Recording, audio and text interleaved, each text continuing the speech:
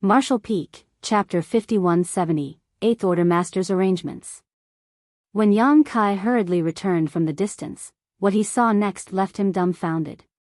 Hong Hu's hammer strike caused his vitality and world force to be thrown into turmoil and sent him flying tens of thousands of kilometers away. Even with his powerful dragon vein, he was seriously injured. After stabilizing himself, he immediately rushed back, but he had never expected to see the scene before him. Led by Biyao, 5 8th Order Open Heaven Realm Masters had formed a strange formation around Hong Hu, trapping him. No matter how Hong Hu struggled, he was unable to break free. Biyao and the others were sticking to him like maggots on rotting bones, constantly maintaining a certain distance from him. On the other side, Wuxia was also being besieged by 4 8th Order Open Heaven Realm Masters. The battle here was far more intense than Hong Hu's, causing space to split apart and the void to tremble. Yang Kai even saw Xiang Shan in the mix, but at this moment, he was already an 8th Order Open Heaven Realm Master. Less than 10 breaths had passed since Yang Kai was sent flying in his return, but the situation had changed drastically. Fortunately, this change was extremely beneficial to Yang Kai's side, allowing him to finally let his racing heart rest. Turning his head to look, he instantly teleported to the Old Turtle Squad's warship and stood next to Chai Fong. The Old Turtle Squad's warship was in a very bad state. The entire warship was in tatters with practically all of its spirit arrays having exploded. Even the Great Turtle Shell artifact on top of the warship was covered in deep cracks. After returning, the warship would have to undergo an extensive repair before it could return to the battlefield. Also, Chai Fong and the others' auras were somewhat weak. Obviously, they had suffered varying degrees of injuries. Is this the arrangement of the seniors? Yang Kai asked with a frown. Although he didn't know why things had suddenly changed so drastically, Yang Kai had some guesses judging by the current situation. That should be the case, Chai Fong nodded and resentfully complained, but they kept us in the dark. How did they get here? Yang Kai asked again. Chai Fong silently pointed down. Yang Kai gazed down and instantly understood, seeing the purifying black ink battleship left on the asteroid. They thought to use a purifying black ink battleship like this?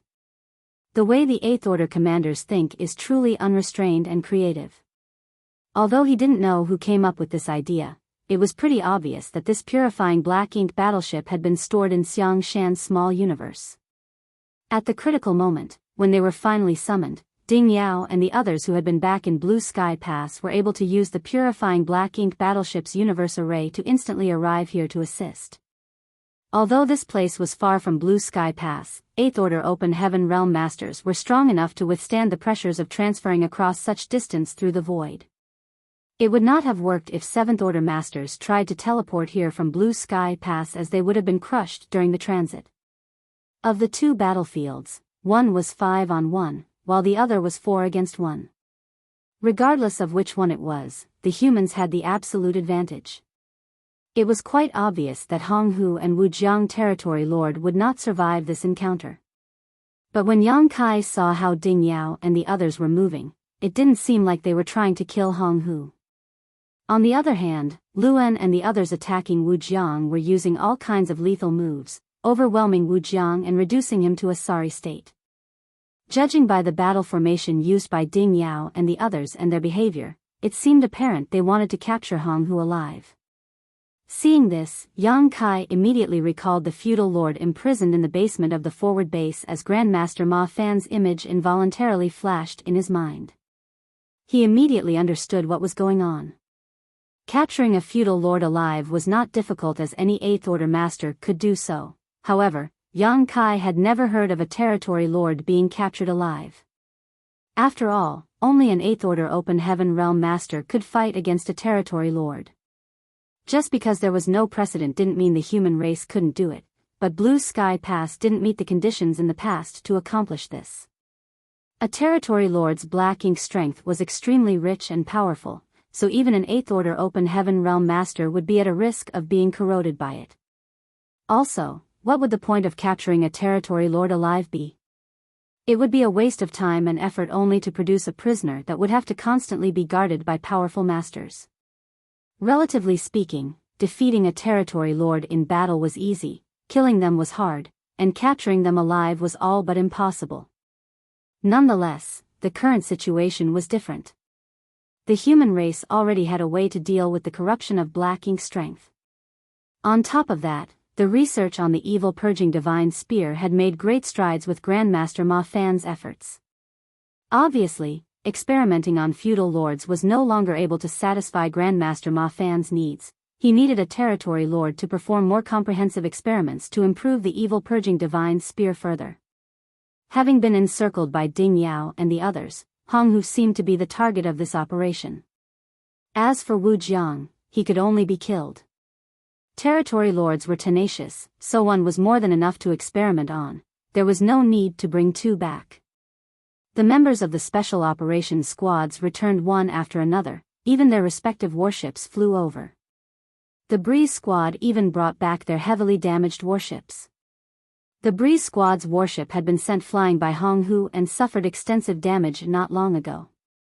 It was unclear how many were dead and how many were injured, so Breeze's squad leader Wanzheng Xian was extremely worried. However, at that time, he was still preoccupied with Wu Jiang and had no time to check up on his squad members. Until now. After a quick count, the Breeze squad had suffered fatalities while all the others had been injured, with more than 10 having suffered serious wounds. Even the warship was severely damaged and in a much worse state than the old Turtle's warship. Although 3 of his squad members had fallen and a dozen or so were heavily injured, it was still an acceptable result. They were already extremely fortunate that they had only suffered such a small loss after taking the full-powered sneak attack of a territory lord. Any ordinary squad would have been completely wiped out from such a blow. No one tried to comfort him, as on the black ink battlefield, who hadn't experienced a few life and death battles. Those who had died had returned to dust, and those who had survived continued moving forward. Everyone had only 2 choices: either they sacrificed their life to the black ink battlefield, or win this war that had lasted for countless millennia and return home in glory. Everyone was silently adjusting their breathing as they observed the battle between the 2 groups of great experts. Wu Jiang's situation became worse and worse. His entire body was covered in wounds as black blood covered his body. He was unable to escape and was powerless to resist the siege of the 4 Eighth Order Open Heaven Realm Masters, so only death awaited him. On the other side, the range where Hong Hu could move was further suppressed. Ding Yao and the others were originally tens of thousands of meters away from him, but now they were only a few thousand meters away. It was obvious that once the distance between them shrank to a certain extent, he would lose all ability to resist. Hong Hu obviously knew this as well and had been desperately struggling, but it was clear he was on his last leg. There weren't many opportunities to witness a battle between Eighth Order Open Heaven Realm Masters and Territory Lords without any other worries, so all the members of the various elite squads were watching intently, hoping to gain some insights. An hour later, a blade of light cut into Wu Jiang's body as a roar of unwillingness escaped his lips and his eyes bulged in fury. A small crack soon appeared on his forehead as Xiang Shan's figure brushed past him before his body split in twain. An invisible wave of aura silently spread out into the depths of the void from the fall of a territory lord. Luan, Xiang Shan, and the other Eighth Order Open Heaven Realm Masters all let out a sigh of relief. Fighting a territory lord who knew he was going to die was really exhausting. After Wu Jiang realized that he had no hope of escaping alive today, he had desperately lashed out in an attempt to drag at least one of them down with him, and it wasn't like he didn't have a chance to succeed. Any negligence on the Eighth Order Open Heaven Realm Master's part during the battle would give him that very chance. Fortunately, the 4 Eighth Order Open Heaven Realm Masters were all extremely cautious and didn't give Wu Jiang any chance to take one of them down with him. As such, the price they paid was marginal. The moment Wu Jiang died, Mao Qi and Zhong Yan, who were fighting with the 2 Eighth Order Open Heaven Realm Masters, surnamed Zhang and Sun in the depths of the void far away from this place, felt something and exchanged a look of surprise. They couldn't understand how Wu Jiang had perished. Hong Hu and Wu Jiang should be together. Wu Jiang had fallen, so where is Hong Hu? Those 2 went to kill Xiang Shan, so did they fail? Did the humans ambush them? Mao Qi and Zhong Yan had no idea what was happening on the other side, but their task was only to tie down these two 8th Order Division commanders and prevent them from assisting Xiang Shan. Now that Wu Jiang had fallen and Hong Hu's situation remained unclear, there was no need for them to continue fighting with these two 8th Order humans. Without any need for discussion, the two territory lords made a feint before breaking away from the 8th Order humans. They then promptly summoned black ink clouds and quickly disappeared. The two 8th Order masters surnamed Zhang and Sun didn't have any intention of giving chase. Although they had the upper hand in this battle, it was impossible for them to kill their opponents. Even without a full force deployment, it was easy to determine victory or defeat when both sides' numbers were equal, but it was difficult to kill their foes. The 8th Order master surnamed Zhang turned his head in a certain direction and thoughtfully made a guess. They should have succeeded. The 8th Order master surnamed Sun nodded in agreement. The shockwave from the death of a territory lord was very weak, almost undetectable, but it was definitely there. Let's head back. The two of them had originally been bait and had not intended to assist Xiang Shan from the start. They had simply come out from the forward base to draw the attention of the territory lords. Otherwise, it would really be unreasonable for the forward base to show no response at all when Xiang Shan was breaking through. Now that Xiang Shan's side had succeeded and the territory lords fighting them had also escaped, there was no need for them to remain any longer. A battle should still be raging at the front lines, so if they rushed back now, they might be able to end things there. The two left dazzling streaks of light as they flew towards the forward base. Elsewhere, in the royal city, the dormant royal lord's aura suddenly awakened as a majestic will spread into the void for millions of kilometers in the blink of an eye with the royal city as its center. But the next moment, another majestic will spread out from a certain place in the void. This invisible will transformed into a tangible force as it ruthlessly clashed with the previous will. The violent burst of energy only lasted for a moment before everything returned to calm. Only a certain part of the void suddenly became fragmented and chaotic. It was the spot where the two wills clashed. Sooner or later, I will exterminate your human race. The will of the royal lord in the royal city flared with thick malicious intent. The old ancestor remained in a lotus position in the void and indifferently responded, "Try it." The royal lord's will no longer responded and slowly fell dormant while the old ancestor also closed his eyes and his will was withdrawn. Marshall Peak, Chapter 5171, Capturing a Territory Lord Alive. Wu Zhang's death was a huge blow to Hong Hu, which led to him losing focus while still under the combined assault of the 5 8th Order Open Heaven Realm Masters. How could Ding Yao and the others miss this opportunity? Their figures flickered as they instantly closed the distance between Hong Hu and them. The distance between both sides had shortened to only a few hundred meters. They were now so close that it was almost as if they were face to face. The connected auras of the 5 8th Order Masters formed a battle formation which acted to suppress the enemy in the center.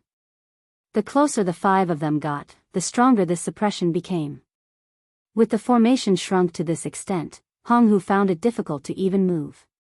His black ink strength was not flowing smoothly, and his strength had decreased by nearly 50%. When the 5 8th Order Open Heaven Realm Masters closed the battle formation even further, Hong Hu was completely rooted to the spot. Although he struggled with all his might, trying to escape, his movements were countless times slower now. At this moment, let alone 5 8th Order Masters, even a 7th Order human could easily kill him. Knowing that he could not escape this disaster, Hong Hu laughed in anguish before completely giving up struggling. He stared at Ding Yao, and asked, "What do you want to do?" Ding Yao simply ignored him altogether and took out a strange box from his space ring. The box was a perfect cube and made of some unidentifiable material. The moment this box appeared, not just Ding Yao, but even the other 4 8th Order Masters looked cautious and solemn with a slight trace of fear visible on their faces. Obviously, the contents of this box were something extraordinary and could even pose a threat to 8th Order Open Heaven Realm Masters like them. In fact, that was indeed the case. After all, it was meant to be used to deal with territory lords. Something that posed no threat to 8th Order Masters would naturally be useless against a territory lord. Their attitude made Hong Hu feel even more uneasy. Under nervous gazes, Biyao formed a hand seal and opened the box before gathering world energy in his mouth and gently blowing into it. Immediately after, a white mist-like object flew out from the box and enveloped Hong Hu. The next moment, Hong Hu's entire body was covered in frost, which quickly spread outward and enveloped him, turning him into a giant block of ice. The block of ice was crystal clear. Even looking from afar, Yang Kai and the others found the frozen Hong Hu looked alive. He still maintained the state before he was frozen, even the fear in his eyes was clearly visible. But this wasn't the end. Biyao raised his hand and took out something resembling a coffin. However, it was massive and obviously not something made for humans, but rather was specially made for the Black Ink clan. Biyao formed hand seals and the frozen Hong Hu was sent into the giant coffin under his guidance before the lid closed. Biyao then formed another set of hand seals as dazzling streaks of light shot straight towards the coffin. Soon, the coffin's lid was spotted with faintly glowing runes. The runes formed a chain, wrapping around the giant coffin before slowly disappearing. Success! Biyao and the others glanced at each other before slightly nodding. It was the first time the Eighth Order Open Heaven Realm Masters attempted to capture a territory lord alive. Fortunately, everything went smoothly and there were no major mistakes. With a territory lord in their hands, the weapon to deal with the Black Ink clan would be developed even faster. Good job. Just as Yang Kai and the others were watching everything with rapt attention, a voice suddenly rang in their ears. Everyone turned their heads and saw Xiang Shan wearing a green robe, calmly floating over. Everyone might have been exhausted after the battle, but the fact that Xiang Shan was able to approach them without anyone noticing was still a great testament to his strength. Greetings, Senior Xiang. Everyone respectfully bowed and cupped their fists. Xiang Shan waved his hand as Yang Kai and the others involuntarily straightened up. Hong Hu isn't the strongest amongst all the territory lords, only somewhere around the middle of the ranks, but in terms of caution, he is second to none. Your efforts lowered his guard and successfully lured him out. Although I could have advanced to the Eighth Order at any time, the timing of my initial attack had to be perfect. If I acted too early, it would only alert the enemy, and if he sensed that something wasn't right, he would have immediately fled. So, when I made my move, I had to ensure that I could pin him down. Breeze Squad leader Wanjing Xian pursed his lips and nodded. Junior understands. He knew that the reason why Xiang Shan had come and explained himself to them, Seventh Order Masters, was because when the Breeze Squad's warship had been attacked by Hong Hu, Xiang Shan had not taken action to save it. If Xiang Shan had taken action at that time, their warship would definitely have remained safe, and they wouldn't have more than a dozen seriously injured and 3 dead. But that was not the best time for Xiang Shan to act. There was no need for him to explain himself in the first place. Wanjing Xian was a 7th Order Open Heaven Master and a squad leader. He understood that the situation called for Xiang Shan to not make any move. Nonetheless, Xiang Shan still explained it to them. When my junior brothers stepped onto this Black Ink battlefield, they all resolved to sacrifice themselves for the sake of the human race if need be. It is our greatest honor to lay down our lives on the battlefield. Xiang Shan slightly nodded his acknowledgement. Now that this matter has been settled, you can accompany me here and rest for a while. Yes. Everyone nodded their agreement. It was true that they needed to recuperate. The 5 special operations squads had consumed a great deal of strength in this battle, and every squad had suffered injuries of varying degrees. The warships of Old Turtle and Breeze squads were also severely damaged. Xiang Shan also needed to rest after just recovering his 8th Order cultivation. Although there was no problem with his cultivation, he still needed some time to consolidate it. What's more, the 5 special operations squads here needed someone to look after them as they recuperated, and Xiang Shan was the best candidate. While they were talking, Biyao and the others had already finished making arrangements. After a brief communication, the 5 8th Order Masters surrounding Hong Hu each activated the Universe Transference Law and returned to Blue Sky Pass. Meanwhile, The other 3 Eighth Order Masters led by Luan were responsible for escorting the giant coffin to the forward base and quickly disappeared from everyone's sight. Xiang Shan and the 5 Special Operations Squads were left behind to rest. The Special Operations Squads flew towards the asteroid to find a place to recuperate, while the purifying black ink battleship that had been summoned was retrieved by Xiang Shan. In fact, when they had planned to use this purifying black ink battleship, the Eighth Order Open Heaven Realm Masters had already been mentally prepared for it to be destroyed by the Territory Lords, but Honghu was too skittish, so after discovering that Xiang Shan had returned to the Eighth Order Open Heaven Realm, he immediately made a run for it, completely ignoring the giant warship. Of course, even if he really did attack the purifying black ink battleship, Xiang Shan would not let him succeed so easily. After putting away the purifying black ink battleship, Xiang Shan headed straight towards the place where Dawn was recuperating. Seeing him arrive, Yang Kai swiftly got up, but was just as quickly made to sit back down by Xiang Shan. Xiang Shan sat cross-legged across from him, looking at him with a smile. I heard that the purifying black ink battleship was built by you? Yang Kai blushed with shame and stated, Junior simply provided the idea. The one who really refined it was someone else. He found it a bit strange. It had been over a century since he had arrived on the black ink battlefield, and a lot of time had passed since the purifying black ink battleships entered service, so why was Xiang Shan acting like he didn't know about it? As if he could see through what was going on in Yang Kai's mind, Xiang Shan explained, I've been in a retreat for the last 3 centuries. When I came out, everything had changed quite a bit. Yang Kai understood. Since Xiang Shan had been in seclusion for 300 years, it was natural for him to be unaware of the existence of the purifying black ink battleships. How could ordinary people have the privilege to be in a retreat for so long? Only someone like Xiang Shan, who had once been an Eighth Order Master, would be permitted to enter seclusion for several hundred years. It's good to have some changes. I'd be more concerned if nothing had changed during that time. Xiang Shan stared into the depths of the void, his gaze deep and profound. Too much time has passed, yet we humans haven't made any progress on the black ink battlefield. Generation after generation of sacrifices have only brought about a temporary peace, but how long can this status quo last? So, humans need to change. Some of the new things you've brought with you will be of great advantage to us. Changing the topic, Xiang Shan asked, judging by your previous fight with Honghu, it seems you still have some trump cards you haven't used? Yang Kai agreed, nodding, indeed, but their strength is limited. Even if I used them, it may not have made much difference. Attacking with his dragon bead and the purifying light were Yang Kai's last 2 trump cards, but if he were to really use his dragon bead, it might crack again. In the worst-case scenario, it might even be destroyed. Then, it would take him uncountable years to recover. As for purifying light, it was definitely a powerful weapon against the Black Ink clan, but if Yang Kai used it, at most he would be able to catch Honghu off guard and injure him, but it wouldn't be able to achieve a decisive effect. At that time, the secret of the purifying light would also be exposed.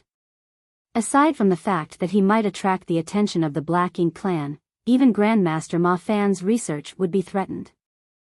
As such, Yang Kai had been holding himself back from using these 2 trump cards. Fortunately, Xiang Shan had taken action at the right time, so there was no need to play those cards. Among the 7th Order Open Heaven Realm Masters, I've seen many elites and geniuses, but you are the only one I know of who dares to challenge territory lords alone and yet is able to escape unscathed. Yang Kai stated, embarrassed, Junior is seriously injured and my entire body is in excruciating pain. Xiang Shan smiled, at the very least, you're still alive. Surviving is the most important. If you survive, you can break through to the 8th Order. And when you become stronger, you'll be able to suppress those territory lords. Just like when he was the invincible Western Army commander, no one was his match. Xiang Shan had seen too many elites fall on the Black Ink battlefield in his life. All of them would have become pillars for the human race in the future. Even he himself had almost died in the great battle back then, but now, most of these pillars had fallen, with few surviving till today. Therefore, no matter what, only by surviving could one have hope. Senior, Was this a plan to capture a territory lord alive? Yang Kai asked. Xiang Shan replied, shaking his head, the plan here is just a smokescreen, the real plan is being carried out at the forward base. The forward base? Yang Kai asked in surprise, has a fight broken out? The two races had been confronting each other on the front lines for decades now, engaging in small skirmishes over a wide range, but there had been no major battles. When Dawn left the forward base, there were no signs of a war breaking out, but judging from Xiang Shan's words, something was happening there now. Xiang Shan coldly snorted, the Black Ink clan wanted to stop me from breaking through to the Eighth Order, so they couldn't allow the forward base to send reinforcements. The best way to do so was to start a war and restrain the Eighth Order Open Heaven Realm Masters there. So, a large-scale conflict should have broken out over there. Marshall Peak, Chapter 5172, Gathering Strength. Yang Kai was dumbfounded after hearing this. Just to prevent one man from advancing to the Eighth Order, the Black Ink clan was willing to break the status quo that had been maintained for decades. It would undoubtedly have been arrogant if anyone else had said this, but since it was Xiang Shan, it was not far-fetched. Yang Kai turned in the direction of the forward base, wondering how the battle was going, but with the current state of Dawn, it was impossible for them to participate right now. Xiang Shan reassured with a smile, rest for now. If we hurry back in a few days, we might be able to finish the job. The void became calm and peaceful. After a few days, everyone's condition had significantly improved. Every squad leader gathered their men and put away their respective warships before activating the Universe Transference Law under Xiang Shan's leadership and returning to the forward base. By now, the battle at the front lines had come to an end, and as before, the Black Ink clan had once again suffered a great loss. Although the Black Ink clan had the absolute advantage in numbers, the human masters had long been accustomed to facing enemies that outnumbered them. Be that as it may, the reason why this battle had ended so quickly was because the Black Ink clan no longer wanted to continue fighting. In fact, when the territory lords sensed the death of Wu Jiang, they knew that their plan had failed. Although they didn't know what had happened to Wu Jiang and Hong Hu, they had clearly fallen into the human race's trap once more, which resulted in the demise of yet another territory lord. The reason they quickly pushed this war was to occupy the Eighth Order Open Heaven Realm Masters so that Wu Jiang and Hong Hu could succeed in their task. Now that they had failed, there was no point in continuing to fight. Without knowing what other tricks the humans were hiding up their sleeves, the territory lords didn't want to take any more risks. As such, they decisively retreated over 10 million kilometers. The soldiers of the forward base chased for a while and managed to eliminate quite a lot of Black Ink clansmen, but under the Eighth Order Open Heaven Realm Master's command, the human army did not go too far and returned after just a couple of days. By the time Yang Kai and the others returned, they were facing a situation where they didn't have a chance to participate. According to post-war statistics, some 200,000 Black Ink clansmen were killed in this war, several hundred of whom were feudal lords, but no additional territory lords had been eliminated. It wasn't a particularly good result, but considering that the humans were fighting the Black Ink clan at the forward base and not the Great Pass, it was still acceptable. After this battle, the situation calmed down. The Black Ink clan had completely given up over half of their territory. In fact, if the humans were to travel between Blue Sky Pass and the forward base, they would no longer see any traces of the Black Ink clan, nor would they see the Black Ink clansmen and humans hunting each other anymore. Blue Sky Pass had achieved great success in their campaign against the Black Ink clan. When the news spread to other passes, it immediately caused morale and envy to soar. Nonetheless, everyone knew that Blue Sky Pass success could not be repeated.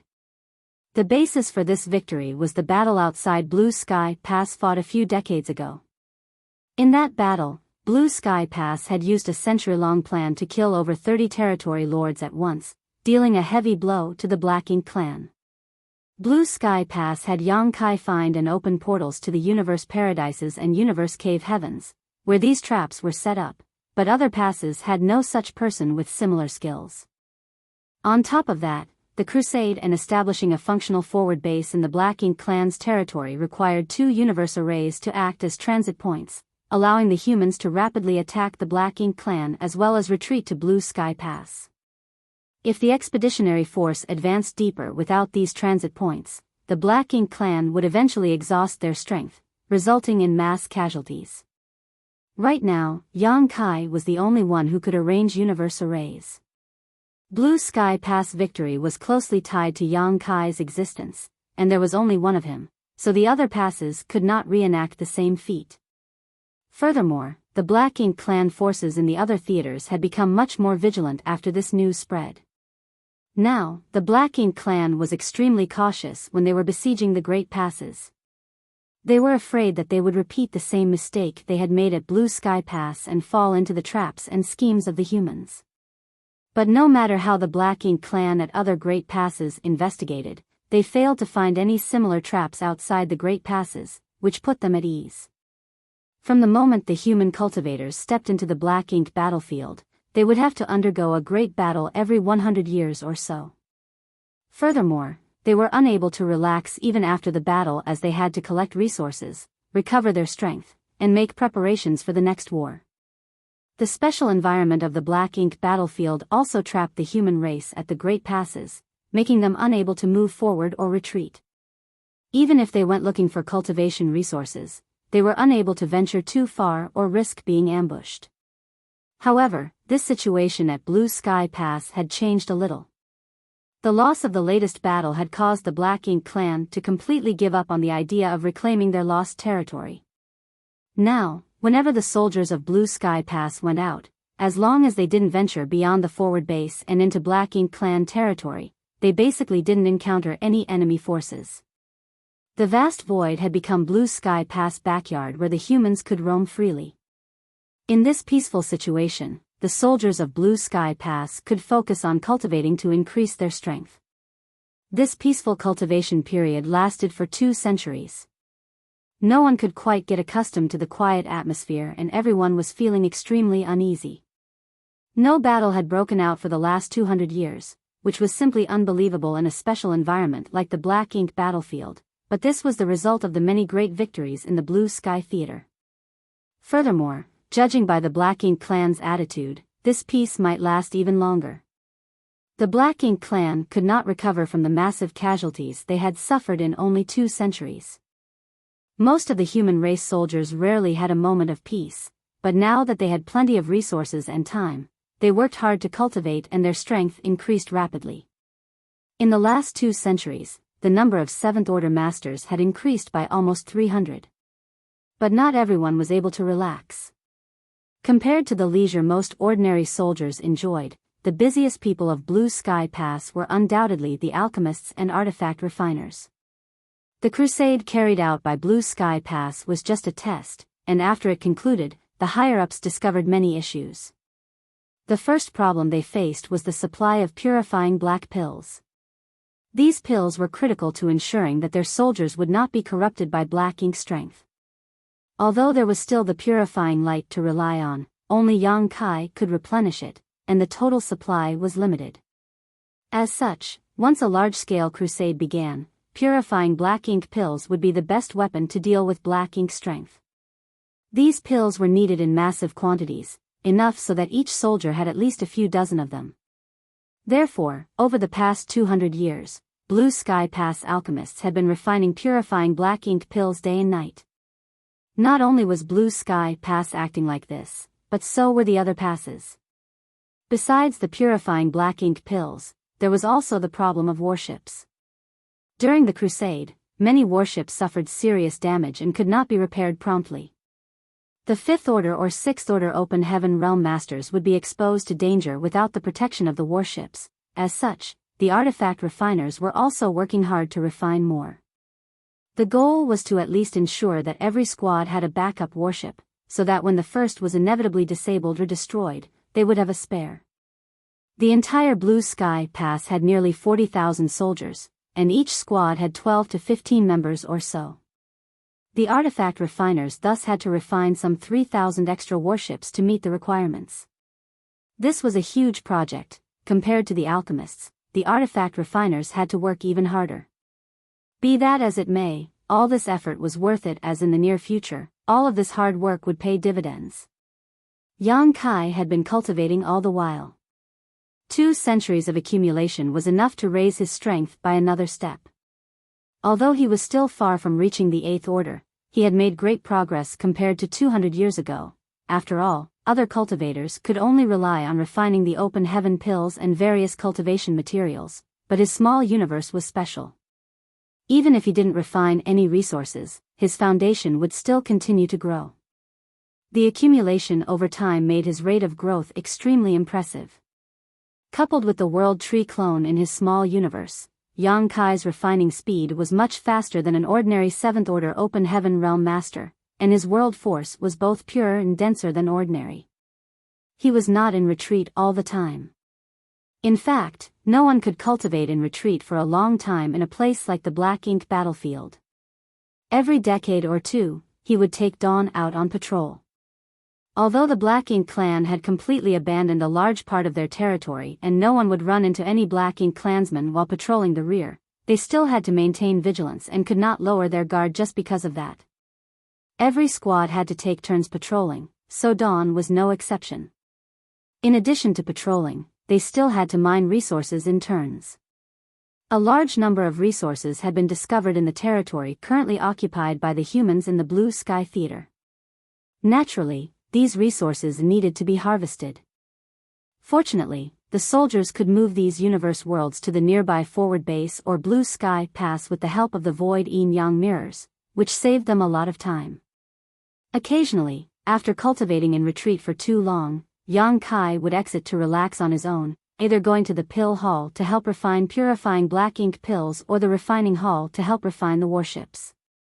He had some level of attainment in both alchemy and artifact refining, but compared to those great grandmasters, he was naturally far too lacking. Although he couldn't preside over a project, he could offer some help. He even took some time to visit Myriad Demon's Pass. After spending a massive amount of military merits, Yang Kai was able to obtain private tutelage from Myriad Demon's Heaven's old ancestor on the mysteries of the Demon Eye of Annihilation and Black Purgatory Eye. After his last battle with Hong Hu, Yang Kai realized that he still had too few trump cards. Although he was strong and could easily crush a feudal lord, facing a territory lord was a bit difficult. The Sun and Moon Divine Will's power was extraordinary, but territory lords had methods to deal with it. He could not summon his dragon bead right off the bat either, while purifying light was related to too many secret projects, so he could not use it whenever he wished.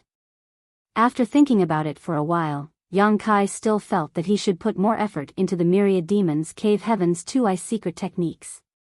The various opportunities he had obtained from these 2-eye secret techniques had not been a result of his own cultivation. Although he had received some guidance from an 8th order open heaven realm master from Myriad Demon's Heaven before coming to the Black Ink battlefield, he had made minimal progress. He could not tap into the full power of these 2-eye secret techniques. Under such circumstances, the guidance of the old ancestor of Myriad Demon's Heaven was extremely valuable to him. Although it cost a lot of military merits, Yang Kai didn't regret it. Yang Kai spent an entire month at the Myriad Demon's Pass, where he learned all kinds of profound knowledge from the Myriad Demon's Heaven old ancestor, making it a fruitful trip. Marshall Peak, Chapter 5173, Hong Hu's Misery. On top of that, the total amount of military merits he had didn't decrease much as before Yang Kai left. Myriad Demon's Heaven's old ancestor asked him to find and open the portals of the hidden universe paradises and universe cave heavens around the pass. Obviously, the old ancestor had heard about how Blue Sky Pass wiped out the Black Ink clan army and killed some 30 territory lords in the process. He was eager to follow suit. Be that as it may, the success of this plan would depend on how vigilant the Black Ink clan was. Yang Kai naturally wouldn't refuse such a request. Although it took him over a year, as long it helped the humans kill more enemies, he considered it time well spent. In general, Yang Kai's cultivation was much easier than others. He could spend less time on it, but still achieve far more than anyone else.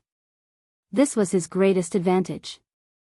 Yang Kai's cultivation was most frequently interrupted to assist Grandmaster Ma Fan in further refining the evil-purging divine spear and performing some experiments on the captured territory lord.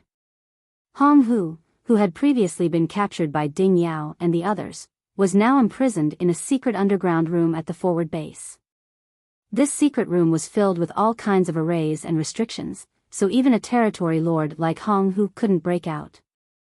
The territory lord was not experimented upon as frequently as the feudal lords who came before him, but tests were still run every 3 to 5 years. Yang Kai was not required to do much, just pour purifying light into the evil-purging divine spear refined by the Grandmaster Ma Fan. As for the rest, he didn't need to worry about it. Naturally, Grandmaster Ma Fan and the other 8th Order Open Heaven Masters would conduct the actual experiments. The research of the evil-purging divine spear took Grandmaster Ma Fan a great deal of effort and time, and the progress was slow. Over the past 2 centuries, the general shape of the evil-purging divine spear remained almost unchanged, but Yang Kai could feel that each time Grandmaster Ma Fan refined the evil-purging divine spear, it would be different from before. The results of these experiments were sometimes good, sometimes bad. The reason why they had to run tests once every 3 to 5 years was not because of some problem on the human race side, but rather because of Hong Hu. Every time they experimented on him, the evil-purging divine spear would be stabbed into him and the purifying light would be instantly released, injuring him. Even though he was a territory lord, it would still take him 3 to 5 years to recover. Only after he had fully recovered would they be able to conduct the next experiment. This was a test of patience. Fortunately, whether it was Grandmaster Ma Fan or the other 8th Order Masters, none of them lacked patience. As for Hong Hu, who had been captured alive, he had spent 2 centuries of imprisonment in this hellish torture. Compared to Wu Jiang, who had fallen in the last battle, Hong Hu once felt that his luck was quite good. The 8th Order Open Heaven Realm Masters did not want to kill him and instead focused on capturing him alive from the very beginning. Otherwise, the one who had died that day would not have been Wu Jiang, but him. He believed that the 8th Order humans didn't have a specific goal, but randomly chose one between Wu Jiang and him. For any sentient being, survival was a basic instinct, only if one was alive could there be hope. However, after 2 centuries of imprisonment and torture, Hong Hu finally realized that sometimes, it was better to be dead than alive. A life worse than death was the best description of his current situation. As a territory lord, his strength and willpower were naturally second to none, but every time an 8th Order Open Heaven Realm Master stabbed that damnable spear into his body and that dazzling white light erupted, Hong Hu felt like he was being boiled alive. He didn't know what kind of secret technique this light was, but he knew that it contained a kind of power that perfectly countered black ink strength. His black ink strength rapidly melted under this power. This was simply the nemesis of black ink strength, the natural enemy of the entire black ink clan. The fact that the human race had actually mastered this kind of secret technique caused Hong Hu to greatly panic. In fact, when he first saw this dazzling white light, Hong Hu remembered a certain event. 3 centuries prior, when the Black Ink clan army attacked Blue Sky Pass, there was a moment when a similar dazzling light erupted at a certain spot on the battlefield. At that time, Hong Hu was quite far away from that location, so he was not able to see it clearly and only caught a glimpse of that pure light before it faded away. It was not long after that the aura of a territory lord was extinguished. At that time, the territory lord had been fighting Zhongliang, so Hong Hu subconsciously thought that Zhongliang had used some kind of secret technique. Although he didn't see it clearly, the white light gave him a very dangerous feeling. After that, Hong Hu paid close attention to the battlefield, but he never sensed any signs of that secret technique being used again. After discussing it with the other territory lords, all of those who had sensed the white light felt the same sense of unease. The territory lords secretly paid attention to this and tried to find out the mysteries of this white light to no avail. Furthermore, that white light never appeared again after that incident. So, the Black Ink clan gradually forgot about it. Only after Hong Hu was captured did he personally witness how this white light came into being, and he finally understood that this secret technique had always been in the hands of the humans. It was only that after the first time, it had never been used on the battlefield again. It was a power that could suppress black ink strength, but the human race had not used it. What this meant was already self-evident, and coupled with the hellish experiments the humans had been conducting on him over the years, how could Hong Hu not understand the intentions of the humans? This secret technique had great limitations. Probably, only very few humans could master it, so it was impossible to disseminate it broadly. That was why the humans wanted to refine this spear, so they could distribute this secret technique in the form of an artifact. Once the humans succeeded, the defenseless Black Ink clan would face a huge disaster, and the first to bear the brunt of this crisis would undoubtedly be the territory lords.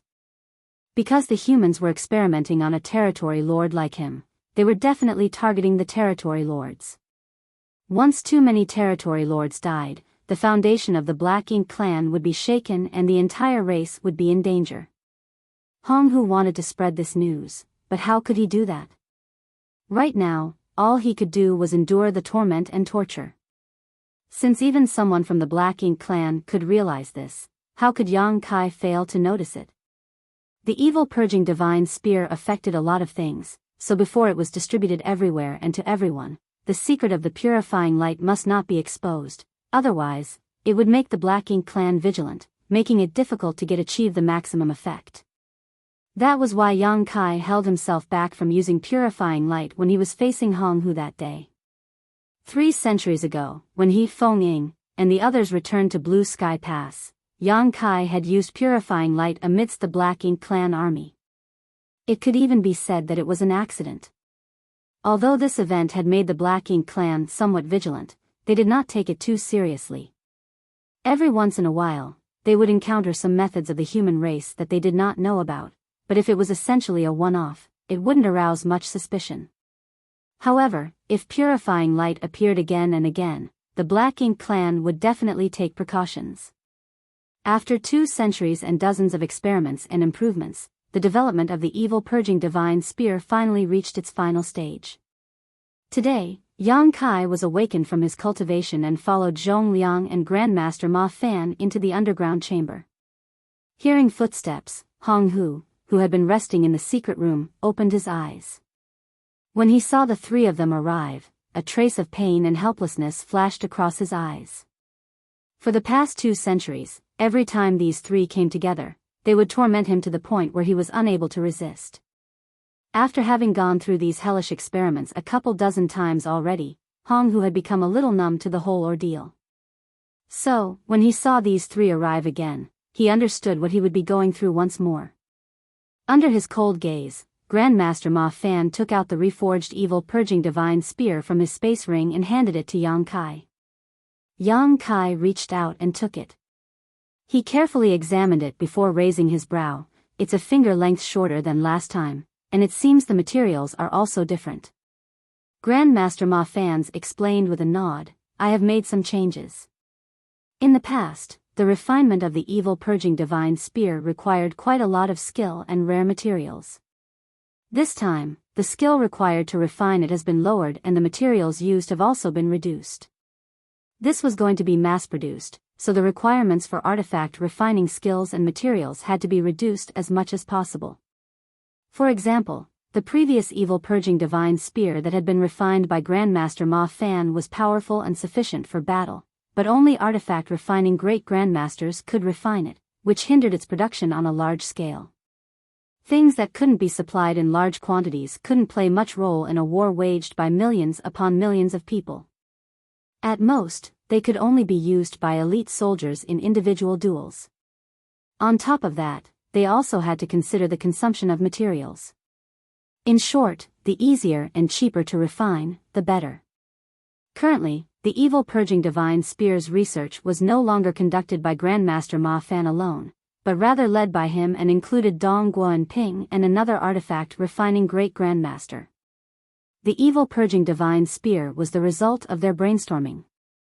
The 3 artifact refining great grandmasters were extremely concerned about it and spent basically all of their time, when they were not refining warships, on it. Now was the time to verify the results. Yang Kai cast purifying light and enveloped the evil purging divine spear in his grip. Under the effect of the arrays engraved in the artifact, the purifying light flowed into the spear like water and was quickly sealed inside. Yang Kai took a look at the evil purging divine spear in his hand before turning to Zhongliang. Shall we start? Zhongliang nodded his agreement, and, let's begin. Saying so, Zhongliang quickly formed a set of hand seals as the faint buzzing of spirit arrays echoed across the room. The next moment, Honghu, who was imprisoned and unable to move, regained his freedom and quickly retreated several dozen meters, glaring at Yang Kai with a look of rage on his face. He knew that the thing in this human kid's hand was about to attack him. If he couldn't avoid it, another round of torture would follow. Even if he managed to avoid it, it would keep coming at him until he couldn't avoid it. Nonetheless, he still struggled. He had never thought about escaping from this place. Facing two 8th Order Open Heaven Realm Masters, one of them being Zhongliang, he was obviously outmatched. Furthermore, there were all kinds of spirit arrays surrounding this place. Unless he broke these spirit arrays, he would never be able to escape from here. Just as Honghu was preparing himself, Yang Kai poured world force into the evil purging divine spear, which instantly started vibrating lightly before shooting straight towards Honghu, leaving a streak of light in its wake. The reason why Yang Kai was the one doing the experiment was because his cultivation was just right. If Zhongliang had personally taken action in this sealed environment, Honghu wouldn't have been able to avoid this attack no matter what, and there would have been no point in experimenting. On the battlefield, one had to consider the unexpected situation where a 7th Order Open Heaven Realm Master would run into a territory lord. The results of this experiment would determine whether or not the evil purging divine spear could guarantee the lives of the 7th Order Masters under such dire circumstances. Martial Peak, Chapter 5174. Is there another batch of good seedlings? When he used the evil purging divine spear, Yang Kai felt that its speed was slightly faster than before. This was clearly because of a change in artifact refining process. The evil purging divine spear was fast, but Honghu was faster. By the time the streak of light shot towards him, Honghu was already prepared to react appropriately. His figure flickered about the room, dodging the oncoming streak of light. Yang Kai didn't care about his attack missing its target, for this had happened dozens of times in the past 2 centuries. Having fought several dozen times with each other, they were already familiar with each other's tricks and techniques. With a surge of Yang Kai's divine sense, the streak of light seemed to have been given life as it nimbly chased after Honghu like a shadow. If they were in the vast void and Honghu was already on guard, Yang Kai might not be able to do anything to him. After all, the difference in their strength was still quite large. But they were in a secret underground room at the forward base, and although it was quite spacious, it still had boundaries. In less than the time it took to drink half a cup of tea, Honghu, who had been dodging the streak of light all this time, was forced into a corner where he was unable to dodge in any way. Seeing the streak of light rapidly approaching him, a trace of ruthlessness flashed on his face as he unleashed a punch. Even before his punch reached its target, dense black ink strength emerged from his fist and instantly enveloped the evil purging divine spear.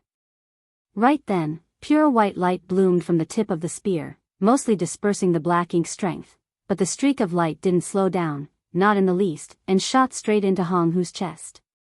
Even someone as strong as a territory lord had his skin and flesh torn apart by the streaking light as the evil purging divine spear pierced him.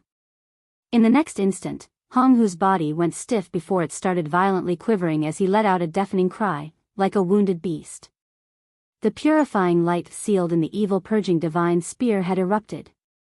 Generally speaking, even though the evil purging divine spear had a certain degree of lethality, its ability to actually kill a territory lord was quite minimal. Nonetheless, its main focus was not to kill, but to inject purifying light into its target, which was the best weapon against the Black Ink clan. With a furious roar, Honghu grabbed the evil purging divine spear in his abdomen and fiercely removed it, drawing a fountain of blood with it. But Zhongliang, who had been waiting all this time, rushed straight at him without giving Honghu any chance to breathe. In the blink of an eye, the two of them became locked in a fierce battle, causing the surrounding barriers to wildly flash. Yang Kai and Grandmaster Ma Fan quickly retreated until they were standing at the edge of the barrier. The layers of shields in the underground room were enough to withstand the fight between Zhong Liang and Hong Hu for a while without being destroyed. Of course, they would not be able to withstand the shockwaves from the battle between an 8th Order Open Heaven Realm Master and a Territory Lord forever, but it was already good enough. Zhong Liang attacked with all kinds of lethal moves as a fearsome murderous intent radiated from him, forcing Hong Hu to focus on dealing with him. Under normal circumstances, even if a territory lord like Hong Hu couldn't defeat Zhong Liang, he wouldn't be defeated in a short time.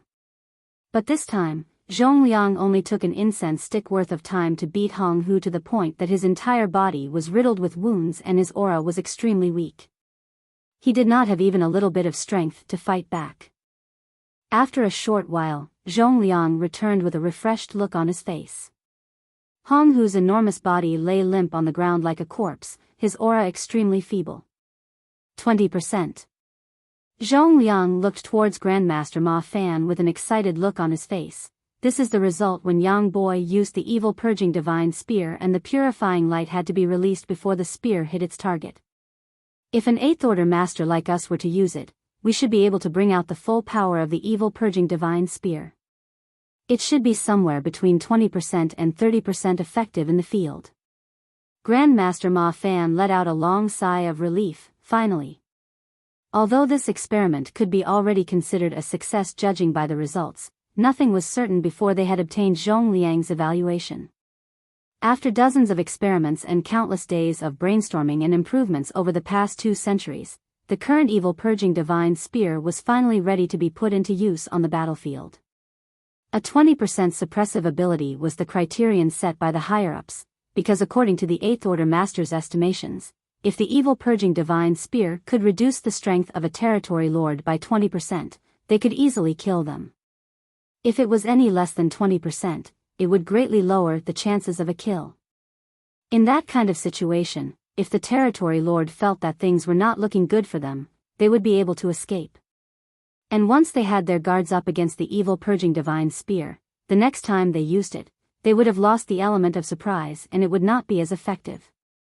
20% might not seem much, but it was actually quite substantial.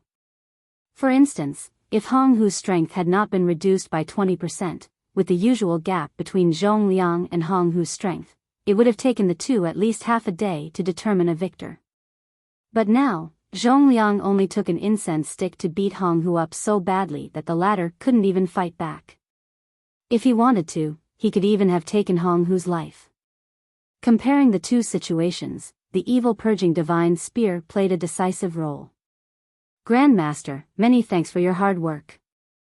After 2 centuries, the dark clouds have finally been dispelled and we can see the face of the sun.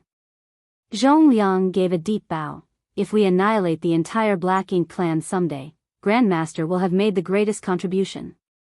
Ma Fan waved his hand casually and humbly stated, humans and Black Ink clan cannot coexist.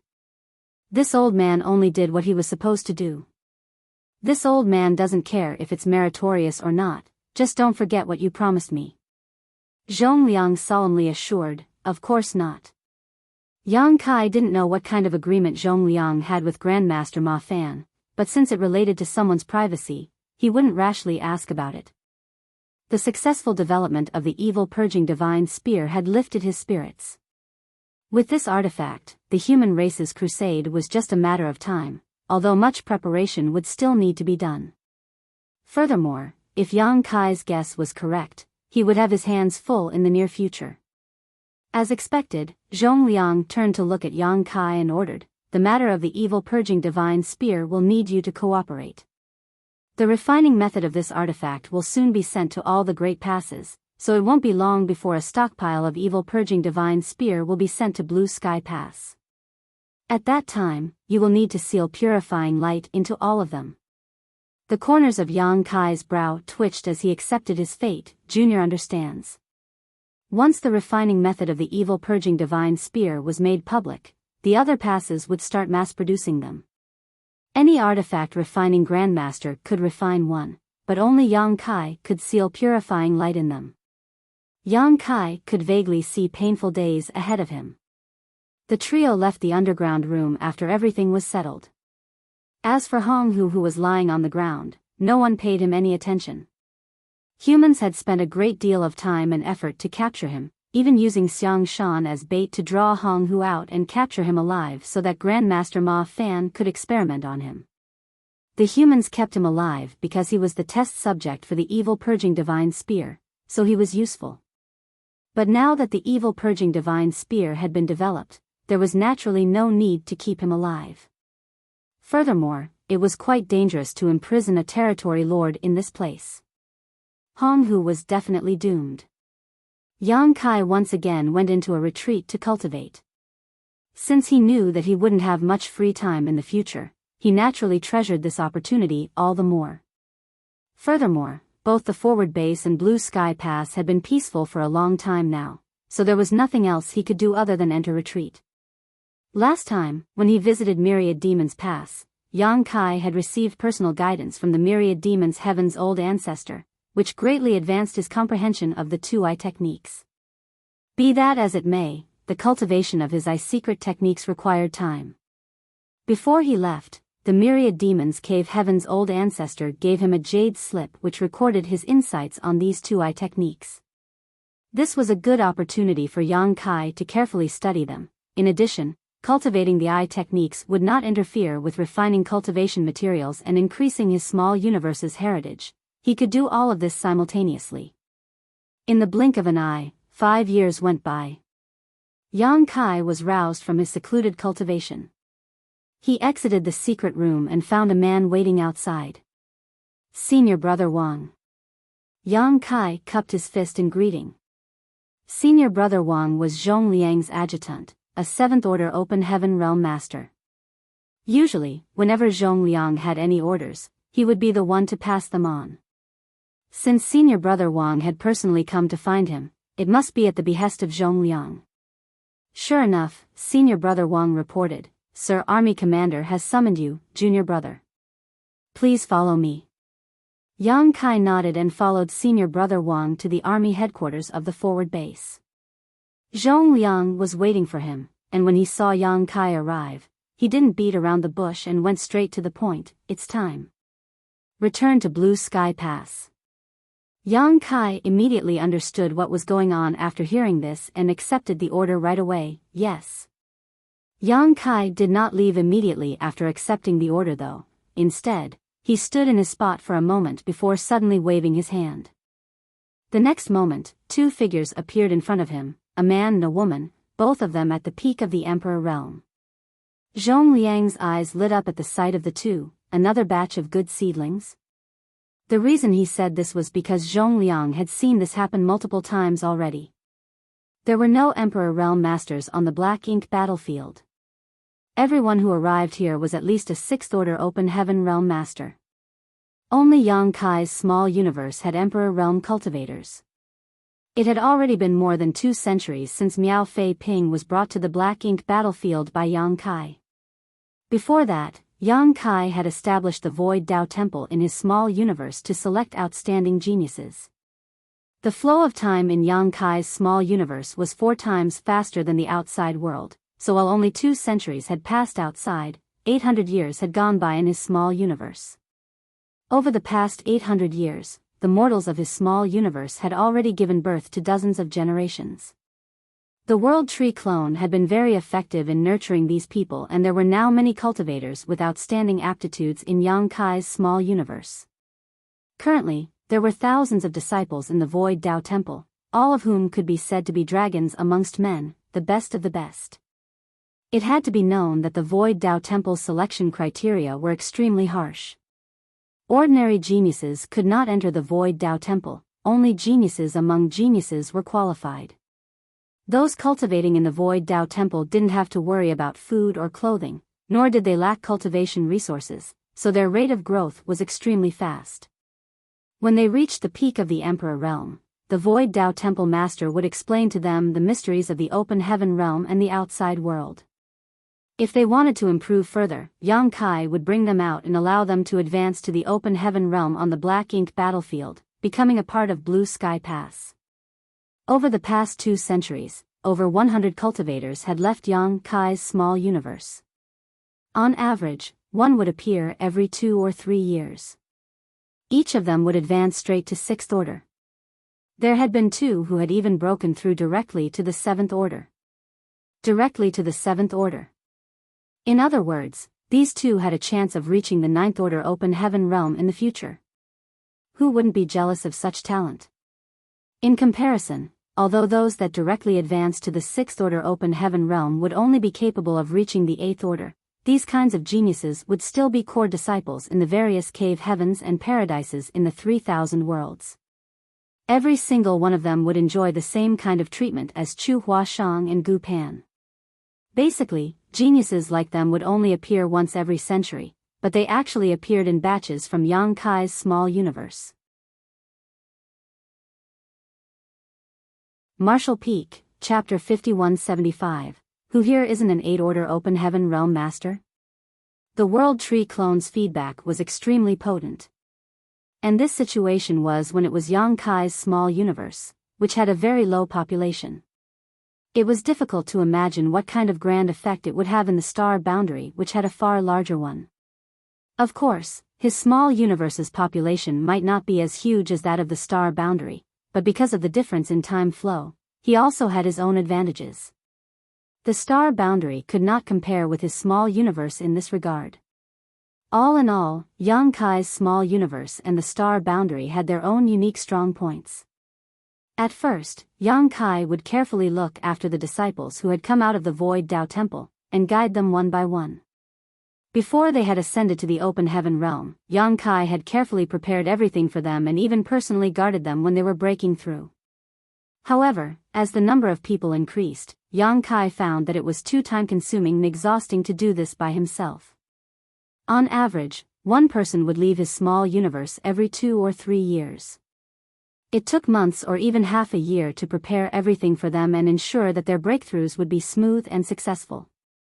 Once or twice would be nothing, but doing it a few dozen times or even 100 times was not something Yang Kai could take anymore. So, Yang Kai had left this matter to Blue Sky Pass a long time ago. The disciples, who came out of the Void Dao Temple, were handed over to the higher-ups of Blue Sky Pass, leaving the rest to them. This was mainly due to his own indolence, but much to Yang Kai's surprise, it was welcomed by the 8th Order Open Heaven Realm Masters. It was not surprising when he thought about it though, because the aptitude of these disciples was quite outstanding. Any one of them would have a chance of advancing to the 8th Order in the future. Every cave heaven and paradise would be ready to snatch up such geniuses. Unknowingly, these disciples from the Void Dao Temple had attracted the attention of the 8th Order Open Heaven Realm Masters. The reason they had fought over these disciples wasn't because they wanted to take them in as legacy disciples. They were on the black ink battlefield where they could lose their lives at any moment, so taking them in as disciples didn't hold much meaning because no one knew how long they could live or how long their disciples would live. The reason why they were fighting over it was mainly because they had gotten bored over these past few years. Most of the 8th Order Open Heaven Realm Masters had already cultivated to the utmost peak of their martial Dao, and could not advance any further. Yang Kai still needed to cultivate in retreat to improve his own foundation, but they did not have to. It could be said that in a situation where there was no battle, most of the 8th Order Open Heaven Realm Masters were idle. At times like these, anything could spark their interest, such as these newcomers who had just come from the Void Dao Temple. Particularly when all these newcomers had outstanding aptitudes and were only in the Emperor realm. They had extremely high potential, and as a result, every single one of the cultivators who had come from Yang Kai's small universe was extremely popular in Blue Sky Pass. Yang Kai was quite happy to see this. There were over 68th Order Masters gathered in Blue Sky Pass, so no matter what field these disciples liked or what talents they had, they would be able to find a suitable master. So now, when any disciple wanted to leave the small universe, Yang Kai would leave them to Zhongliang. At this moment, the 2 Emperor Realm Masters, one male and one female, were slightly taken aback by Yang Kai's appearance. They quickly bowed to Yang Kai, "Greetings, Dao Lord." Yang Kai had basically not appeared in his small universe for the past few hundred years, so no one had seen his true appearance in that time. The ordinary disciples of the Tao Temple didn't know about the mysteries of the void world, but for those who wanted to leave and improve their martial Tao, the presiding temple master would explain everything to them. He would tell them that the first person they meet after leaving this world would be the Tao Lord of the entire void world, its true master. At the same time, he would inform them about the situation they would face after leaving the Tao Temple and advancing to the open heaven realm. If these disciples still decided to go ahead, Yang Kai would bring them out. And if they were afraid of the dangers of the outside world and wanted to protect themselves, Yang Kai would not force them. After all, fighting with the Black Ink clan was not something they could force upon someone.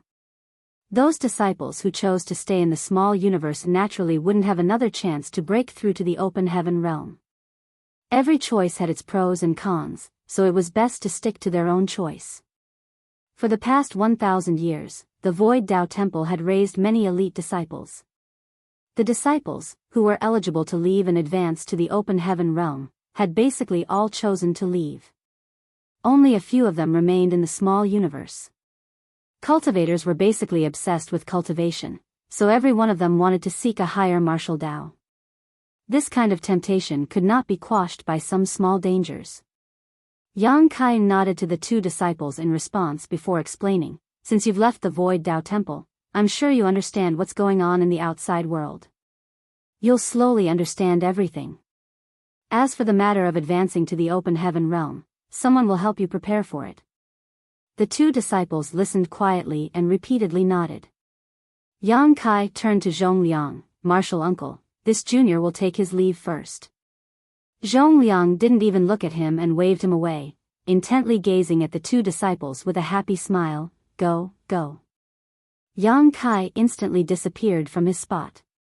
After he left, the two disciples glanced at each other before turning to Zhongliang.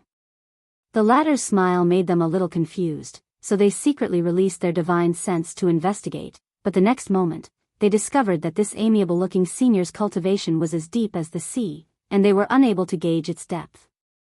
So this is an open heaven realm master. The two of them immediately understood. They were both at the peak of the Emperor realm, so no one in Void World was stronger than them. One had to be at the legendary open heaven realm for them to be unable to detect their cultivation, and an extremely high order one at that. "Greetings, senior." The two quickly bowed. Zhongliang chuckled, "There's no need to be so polite.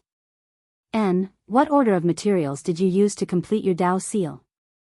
Although he knew that those who had come out from Yang Kai's small universe would at the very least advance straight to the 6th order, there was always a chance that one of them could break through straight to the 7th order, and naturally, Zhongliang was hoping that these two were such seedlings. The male disciple replied, "Senior, both senior sister and I have 6th order powers in our Tao seals." 6th order, huh? He wasn't disappointed. After all, even in a place like Yang Kai's small universe, it wasn't easy to cultivate a 7th order open heaven realm master. There had only been 2 in the past 2 centuries. Zhongliang was still all smiles. "Great." While they were talking, a few figures suddenly barged in like bulls. Before the first person even stopped, a voice came from behind, "Another good seedling? It's finally this guy's turn, right? Hold on, this old master has been waiting for 150 years already, it should be this old master's turn." Someone sneered, scoffing, "Naturally, the one who strikes first has the advantage. Who would want to discuss order with you, old fart? What kind of nonsense are you spouting in front of the juniors? It's not like we're fighting or killing enemies, so why does it come down to who strikes first? It should be all about fate." The one who spoke suddenly turned to look at the female disciple and put on an amiable smile. "Little girl, this king thinks you and I are fated, so why don't you join this king? This king is an 8th order open heaven realm master. With this king's guidance, killing the Black Ink clan in the future will be as easy as flipping your hand. Who isn't an 8th order open heaven realm master here?" Immediately, some people became unhappy and released their 8th order open heaven realm aura. Before the two void disciples could figure out what was going on, a group of people suddenly rushed in and started shouting at each other, and the next moment, tremendous pressure fell upon them, making everything go black before their eyes. "Damn it, these two kids fainted." Senior brother Yun, quickly withdraw your aura. They are only Emperor Realm Juniors, how can they withstand your 8th Order aura? Damn. I actually forgot about that. It's been a long time since I last saw an Emperor Realm brat. The corner of Zhong Liang's mouth twitched, watching all the chaos that had descended into the hall. He started regretting sending a message to these idle and bored 8th Order fools. These two must have been traumatized by these 8th Order bastards. Next time, if any good seedlings appear, I will not let them rush in at once like this. After leaving the two disciples for Zhong Liang to deal with, Yang Kai left and used the universe transference law and returned to Blue Sky Pass. He was not worried about the two Emperor Realm Masters advancing to the Open Heaven Realm. They would be personally guided by an 8th Order Open Heaven Realm Master during their breakthrough, which would be more useful than his guidance. Not to mention, he had personally refined a batch of Heavenly Yuan Seal stabilizing pills and left them with Zhong Liang. Every single one of these disciples who had come out of the Void Dao Temple had an outstanding aptitude to begin with, and they had reached their current cultivation with slow and steady steps. So, with the help of a Heavenly Yuan Seal stabilizing pill, it would be a snap for them to advance to the Open Heaven Realm. In fact, none of the Void Dao Temple's disciples had failed to break through to the Open Heaven Realm. This was partly because of their solid foundations, and partly because the Heavenly Yuan Seal stabilizing pill could increase the success rate of their breakthroughs. So, how could they fail? In comparison, the future prospects of these disciples far exceeded that of ordinary cave heaven and paradise disciples because their starting point was extremely high. Nonetheless, cultivating in a special environment like the Void Dao Temple also had its drawbacks, which was their lack of real battle experience. There weren't many disputes in Void World right now, and even if there were some, they were minor and happened only between sects. The status of the Void Dao Temple was special. Besides sparring with fellow disciples, most of these kids had never seen blood, much less death. Growing up in such a sheltered greenhouse was perhaps their greatest shortcoming, which might cause them to act poorly in a life-and-death situation. Nonetheless, the Blue Sky Theater had been peaceful for a long time, so even if they wanted to find some Black Ink clansmen to practice with after they had broken through to the Open Heaven Realm, it was impossible. Yang Kai had always wanted to set up a Black Ink nest in his small universe and use the subnest to nurture some weak Black Ink clansmen, allowing the disciples of the Dao Temple to familiarize themselves with how to fight with this enemy. Unfortunately, his attempts had all failed. If he wanted to place the subnest, he would need to ensure a mid-rank Black Ink nest was permanently under human control, and Yang Kai could not do something about that. Therefore, one could not judge these disciples based on their smooth and unhindered cultivation, because it remained unclear how much strength they could display during battle. Everything depended on their future performance. However, there was something else that made Yang Kai quite happy. This was these disciples' compatibility with the Tao of Space, Tao of Time, and Spear Tao. These three great Taos were Yang Kai's foundation, especially the Tao of Space. Yang Kai had mastered it the most, followed by the Tao of Time. In his small universe, there were quite a lot of Tao essences of these three grand Taos. Tao essence could not ordinarily be seen or touched, but it could be comprehended. Perhaps it was because they had grown up in Void World since birth that their compatibility with these three grand Taos were very high. Martial Peak, Chapter 5176. 2 kinds of evil purging divine spears. Of over 100 Open Heaven Realm Masters who had come from his small universe, 4 of them could cultivate the Tao of Space, 3 could cultivate the Tao of Time, and as many as 20 could cultivate the Spear Tao. Some people also displayed extraordinary talent in alchemy and artifact refining, which was definitely related to Yang Kai's attainments in the 2 grand Taos. Although the Tao essences of alchemy and artifact refining were not as rich as his 3 main grand Taos, they were still plentiful. If a cultivator who lived and grew up in Yang Kai's small universe was naturally gifted in these Taos, it would be very easy for him or her to comprehend the mysteries contained within these Tao essences. Overall, the future cultivation path of the disciples of his small universe was somewhat related to the grand Taos he himself dabbled in.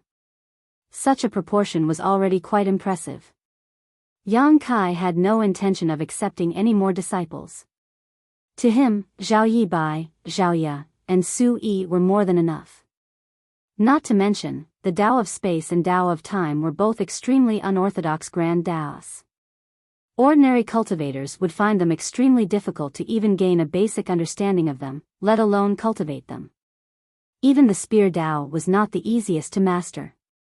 However, many of the cultivators from Yang Kai's small universe were inherently able to cultivate these two grand Taos. This was one of the reasons why the Eighth Order Open Heaven Realm Masters valued these disciples. During Blue Sky Pass Crusade, Yang Kai's universe arrays played a huge role, but Yang Kai was just one person. So, Blue Sky Pass success was difficult to replicate in other theaters.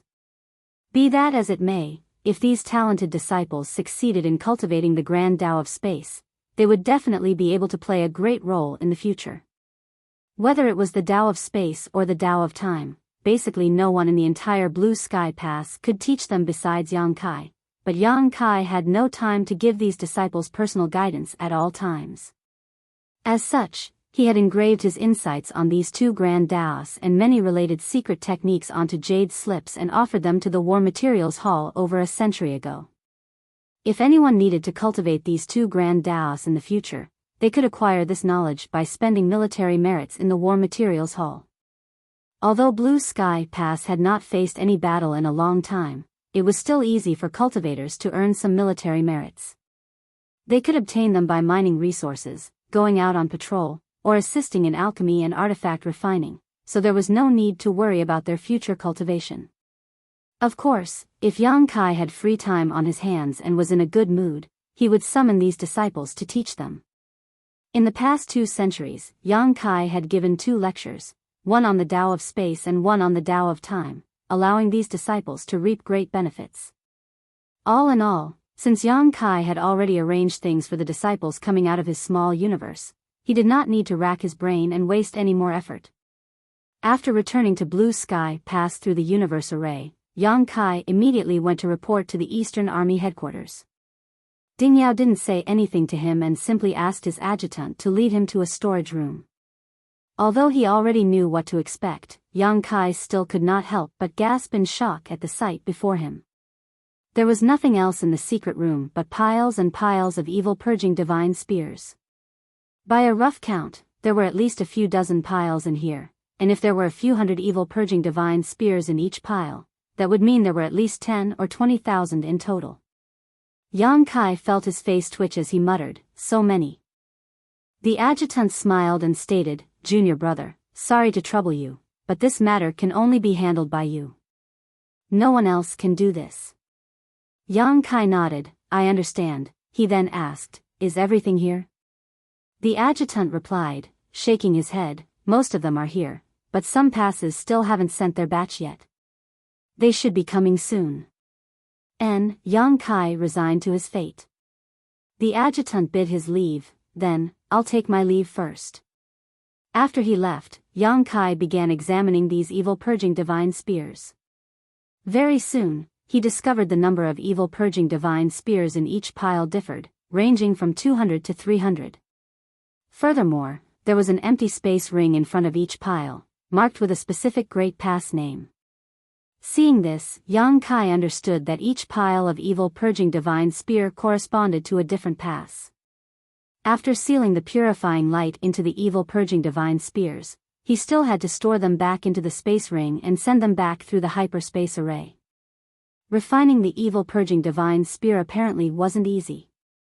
It had been 5 years since the evil purging divine spear was successfully tested on Honghu. In 5 years, even after mobilizing every artifact refiner in an entire Great Pass, they had only managed to refine 200 to 300 evil purging divine spears. One could only imagine how long it would take to refine each of these artifacts. Grandmaster Ma Fan had once mentioned casually that it would take at least a year for an artifact refining Great Grandmaster to refine an evil purging divine spear. After all, this was a weapon that would be used to deal with Black Ink clan territory lords, so its requirements for artifact refining were extremely harsh. The slightest mistake would cause the entire refining to fail. In other words, an artifact refining Great Grandmaster could only refine one artifact a year at most, and this was under the premise that everything went smoothly. If he failed once or twice, it would be normal for him to refine only one in a few years. How many artifact refining Grandmasters could a Great Pass have? Blue Sky Pass had 3, so it was reasonable to assume that most other passes had a similar number. Under the presumption that there was no failure in refining, the number of evil purging divine spear a pass could refine in 5 years was still only 10 to 15. In fact, it might be even less than half of it. After all, the chances of failure were high when refining an unfamiliar artifact. Ergo, Yang Kai was puzzled how each pass was able to refine between 200 and 300 in just half a decade. Their quantity did not match his estimates and far exceeded his calculations. But after he took a closer look, realization dawned upon Yang Kai. These evil purging divine spears were divided into 2 categories. One matched the specs that had been successfully tested on Hong Hu. These were the evil purging divine spear that could reduce a territory lord's strength by more than 20%, while the other had the specs that had been tested on the feudal lord a long time ago and could reduce such a master's strength by around 30% while having minimal effect on territory lords. The latter was slightly longer than the former, and their refining technique was obviously cruder. According to Yang Kai's estimations, the latter didn't require an artifact refining Great Grandmaster to refine. As long as one's skills had reached the artifact refining Grandmaster level, they could make one. By the looks of it, Blue Sky Pass had shared the methods of refining both evil purging divine spears with the other passes, who subsequently refined both types. Obviously, there was a deeper consideration for doing this. Territory lords were equivalent to 8th Order Open Heaven Realm Masters, who were the cornerstones of their respective race. The humans would need to use the evil purging divine spears refined by the Great Grandmasters in order to deal with territory lords, but it was quite difficult to refine such evil purging divine spears, so the output was not high. Furthermore, it would be an overkill to use such a weapon against a feudal lord. And so, the evil purging divine spear refined by the artifact refining Grandmasters would come in handy. These evil purging divine spears weren't as powerful as the territory lord version, but their production rate was much higher. They were perfect for using it against feudal lords, who were much larger in number. Yang Kai had no idea how the higher-ups of the human race categorized these evil purging divine spears, so for the time being, Yang Kai categorized the smaller number of evil purging divine spears refined by the Great Grandmasters as heaven grade, while the lower grade evil purging divine spears refined by the Grandmaster were earth grade. Overall, the ratio of earth to heaven grade evil purging divine spears was about 12 to 1. What he needed to do now was infuse the purifying light into all these evil purging divine spears. Looking at the piles before him, Yang Kai once again realized he had a long and toilsome task ahead of him. Yang Kai sat down cross-legged before casually picking up an evil purging divine spear from the closest pile. After discerning its grade, he enveloped it in purifying light. Just like before, the purifying light flowed into the evil purging divine spear like water under its influence and soon disappeared. Because he had to take the grade of the evil purging divine spears into consideration, when he infused the purifying light into the heaven grade evil purging divine spear, Yang Kai chose higher quality yellow and blue crystals. This way, the strength of the purifying light infused into it would be even greater, allowing the 8th Order Open Heaven Realm Masters to deal with the territory lords more easily. As for the earth grade spears, the quality of the yellow and blue crystals he chose was slightly worse. In any case, they would only be used to deal with the feudal lords, so even if they were slightly weaker, it wouldn't matter either. Although Yang Kai wasn't slow, he was unable to stand the sheer number of evil purging divine spears. It took him a few days to finish the pile closest to him, after which he picked up the space ring that was originally placed before the evil purging divine spears and stowed them into it. Soon after, Blue Sky Pass sent these items back to the Great Pass corresponding to the space ring. Days went by, and just when he was finished with a few dozen piles of evil purging divine spears, a few dozen rings carrying more evil purging divine spears were delivered to him. Yang Kai kept toiling away, but considering that each evil purging divine spear could take the life of a feudal lord or even a territory lord, all the effort was well worth it. By the time he was finished with the evil purging divine spears sent by all the passes, over half a year had already gone by. Afterwards, Yang Kai exited the secret room and went to report to the Eastern Army headquarters. Ding Yao didn't say anything and just nodded slightly. This junior has finished arming the evil purging divine spears. I will be returning to the forward base now, Yang Kai reported. The forward base might not have faced any enemies for a long time, but they still needed to patrol occasionally.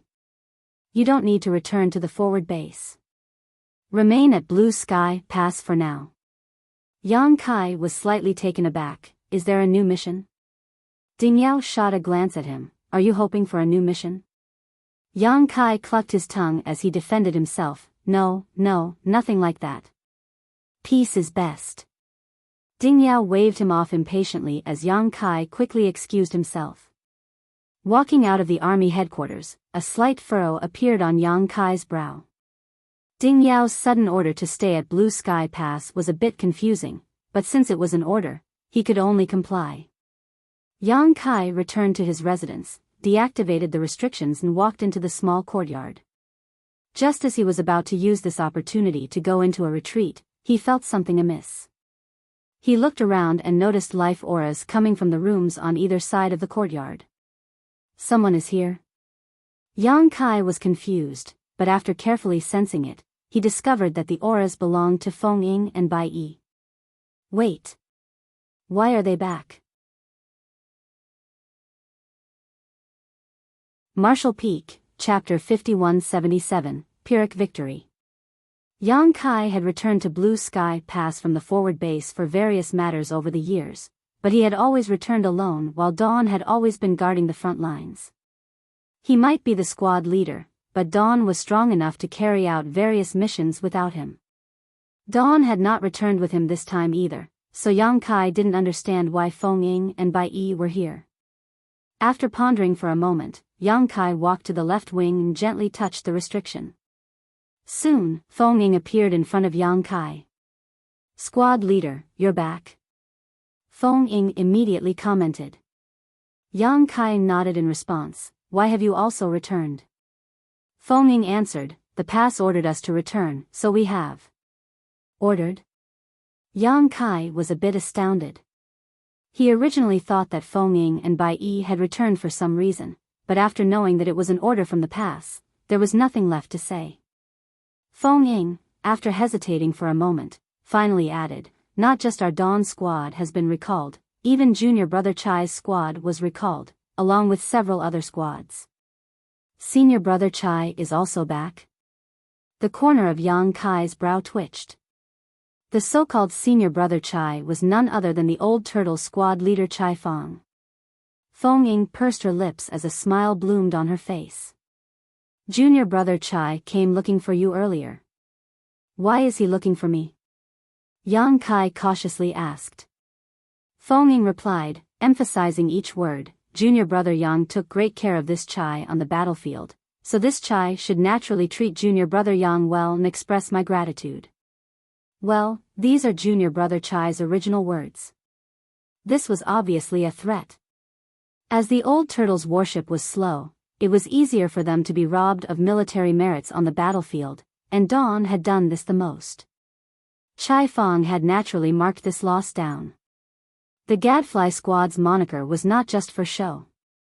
But then again, it wasn't that Dawn's squad enjoyed snatching others' military merits, rather, when they saw other squads entangled with the Black Ink Clan squads on the battlefield, there was nothing wrong in eliminating the enemies.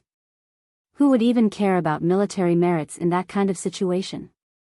After all, the priority was to kill Black Ink clansmen. But obviously, Chai Fong didn't think so. When they were fighting on the front lines, it wasn't the right time to quibble with Dawn over this, but now that they had been recalled, he naturally wanted to settle accounts. Of course, he was not planning to fight it out with Yang Kai or Dawn. He also knew that Dawn was trying to help them many times. Nonetheless, as special operations squads, there was always some competition between them. Since they could not beat Dawn in kills, he naturally had to find something else to regain his face. Yang Kai immediately spat in disgust. He can go to hell. Feng Ying stated, pursing her lips, "You should tell junior brother Chai this yourself." "Forget it, let's just ignore him. I'll be going into retreat and cultivate. Senior sister, you should also rest." Saying so, Yang Kai turned around and entered his room. Be that as it may, Chai Fong was not going to let Yang Kai have his way.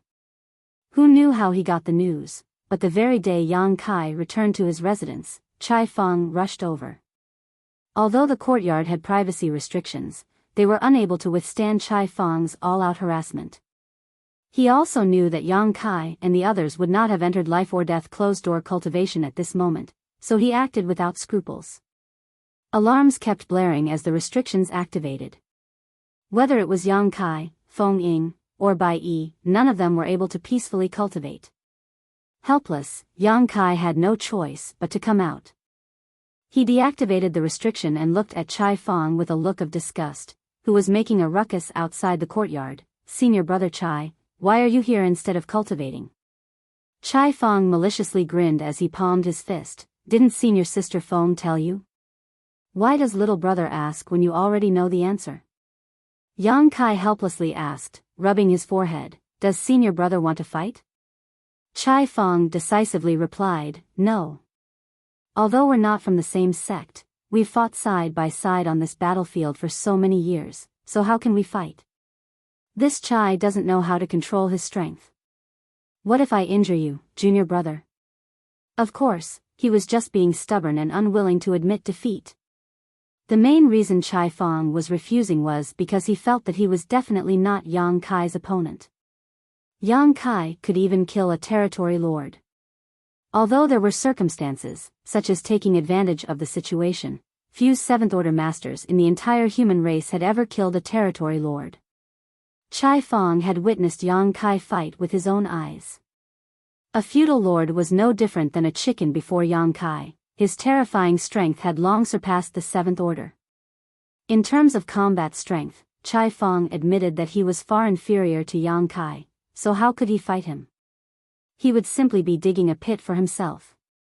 "Then, what does senior brother want?" Yang Kai asked.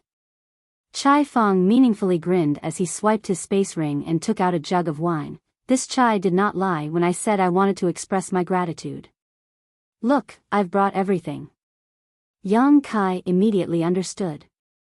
Since the old turtle squad had lost to Dawn on the battlefield, he wanted to regain face in a drinking competition.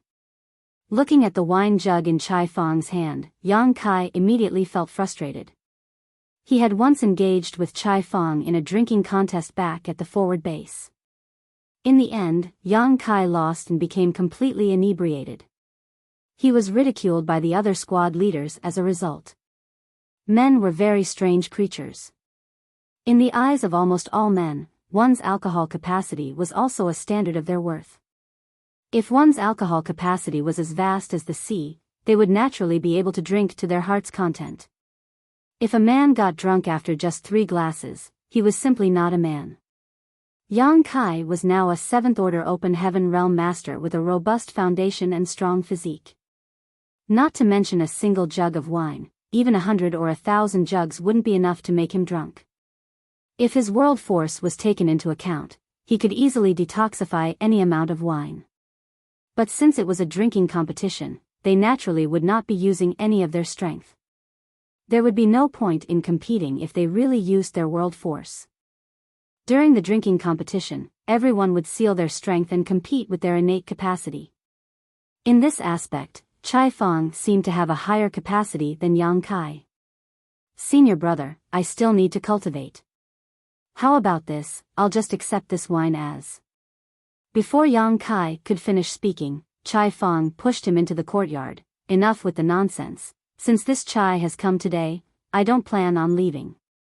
Yang Kai staggered back, helplessly watching Chai Fong take out a set of chairs and a table. He then took his seat and gestured to Yang Kai to take the seat across from him. He was staring at Yang Kai very fiercely, assuming the posture that either you die or I perish. Yang Kai reckoned that he was most likely doomed today. "Sit. Why isn't junior brother sitting? If you don't sit, I'll think that you're looking down on this Chai." Chai Fang glared angrily. Yang Kai forced a laugh. Senior brother, there's no need to go this far. Helpless, he sat down opposite Chai Fang. The moment he sat down, Chai Fang instantly pushed the jug of wine to Yang Kai.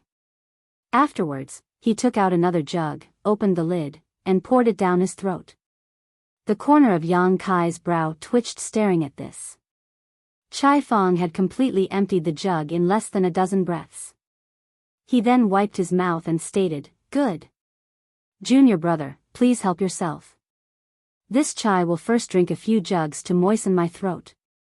Saying so, a small mountain of wine jugs appeared beside him with a wave of his hand, and he started drinking them like they were water. Damn it. Yang Kai's heart was gripped with apprehension. If this continued, he would definitely lose. The only choice he was left with was to call for reinforcements.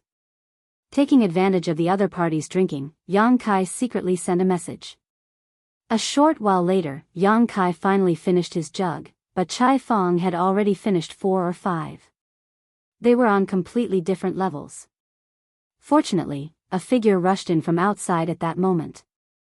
Seeing the oncoming figure, Yang Kai called out enthusiastically before anyone could understand what was happening, "Fei Ping, you're here? Come, let me introduce you. This is the old turtle squad leader, Chai Fang." Chai Fang shot him an annoyed look. "Why are you introducing me? Do you think that I don't know everyone in your squad? After so many years of competing with each other, how could he not know who was who?" Yang Kai defended with a smile. "Fei Ping has admired Brother Chai for a long time and has praised Brother Chai many times to me, saying that Brother Chai's squad always took the lead and fought bravely when in battle. Fei Ping, now that squad leader Chai is here, why don't you offer him a few toasts?" Hearing Yang Kai's suggestion, Miao Fei Ping didn't dare act disrespectfully and had no choice but to pick up a wine jug and respectfully offer, "Squad leader Chai, this junior offers you a toast." Chai Fang didn't refuse and simply glanced at Yang Kai, "Treacherous bastard." Gulp gulp gulp, Miao Fei Ping quickly downed the entire jug of wine. Just as he was finished drinking, someone else came in.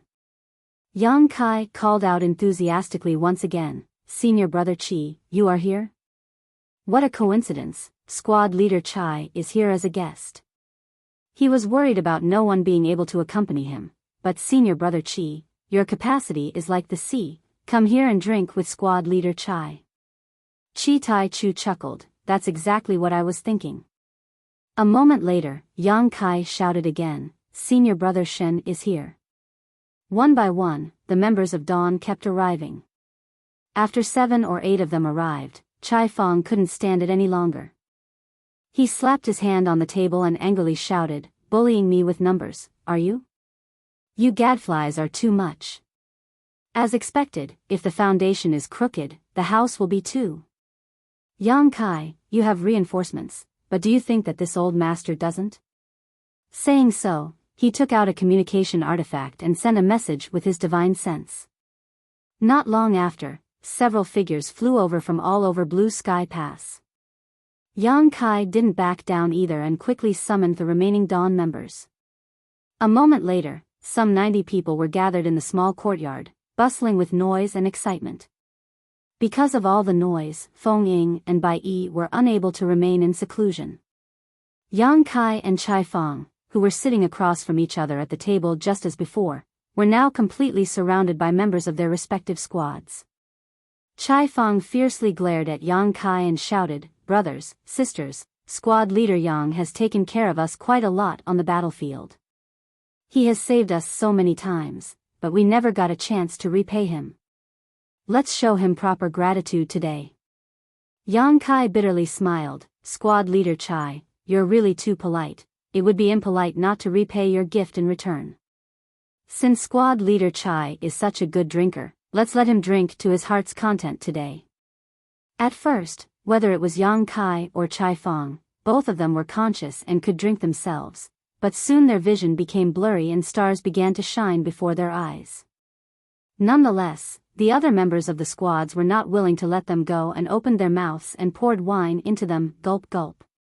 Gulp gulp. Feng Ying and Bai Yi stood together, watching from afar, the former sighing, a Pyrrhic victory indeed, sacrificing 800 soldiers just to slay 1,000 of the enemy. Biyao vigorously nodded like a chicken pecking rice. At one point, Yang Kai's body went limp and slid under the table. The drunken Chai Fong on the opposite side broke into loud laughter. This old master won. Saying so, he also collapsed onto the table. Martial Peak, Chapter 5178, Angry Grandmaster Ma Fan. Both squad leaders got knocked out together, but the members of both squads had yet to enjoy themselves to their heart's content. A few female members of the Old Turtle squad even took out some cooking utensils and started preparing some snacks to go with the drinking. Seeing this, Feng Ying and Biyao also stepped forward to help. The courtyard was bustling with noise and excitement. Both special operations squads were rivals on the battlefield, but they were also inseparable comrades in arms. It was the same during the drinking competition. Everyone was drinking in either groups of 3 or 5. At some point, everyone was drunk, their eyes were droopy and red. Even Feng Ying and the other women had a slight blush on their faces. Even though they were all open heaven realm masters, because no one used their world force to detoxify themselves, their alcohol tolerance was still limited. Of course, they could still hold their liquor because of their powerful physiques. The empty wine jugs piled higher and higher as more and more fell to the ground, dead drunk. After an unknown period of time, the entire courtyard had people lying here and there, knocked out. Not a single person was left standing.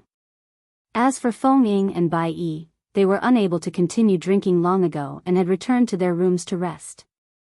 The bustling courtyard had become completely silent and peaceful. Under the table, Yang Kai, who was knocked out, secretly opened his eyes. After confirming that the drinking competition was over, only then did he pop his head up, taking the support of the chair. But the next moment, he saw a pair of eyes staring at him from across the table. When their eyes met, both Yang Kai and Chai Fong were awkward and embarrassed. Yang Kai had secretly used his strength to detoxify himself, but he didn't expect Chai Fong to do the same. Shameless bastard. Both of them cursed in their hearts. After calming himself down, Yang Kai sat back down with no change in his expression. He then took out a tea set and started carefully brewing. Chai Fong remained silent and waited for the tea. A moment later, the fragrance of tea filled the air as Yang Kai poured 2 cups and pushed one to Chai Fong. Chai Fong picked up the cup and took a sip. For a moment, alternate sounds of sipping filled the silent courtyard. After finishing a pot of tea, Chai Fong suddenly opened his mouth and stated, "I'm afraid that something big is about to happen." Yang Kai slightly furrowed his brow. "Senior brother noticed?" Chai Fong nodded his affirmation. "It seems you did too." Yang Kai continued, "Generally, 80% of the pass forces are concentrated at the forward base, and this status quo has been maintained for over 200 years. Although there hasn't been any fighting for a long time, we still need to be on guard against the Black Ink clan's counterattack. In light of this, it's a little unusual to suddenly recall 2 special operations squads." Chai Fong added with a nod, "It would have been nothing if it was just our squads, but recently, many squads had been returning one after another. All of them must have received recall orders. I don't know if you've noticed, but all these squads belong to the different divisions and battalions. In other words, none of the returning squads belonged to the same battalion. Do you have some hypothesis?" Yang Kai asked. Chai Fong shook his head, denying, "I have no idea. I was hoping you had heard something." This was the main reason why he had come to Yang Kai. The drinking competition was just a bonus. Yang Kai frowned, voicing his thoughts. If the pass is planning an attack, they should have gathered their forces at the forward base, but for some reason, they have been recalling us. It seems little brother doesn't know anything. Although Yang Kai suspected that whatever the pass upper echelons were planning had something to do with the newly developed evil purging divine spear, he believed that doing so would be a reckless thing. He might have infused purifying light into quite a lot of evil purging divine spears, but each pass still had only 200 to 300 in total. These evil purging divine spears could be given to the elite soldiers, but it would not change the course of the war that much. After all, the evil purging divine spears were one-time use consumables. In his opinion, the evil purging divine spears would be best used only after amassing a considerable amount of them. They should either not use them, or use them only to force the Black Ink clan into a corner. Since this matter concerned the evil purging divine spear, Yang Kai couldn't reveal too much to Chai Fong. The higher-ups have always been very secretive, so I'm afraid no one will know what they're planning until the last moment. Chai Fong couldn't help but grumble. It was the same when they had used Xiang Shan's breakthrough to lure the Black Ink clan territory lords out last time. The special operations squads had no idea and tried to protect Xiang Shan at the cost of their lives, but in the end, the upper echelons of the pass had been well prepared. But it was only reasonable to not inform them, because only when they put their lives on the line would the territory lords believe that the human race had not planned some kind of trap. Had they known the plan beforehand, they might have revealed some clues. Senior brother, don't worry about it. If they're really planning to do something, we will know soon enough, Yang Kai comforted. Chai Fong nodded slightly. Junior brother, if you receive any news, please inform me as soon as possible so that I can make preparations. Good. Then, this Chai will take his leave first. Chai Fong stood up and shouted, all of you, get up. Don't keep lying like corpses. 50 of you lot were beaten by just 30 people, stop making fools of yourselves. As soon as his voice fell, the members of both squads lying in the courtyard got up one by one. Everyone circulated their strength to dispel the effects of the alcohol. The members of the Old Turtle squad looked very ashamed while the Dawn squad, on the other hand, was beaming with smiles. Under Chai Fong's lead, the Old Turtles quickly left and Dawn's members also left after them, leaving the courtyard in a mess with Yang Kai alone, who silently tidied up everything. A few days later, Yang Kai, who was cultivating, was once again summoned to the army headquarters. But the moment he stepped into the army headquarters, he heard a familiar angry shout coming from the main office, why can't I go? Old Zhong Liang promised me. Grandmaster Ma Fan? Yang Kai was slightly taken aback. He had no idea that Grandmaster Ma Fan had returned to Blue Sky Pass. Grandmaster Ma Fan had been staying in the forward base since he had arrived at the Black Ink battlefield. Since he was here, Yang Kai felt that the situation inside Blue Sky Pass was even more complicated than he expected. Moreover, Zhong Liang's promise that Grandmaster Ma Fan had just spoken about was quite concerning.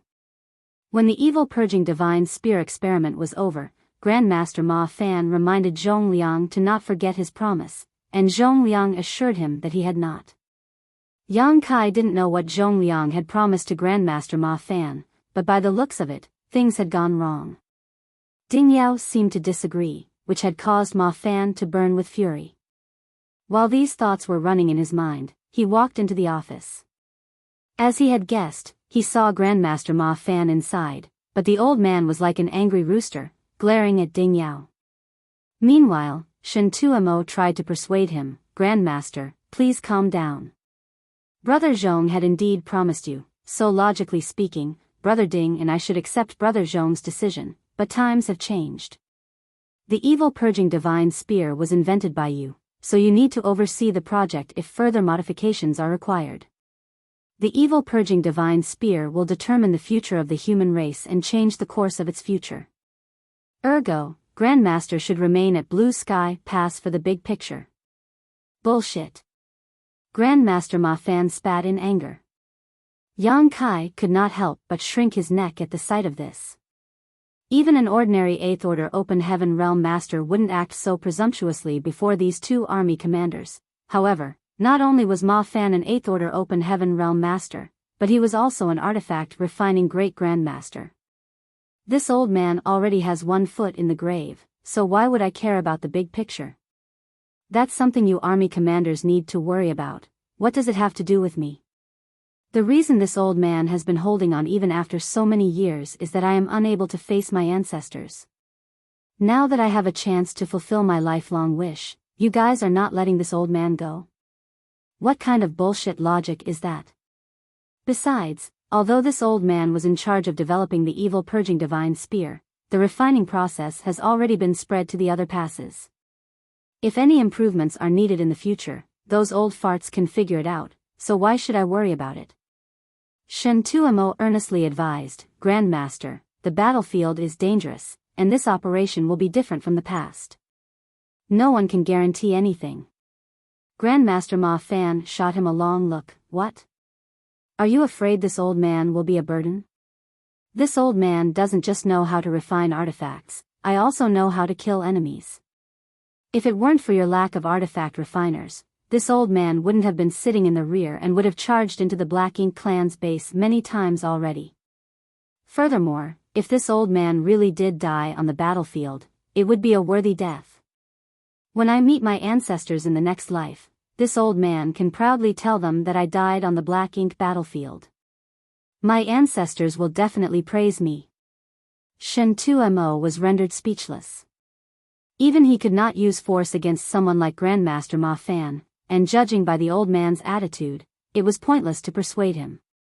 Grandmaster Ma Fan suddenly turned to Yang Kai. You said that the evil purging divine spear is connected to the future of the entire human race, so you are afraid that something will happen to me and ask this old man not to go, but the true key to the evil purging divine spears is that brat. The evil purging divine spear would be nothing more than a piece of trash without his purifying light. You recalled him, so that means you plan to deploy him with the army? What the hell? A 7th order boy can go, but this old man can't? I don't give a damn. I'm going whether you like it or not, whether you allow me or not. Hell, this old man will go alone if I have to. Saying so, he turned around and left, not even giving Yang Kai so much as a glance. Yang Kai couldn't help but pucker his lips. He suddenly felt like he had run into an unexpected disaster. He couldn't understand why these big shots had to drag him into their quarrel. I was right, the pass is indeed planning something, and judging by Grandmaster Ma Fan's words, it seemed like we are going somewhere. This explains why all those squads have been recalled. That was alright too. Everything was peaceful at Blue Sky Pass, and the Black Ink clan had been holed up in their nests for the last 2 centuries. Since Blue Sky Pass won't be facing any battle anytime soon, deploying forces elsewhere where they might be needed was a good idea. The Great Passes had never been able to provide any real assistance to one another since ancient times, because they were too far apart and the amount of resources needed to transport so many people was too great. But since Blue Sky Pass had enough resources and leeway, they could ignore such a cost. While these thoughts were running through his mind, there was no change in Yang Kai's expression as he cupped his fist. Sirs. Ding Yao and Shen Tuomo both nodded slightly. Shen Tuomo looked at him and asked, You heard everything, right? Yang Kai nodded in response. What do you think? Yang Kai didn't hesitate to voice his guess. Is the pass planning to send reinforcements to another pass to defend against the Black Ink clan? Marshall Peak, Chapter 5179, 30,000 years ago. When Shen Tuomo heard that, he answered, yes, and no. Yang Kai was confused. Then, Shen Tuomo fell silent as if he were thinking about how to explain this matter to Yang Kai. After all, it was not a simple matter to understand. It took quite some time before Shen Tuomo spoke again. It's been about 300 years since you arrived at the Black Ink battlefield, and although that's not a long time, you've already gathered more experience than the average soldier could gather after battling the Black Ink clan for thousands of years. Moreover, you've also been to places that even the 8th Order Masters had never gone. Have you ever wondered why the entire Black Ink battlefield is so large and vast? Yang Kai answered in his mind, why would I wonder about that? Even if I did, would I be able to find the answer? However, now that Shen Tuomo had brought it up, it naturally evoked Yang Kai's curiosity. He was right. Why was the Black Ink battlefield so vast? Among the 3,000 worlds, any great territory could be described as vast beyond what the eye could see. None was even comparable in scope and scale to the Black Ink battlefield. The area of the Black Ink battlefield had already gone way past the area of a great territory. It was like the black ink battlefield was never ending. After sighing, Shen Tuo explained, according to some ancient texts, in the era when the universe was just created, the black ink battlefield was also divided up into many great territories, each of them flourishing and filled with life. Each great territory was separated by territory barriers, but connected through territory gates, similar to the 3,000 worlds. However, the rise of the Black Ink clan changed everything. Born out of nowhere, the Black Ink clan's natural aggressiveness and unique reproductive methods made it easy for them to dominate the great territories. Whenever the Black Ink clan fully conquered a great territory, that great territory would start to corrode and the territory barriers around it would collapse, resulting in it merging with the adjacent great territories to become an even larger area. Then, like a snowball rolling downhill, the great territory would become larger and larger, which is why the Black Ink battlefield is so vast. While scrunching his eyebrows, Yang Kai asked, in other words, the Black Ink battlefield we're standing in now is the product of merging countless great territories? That's right. Shen Tuo nodded. It was his first time hearing such a description. It was quite interesting. Yang Kai continued, Sir, why does the territory barrier collapse after the Black Ink clan fully dominates a great territory? Also, how do we conclude whether the Black Ink clan has fully conquered a great territory? Shaking his head, Shen Tuo replied, I don't know either. All the knowledge I have about this matter comes from reading those ancient historical records, but the contents in those documents aren't complete anymore, and no one can determine if the contents written are real or fake. However, this theory is able to explain why the Black Ink battlefield has such a vast area. Then, where did the Black Ink clan come from? A typical Black Ink clansman is bred from a Black Ink nest, and Black Ink nests are divided into different ranks. A low-rank Black Ink nest is the sub-nest of a mid-rank one, so if we trace that logic, what is the primary nest? Where were the Royal Lord Black Ink nests originally spawned from? That question had confused Yang Kai for a long time, but he still hadn't found an answer to it. Ever since he found out about the secret behind the Black Ink nests, he began to wonder about their origin. Therefore, he seized this opportunity to ask Shen Tuo, wanting to get an answer to his questions. However, Shen Tuo shook his head, I don't know. Before you discovered the secrets behind the reproduction of Black Ink nests, we humans had no idea they were even linked. That answer naturally disappointed Yang Kai, but when he thought about it, he suddenly had a more pertinent question to ask. Sir, why are you telling me these things? Just now, Yang Kai was asking about why so many squads had been recalled from the forward base, so how did the topic suddenly change to this? Shen Tuo answered, I'm telling you these things because the higher-ups are planning a new operation, and it involves not only Blue Sky Pass but all the Great Passes. Yang Kai's eyes lit up. Is an all-out crusade about to begin? Ding Yao, who had been silent throughout the conversation, finally spoke up. It has something to do with that, but before we begin the crusade, we must finish this first. Just shut up, listen, and don't ask any questions. Obediently, Yang Kai stopped talking. Shen Tuo continued, back in the ancient era, the Black Ink clan were on a rampage, and the great territories were falling rapidly.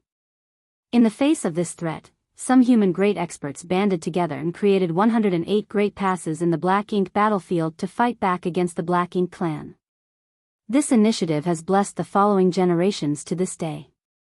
Without these 108 great passes, the current 3,000 worlds might have already become the Black Ink clan's territory, and you and I might never have existed. Although these 108 passes seem to be fighting independent campaigns, in reality, we are all closely connected into one, creating a strong line of defense. While he was talking, he stretched out his hand and drew something in the air. Then, pure world force gathered together to become a large tapestry of light. Under his control, the light rays were divided into two distinctive areas, one white and one black. He then pointed at the white area. This region corresponds to the 3,000 worlds. After that, he pointed at the black area, and this represents the Black Ink battlefield. He then pointed at the middle area between the two, and a drop of golden light suddenly appeared. This is the No-Return Pass, which has been guarded by the Dragon and the Phoenix clans since ancient times. It is also the only connection point between the 3,000 worlds and the Black Ink battlefield. All reinforcements from the cave heavens and paradises, as well as our resources from the 3,000 worlds, must pass through the no-return pass. So, we can say that the no-return pass is the 3,000 worlds' last line of defense. With a wave of his hand, Shen Tuamo caused more than 100 golden lights to appear in the Black Ink battlefield region and arrange themselves into a semicircle that shielded the no-return pass. This was the first time Yang Kai clearly saw the actual arrangement of all 108 great passes in the Black Ink battlefield. He asked in shock, "Is this the real arrangement of all the great passes?" Shen Tuamo nodded and explained, "That's right. Such an arrangement can ensure that every great pass has a theater to defend, and as long as we can defend our own theaters, the Black Ink clan will never be able to step foot in the 3,000 worlds." Yang Kai was astonished. The ancient great expert's abilities are truly awe-inspiring. At that moment, Ding Yao came forward with his hands behind his back. "We humans have been relying on this defense line to hold back the Black Ink clan for countless years. Although we've sacrificed more elite soldiers than we can count, we were able to ensure the freedom of the 3,000 worlds. However, something happened 30,000 years ago, which completely changed our situation."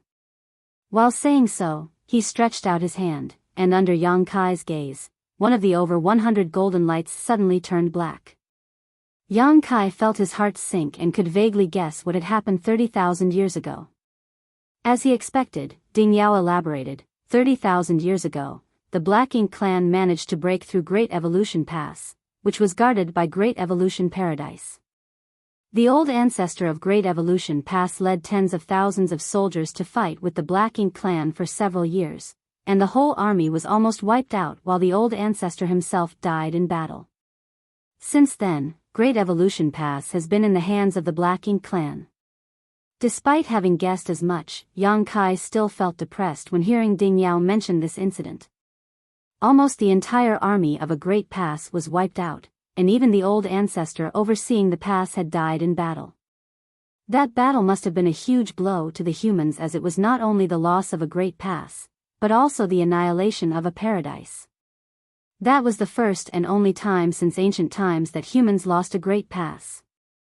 That battle also caused the Great Evolution Paradise to wither away. The humans considered that matter a great shame, which is why Yang Kai had never heard about it directly despite joining the Black Ink battlefield for over 300 years. Those who knew about this were mainly the 8 Order Open Heaven Realm Masters, who wouldn't tell him such things. Cultivators under the 8th Order had no idea about this incident. In fact, Yang Kai first heard about this news from He Yuan Territory Lord. Yang Kai didn't know what actually happened 30,000 years ago that caused Great Evolution Pass demise, but he knew that something was obviously not right about that battle, because not only was the army almost wiped out, but even the 9th Order Old Ancestor had been killed. An Old Ancestor's strength is on par with that of a Royal Lord, or possibly even slightly superior, so how could the Black Ink clan manage to easily defeat a great pass with an Old Ancestor assuming command? Also, why did the Great Evolution Pass fall so quickly? Yang Kai asked in confusion. Ding Yao explained, though an Old Ancestor can fight a Royal Lord to a standstill quite easily, what about when it's 2 against 1? Yang Kai was shocked. Did the Black Ink clan deploy 2 Royal Lords to that battle? Nodding, Ding Yao replied, "We only learned about this after the fact. It's not easy for a human to advance to the 9th Order, but that is true for the Black Ink clan's Royal Lords too. Such a master might not appear even once in several thousand years. Back then, there had only been one Royal Lord in the Great Evolution Theater, and he had been fighting with the Great Evolution Pass Old Ancestor for countless years, so they knew each other very well. However, one of the territory lords advanced to become a Royal Lord, and the Black Ink clan was able to keep that hidden from Great Evolution Pass Old Ancestor. Then, while the Old Ancestor was in the midst of fighting with the old Royal Lord, that newly advanced Royal Lord managed to launch a sneak attack and severely injure the Old Ancestor. How could the Old Ancestor win a battle in such a situation? Shen Tuamo added, although the Great Evolution Pass Old Ancestor died in battle, he was able to bring down one of the Royal Lords with him. In a way, his death wasn't in vain. In a battle, where it was 2 against 1, and being severely injured, the Great Evolution Pass Old Ancestor still managed to kill one of the royal lords before he died. It was a feat worthy of being recorded in history. Though you're only a 7th Order Master, you've joined many secret operations, so you must know that the humans are preparing for a grand crusade. With a nod, Yang Kai replied, I understand. Then, Dingyao pointed at the black dot symbolizing the Great Evolution Pass. If we want to start a crusade, we must first take back Great Evolution Pass. Otherwise, our lines will have a critical weak point. This is the purpose of the recent personnel rearrangement made by the Inner Sanctum. Not only is it happening in Blue Sky Pass, but also at the other great passes. Yang Kai now understood the situation. In the meantime, he also finally understood why Grandmaster Ma Fan was so excited back then. He was one of the few remnants of Great Evolution Paradise, and now that he found out that the humans were planning to take back Great Evolution Pass, of course, he would want to have a part in the campaign. Great Evolution Pass was the place that his ancestors shed blood to protect and where they were buried. Standing from Grandmaster Ma Fan's point of view, he had to go take a look no matter what and pry their lost Great Pass from the Black Ink clan's clutches as revenge for his ancestors. However, Shen Tuemo and Ding Yao were wary about that and didn't want Grandmaster Ma Fan to join the operation, which would naturally lead to the latter flying into a rage. In such a situation, perhaps everyone would be against him joining this operation. In fact, Yang Kai even suspected that Grandmaster Ma Fan was able to be enlisted into the Black Ink battlefield 200 years ago because the humans had been planning to take back Great Evolution Pass even then. Marshall Peak, Chapter 5180, Wu Qing's Breakthrough. Of course, that was just his own speculation, and there was no way to confirm it. The humans wanted to take back the Great Evolution Pass. That was big news, and just thinking about it made Yang Kai feel excited. As far as the main crusade went, the first step was to recover Great Evolution Pass. That was because the Great Pass had fallen into the hands of the Black Ink clan, and if not recovered, once the humans began their crusade, the Black Ink clan might harass them from the rear. Therefore, the humans had to tie up all loose ends that might affect their crusade before it could begin. Yang Kai suddenly thought of a problem. Sirs, according to your story on how Great Evolution Pass fell into the hands of the Black Ink clan, there must still be a royal lord assuming command over there. If we want to defeat a royal lord, we must have an old ancestor with us. Could it be that the old ancestor from our side will be personally leading the army to Great Evolution Pass? Although it had been quite a while since Blue Sky Theater had seen open hostilities, the old ancestor still couldn't leave the Great Pass at will. Once the Black Ink clan discovered that the old ancestor had left, they might try something. By then, there wouldn't be anyone restraining the Black Ink clan's royal lord, and although Blue Sky Pass could not be easily overtaken, such a battle would definitely cost them the forward base. Once that was gone, all their hard work for hundreds of years would be wiped away. Blue Sky Pass wouldn't do such a stupid thing. Shen Tuemo replied, there will be an old ancestor leading the army in this battle to recover our territory, but not the one from our pass. Yang Kai frowned, who would it be? It wasn't an easy decision to let the old ancestor leave a theater, regardless of which great pass they were overseeing. You also know this old ancestor. Someone I know? Yang Kai was stunned. When he thought about it, he knew only 3 old ancestors. One was Blue Sky Pass Old Ancestor, one was Yinyang Pass Old Ancestor, and the other was Myriad Demons Pass Old Ancestor. He hadn't met the other old ancestors yet. But Shen Tuemo just said that the battle to recover their territory had nothing to do with the old ancestor of Blue Sky Pass, so there were only the old ancestors of Yinyang Pass and Myriad Demons Pass. The one leading this campaign will be the old ancestor of Yinyang Pass. The image of the gluttonous little girl immediately appeared in Yang Kai's mind, and his brow twitched slightly. He thought it might be the one from Myriad Demons Pass, but did not expect it to be the one from Yinyang Pass. That person was not very reliable. Was it really feasible for her to lead the army to recover Great Evolution Pass? However, Yang Kai was more concerned about another thing. if she leaves, who will assume command of Yinyang Pass? Just as Blue Sky Pass old ancestor couldn't easily leave Blue Sky Pass, Yinyang Pass had the same situation. The presence of each old ancestor was a great deterrent to the Black Ink clan. Hearing his question, Biyao hesitated for a moment and said, 200 years ago, Yinyang Pass Southern Army commander, Wuxia exhibited signs of a breakthrough, so he returned to the 3,000 worlds via the no-return pass.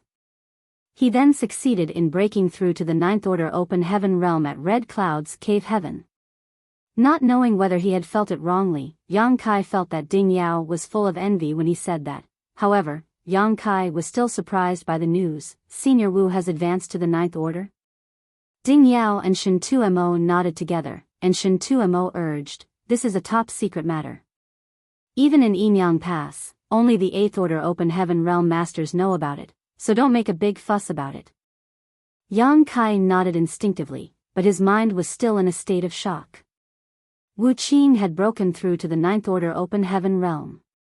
This was great news to the humans because they now had another old ancestor. Now, Yinyang Pass had 2 old ancestors. But then again, before he went to Yinyang Pass last time, he had heard about Wuxia from the others. Wuxia carried a profound fish, one of the 4 universe pillars, so he did not fear the Black Ink strength's corruption. As he was already very strong, he would frequently dive into the Black Ink clan's territory alone and stir up trouble. The Black Ink clan in Yinyang Theater resented him very much, but they couldn't do anything about it. Wuxia had been an 8th Order master for many years and had been on the verge of a breakthrough for some time now. Therefore, he was known as the one who was most likely to break through to the Ninth Order Open Heaven realm in recent years. That wasn't a secret among the Great Passes, but no one knew when or even if he could advance successfully. No one knew if he would suddenly have a bout of enlightenment and break through, or perhaps he would stay in the 8th Order Open Heaven realm for another 10,000 years without any change. It was not just a matter of accumulation, but also about luck and opportunity. It was not until more than 200 years ago that Wuxia had an epiphany and immediately returned to Red Cloud's Cave Heaven via the no-return pass. Ordinary cultivators who came to the Black Ink battlefield could never return to the 3,000 worlds, but it was different with Wuxia's situation because he had the profound fish, so it was impossible for him to be corrupted by Black Ink strength. Moreover, he was in a special state whereby he was about to make a breakthrough, so his return was permitted as it had strategic importance. Another reason was that the process of advancing into the Ninth Order Open Heaven realm would cause a huge commotion, so if Wuxia remained in Yinyang Pass during his advancement, the Royal Lord would definitely become aware of it. Once the Black Ink clan noticed, they would become warier. Therefore, the best choice was for Wuxia to return to the 3,000 worlds and quietly break through at Red Cloud's Cave Heaven first. It could be said that every 8th Order Open Heaven realm master that was about to break through to 9th Order Open Heaven realm would be returned to the 3,000 worlds to their master sect before they break through. After Wuxia had advanced to the 9th Order Open Heaven realm, he stayed in Red Cloud's Cave Heaven for more than 200 years to stabilize his realm before secretly returning to Yinyang Pass. Only after his return did the humans prepare to implement the plan to recover Great Evolution Pass. With Wuxia, the newly advanced 9th Order Old Ancestor, assuming command of Yinyang Pass, the situation at Yinyang Theater would not change much, and the veteran Old Ancestor of Yinyang Pass would be free to lead the army to take back Great Evolution Pass. Yang Kai had met with Wuxia during his previous trip to Yinyang Pass, but they hadn't said much to each other, so he wasn't very familiar with him. Regardless, Yang Kai was still happy that Wuxia was able to advance into the 9th Order Open Heaven realm. However, he soon thought of another thing. Since Senior Wu has advanced into the 9th Order Open Heaven realm without the knowledge of the Royal Lord in the Yinyang Theater, why doesn't he team up with the Old Ancestor at Yinyang Pass to deal with the Royal Lord there? The Old Ancestor of Great Evolution Paradise was sneak attacked by a newly advanced Royal Lord more than 30,000 years ago under similar circumstances, resulting in his demise. The humans could simply return the favor. While shaking his head, Biyao explained, that's too big of a risk, and there are too many uncontrollable factors. A Royal Lord is not like a territory lord or a feudal lord. When it comes to life or death situations, even if there is no chance of survival, a royal lord has a high chance of dragging someone down with them. It's not easy for us humans to gain an old ancestor, so we cannot afford to take that risk. Back then, the old ancestor of Great Evolution Pass was still able to kill a royal lord despite being sneak attacked and outnumbered. A royal lord's strength was basically on par with that of a Ninth Order Open Heaven Realm Master, so there was also a chance that they could do the same. As long as there was such a chance, the humans would not risk it. Smiling, Shen 2mo elaborated, because an old ancestor and a royal lord aren't that easy to kill, each great pass can barely maintain a balance. If the Black Ink clan acted according to what you just proposed, who knows how many great passes we would have lost. What do you mean by that? Yang Kai frowned in confusion. Shen 2mo continued to explain, there are a number of theaters with more than one royal lord. For example, the Great Battle Theater. There are 2 royal lords there while we only have one old ancestor standing guard. Hearing that, Yang Kai was very surprised. There are 2 royal lords in the Great Battle Theater? What's so surprising about that? Ding Yao glanced at him. Some human great passes have 2 old ancestors, but the total number of royal lords is most likely still higher. Yang Kai looked bewildered. I always thought that every great pass only had one old ancestor and the corresponding theater only had one royal lord. Frowning, Shen 2mo asked, who told you that? While shaking his head, Yang Kai replied, no one. It was all his own assumption, but now it seemed that he was being naive. Thinking about it, no one had ever told him explicitly that each great pass had only one old ancestor that corresponded to one royal lord. Though there weren't many old ancestors, how could they possibly be distributed perfectly evenly so that all great passes only had one? There had to be a few extras somewhere. It was the same for the royal lord. It just so happened that the 3 great passes he visited only had one old ancestor and one royal lord. On the Black Ink clan side, both their feudal lords and territory lords outnumber our 7th Order and 8th Order masters, so it's only normal for their royal lords to outnumber our 9th masters too. However, the actual number is irrelevant to the overall situation. Although there are fewer 9th Order's Open Heaven Realm masters in some theaters, they are still able to maintain a balance with the royal lords and keep each other in check. Yang Kai nodded his head, indicating that he understood. Using Great Battle Pass as an example, although there was only one 9th Order old ancestor facing 2 royal lords, along with the risks of attacking the Great Pass, as long as the old ancestor acted prudently, there wouldn't be any danger. We've strayed a bit too far off topic. Shen 2mo waved his hand and said, let's put all these to the side. What we have to do now is to recover Great Evolution Pass. Originally, you weren't supposed to be involved in this matter because, as Grandmaster Ma Fan said, you are the key to the evil purging divine spear. The future of the human race is at stake, and we wouldn't allow you to head to such a dangerous battlefield so easily. If you were to have any accidents, the whole crusade would be in jeopardy.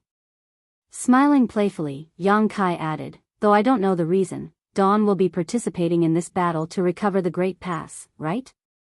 I'm sure no human soldier would want to miss such an opportunity. Shen 2mo nodded, indeed. The old ancestor from Enyang Pass specifically requested you to join the army, saying that your small universe can help her restore her strength and recover from her injuries. We naturally need to cooperate when such a request is made. Yang Kai suddenly understood the situation. The last time he was in Enyang Pass, he had used his small universe to help the old ancestor heal from her wounds. It seemed like after tasting the benefits he could offer, she had developed a liking for them. This was only reasonable as she would turn into a child if she were seriously injured, and normal healing methods had little effect on her. She could only restore her injuries in a bustling world.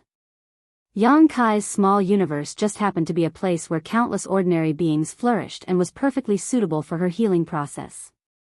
Also, the flow of time inside his small universe was different from the outside world, so it could be said that if they had Yang Kai with them, the chances of success in this campaign to recover their territory would increase greatly. The recovery of Great Evolution Pass was related to their future crusade, and the old ancestor from Enyang Pass had personally requested Yang Kai to follow them. Therefore, considering the overall situation, Blue Sky Pass couldn't refuse. This was the reason Ding Yao and Shen Tuemo told Yang Kai so much. Otherwise, how could a 7th Order junior be qualified to know so many operational details? Since it was an order from the higher-ups, they were just carrying them out. Marshall Peak, Chapter 5181, The enemy stands before us, prepare for battle. All Great Passes will contribute to this mission to recover the Great Evolution Pass. Blue Sky Pass will probably deploy about 500 people, with senior brother Xiang leading the team. So, when you get there, you cannot act without senior brother Xiang's order. Ding Yao looked at Yang Kai with a serious face. Yang Kai accepted the order, understood. Then, he asked, when will we be leaving? Ding Yao answered, it won't be a long wait, within a few months at most. Shen Tuemo added, I am telling you this today because I want you to be prepared, otherwise, you will be confused when you get there. On the other hand, Dawn doesn't have enough members, so the Inner Sanctum has chosen a 10-person squad to join Dawn. They will be heading over for the transition within these few days. Yes, sir. You can head back and make the necessary preparations. Shen Tuemo waved his hand. Yang Kai cupped his fist and left. After leaving the army headquarters, Yang Kai breathed in a light breath to calm his excitement. The humans were going to recover Great Evolution Pass. After countless years of defending against the Black Ink clan, Blue Sky Pass initial crusade could be said to be a small step forward for the humans, while taking back Great Evolution Pass was like a big step forward. Once Great Evolution Pass was retaken, the Real Crusade would not be too far away. By then, there would be a world-shaking battle to the death between the two races in this huge and vast Black Ink battlefield, and no one could predict what the final result would be. On this vast battlefield, a single human strength was too weak to matter, and Yang Kai was a mere 7th Order master. Even an old ancestor could only affect the situation of their own designated theater, not the entire situation of the war. The only thing Yang Kai could do now was prepare himself for the upcoming campaign. After returning to his home, he entered retreat and began cultivating to improve his small universe's heritage as much as possible. A few days later, 2 7th Order Open Heaven Realm Masters, Ren Bingbai and Yu Ziyu, came for a visit. They were the squad leader and vice squad leader of a 10-man squad and were both veterans who had been on the Black Ink battlefield for at least 2,000 years, killing countless enemies and earning a lot of merits. Because they were about to embark on a campaign to recover Great Evolution Pass, Dawn naturally needed to be as strong as possible. However, since the establishment of Dawn, the squad had never filled its ranks, so after some consideration, Ding Yao took the initiative to choose a 10-member squad to fill in the vacancies and increase Dawn's strength. The team led by Ren Bingbai and Yu Ziyu were the lucky squad. The two were not repulsed by this order and were even a bit happy. This couldn't be helped, as every ordinary squad's desire was to develop their squad to become an elite squad with grand accomplishments. Unfortunately, there were only 5 special operations squads here in Blue Sky Pass, so if the others wanted to be promoted, they had to perform exceptionally well and play a decisive role in battle. Otherwise, promotion was impossible. The creation of Dawn was also because Yang Kai was too important for Blue Sky Pass, which was why the army commanders granted a special exception. Of course, the military merits Dawn earned after its establishment did live up to its title as a special operations squad. They even outshined the other 4 elite squads. Although Ren Bingbai and Yu Ziyu's squad was quite strong and had earned a lot of military merits in its time, their capabilities were still far from being able to be promoted. So, when they were suddenly ordered to join Dawn, they were a bit confused, but were still happy to report to Yang Kai. In every war it participated in, Dawn would rank first in the War Materials Hall in terms of military merits. More importantly, Dawn still had vacancies. Many cultivators wanted to join Dawn and fight as part of the squad, but unfortunately, Yang Kai, the squad leader, never intended to recruit new members over the years. Ren Bingbai and Yu Ziyu did not expect that a sudden transfer order from the higher-ups would allow them to fulfill this wish. In the courtyard, Yang Kai gave the 2 7th Order Open Heaven Realm Masters a warm welcome. Although they had never met each other before, they were comrades who fought together on the Black Ink battlefield, so there was no estrangement between them when talking about killing the Black Ink clan and restoring peace. After a few rounds of drinks, the atmosphere became very lively.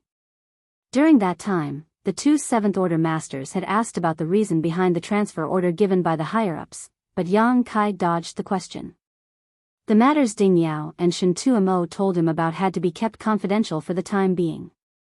Although these secrets would soon be revealed during the battle to recover Great Evolution Pass, Yang Kai still couldn't say anything in this situation. At least, the announcement shouldn't be coming from him.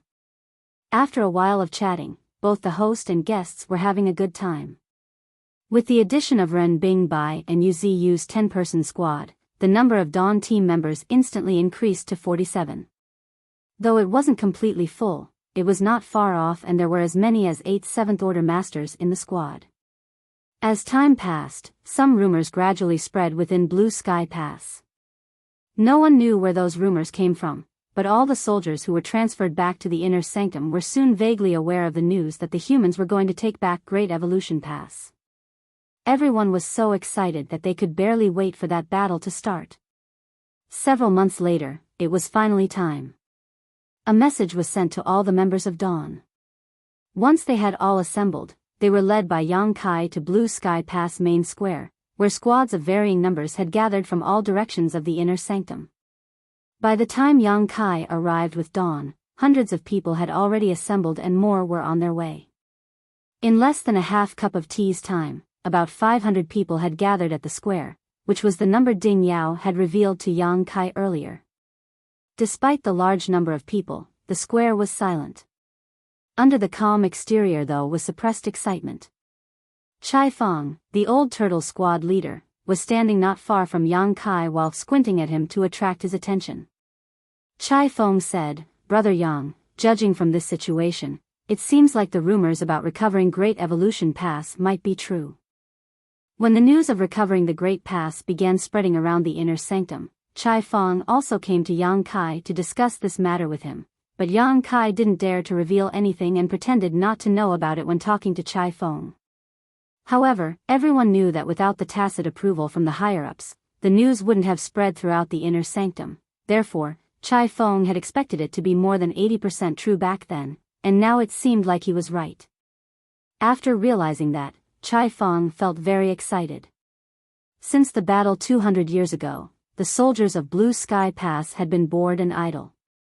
It was unbearable for them not to kill any enemies for 200 years, but now they could finally kill as many enemies as they could during this campaign to recover Great Evolution Pass. "I think you're right," Yang Kai replied.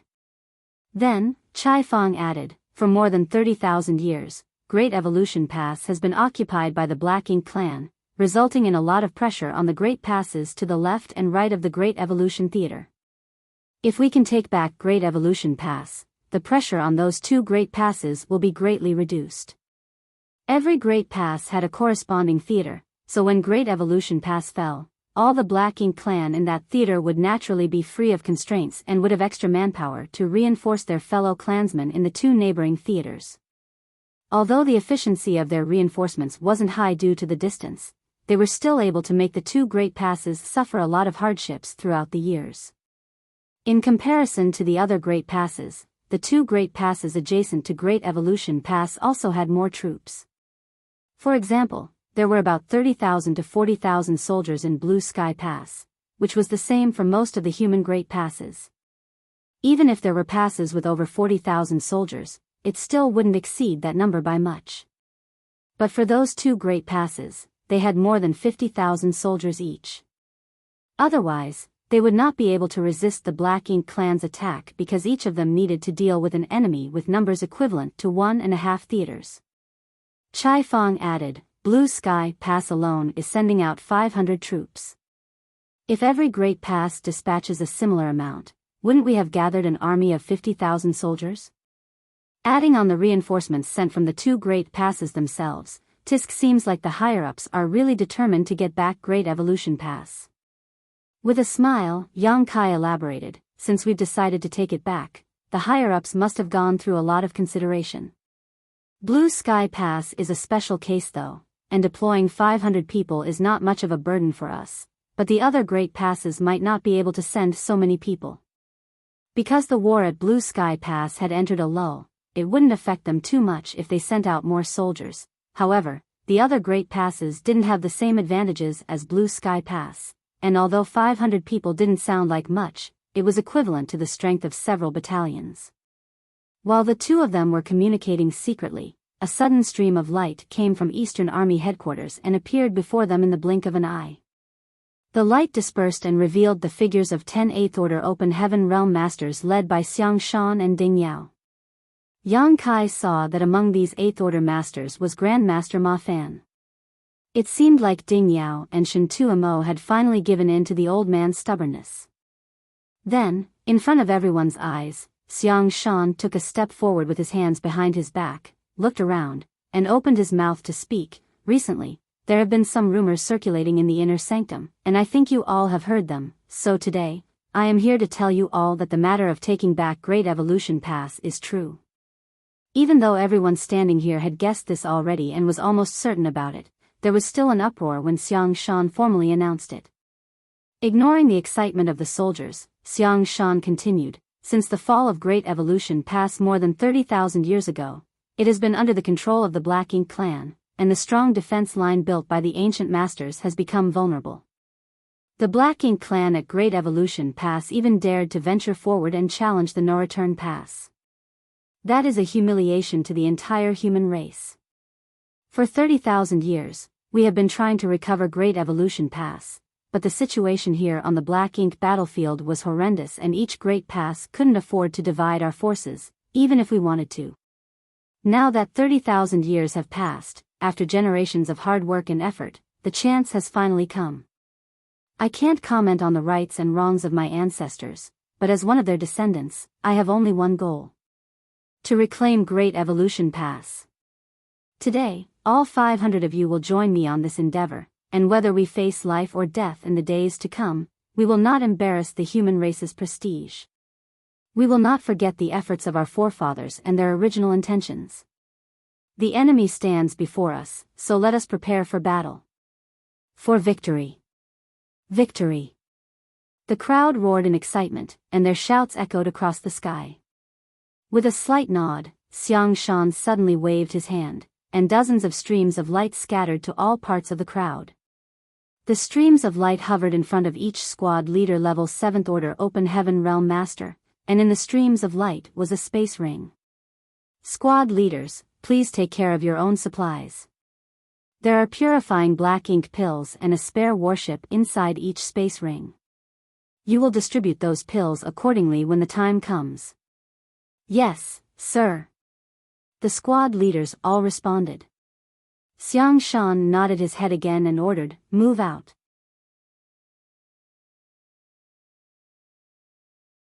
Marshall Peak, Chapter 5182, Is the Black Ink Clan attacking? Xiang Shan turned around and dashed towards the central hall, where the hyperspace array was located. Following behind him was Ding Yao and 9 other 8th Order Open Heaven Realm Masters, with the 500 human soldiers further back. Meanwhile, Yang Kai led Dawn at the front of the pack, followed by Chai Fong and the members of the Old Turtles. Soon, all the 8th Order Open Heaven Realm Masters and the 500 soldiers arrived at the hyperspace array. Fortunately, the central hall was spacious enough to hold hundreds of people without being crowded. An 8th Order Open Heaven Realm Master greeted them and cupped his fist to Xiang Shan. "Everything is prepared." Xiang Shan nodded, "Many thanks." The 8th Order Master moved aside, and Xiang Shan led hundreds of soldiers straight to the front of the space array. The array's light glowed brightly while the patterns flashed and the array hummed, obviously indicating that it was already opened and ready to use. Xiang Shan turned around, looked at the 500 people behind him and ordered, "Get into groups of 50 and spread out." The crowd followed the order, and under the leadership of their squad leaders, 3 to 4 squads formed groups of 50 each. Only Dawn and the Old Turtles did not need to move because the total number of members in those 2 special operations squads was about 50 people. Xiang Shan turned his head, looked at the 8th Order Open Heaven Realm Masters around him, and nodded lightly. The next moment, the group of 8th Order Open Heaven Realm Masters moved to a group of soldiers. The one who arrived before dawn was Grandmaster Ma Fan. No one could tell if it was prearranged, but like the other 8th Order Open Heaven Realm Masters, Grandmaster Ma Fan activated the power of his small universe, opened its portal, and turned it into a channel before he shouted to Yang Kai and the others, "Get in." Yang Kai naturally understood what the 8th Order Masters had planned, which was to use these 10 8th Order Masters to send all 500 soldiers to another Great Pass. Due to the large distance between the Great Passes, each transmission across the hyperspace array consumed a huge amount of materials. The higher the strength of the cultivator being transmitted, the more materials they would have to consume. Since Blue Sky Pass was sending 500 soldiers, it could still afford to do this one by one because it was rich with materials, but it was an unnecessary waste. It also consumed a lot of time. Instead of that, it would be better to use the 8th Order Masters' small universes to expedite the process. In comparison to transmitting 500 people, transmitting 10 8th Order Masters would definitely consume far fewer materials, and it would take less time as well. As a matter of fact, whenever cultivators moved from one Great Pass to another, they would usually use this method, which was to let lower-order cultivators enter the small universe of high-rank Open Heaven Realm Masters. That way, they could save as many materials as possible. The small universe of an 8th Order Master was, if they were only to accommodate 5th Order Masters, capable of carrying upwards of 1,000 people. If they were trying to hold 6th Order Masters, around 100 people would be the limit. For 7th Order Masters, perhaps 10 would be the limit. Any more would add a significant burden to the 8th Order Master's small universe and cause unnecessary trouble. Therefore, after Xiang Shan and others had carefully discussed this matter, they thought that using 10 8th Order Open Heaven Realm Masters to transport 500 people would be the best choice. After Grandmaster Ma Fan's shout, Yang Kai charged into the portal first, followed by his team members. Then, one after another, each figure disappeared. Only after everyone had entered the small universe did Grandmaster Ma Fan close the portal. This was not the first time Ma Fan had done something like this. Still, this was something that most would avoid doing if possible. Under normal circumstances, even if a high-rank Open Heaven Realm Master could store someone of a lower order in their small universe, they wouldn't, as the dangers of doing so were too great. It would be extremely difficult to stop their small universe from being damaged from the inside if someone they took in had malicious intentions. The high-rank masters could use their world force to suppress such behavior, but their small universe would still inevitably be contaminated with another person's world force as long as the other party simply circulated their strength, which was very troublesome to deal with. Therefore, the cultivators in Yang Kai's small universe had to leave when they were about to break through to the Open Heaven realm. Another reason was that everyone had different paths of cultivation, and the disciples of the Void Dao Temple would have a low chance of success if they stayed in Yang Kai's small universe when they wanted to break through.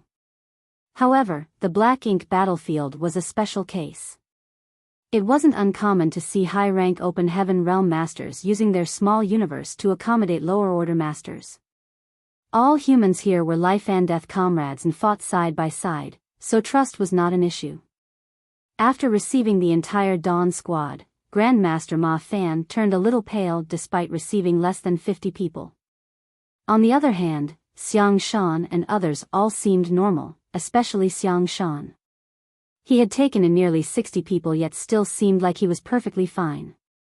From that, it was obvious that though the two were in the same realm, Ma Fan's heritage was incomparable to those veteran 8th Order Open Heaven Realm Masters from Blue Sky Pass.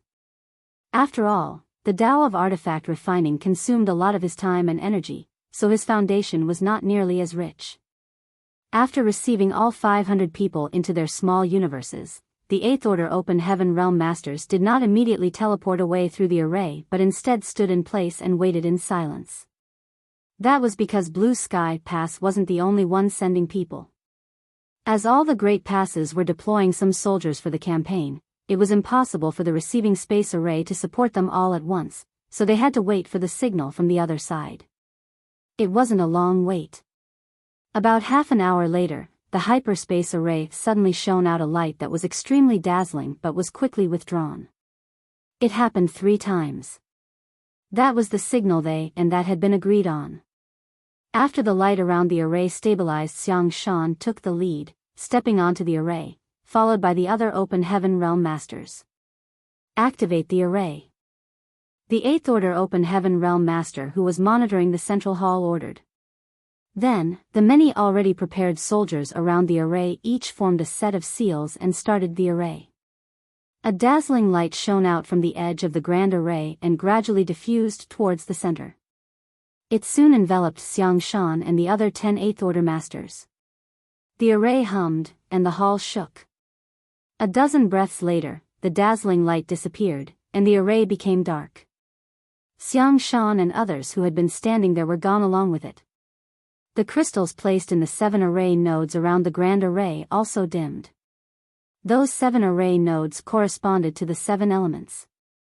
These crystals were originally arranged here, created by a special technique that gathered energy from different materials. Even a crystal the size of a fingernail consumed a set of materials that could help create a 5th Order Open Heaven Realm Master.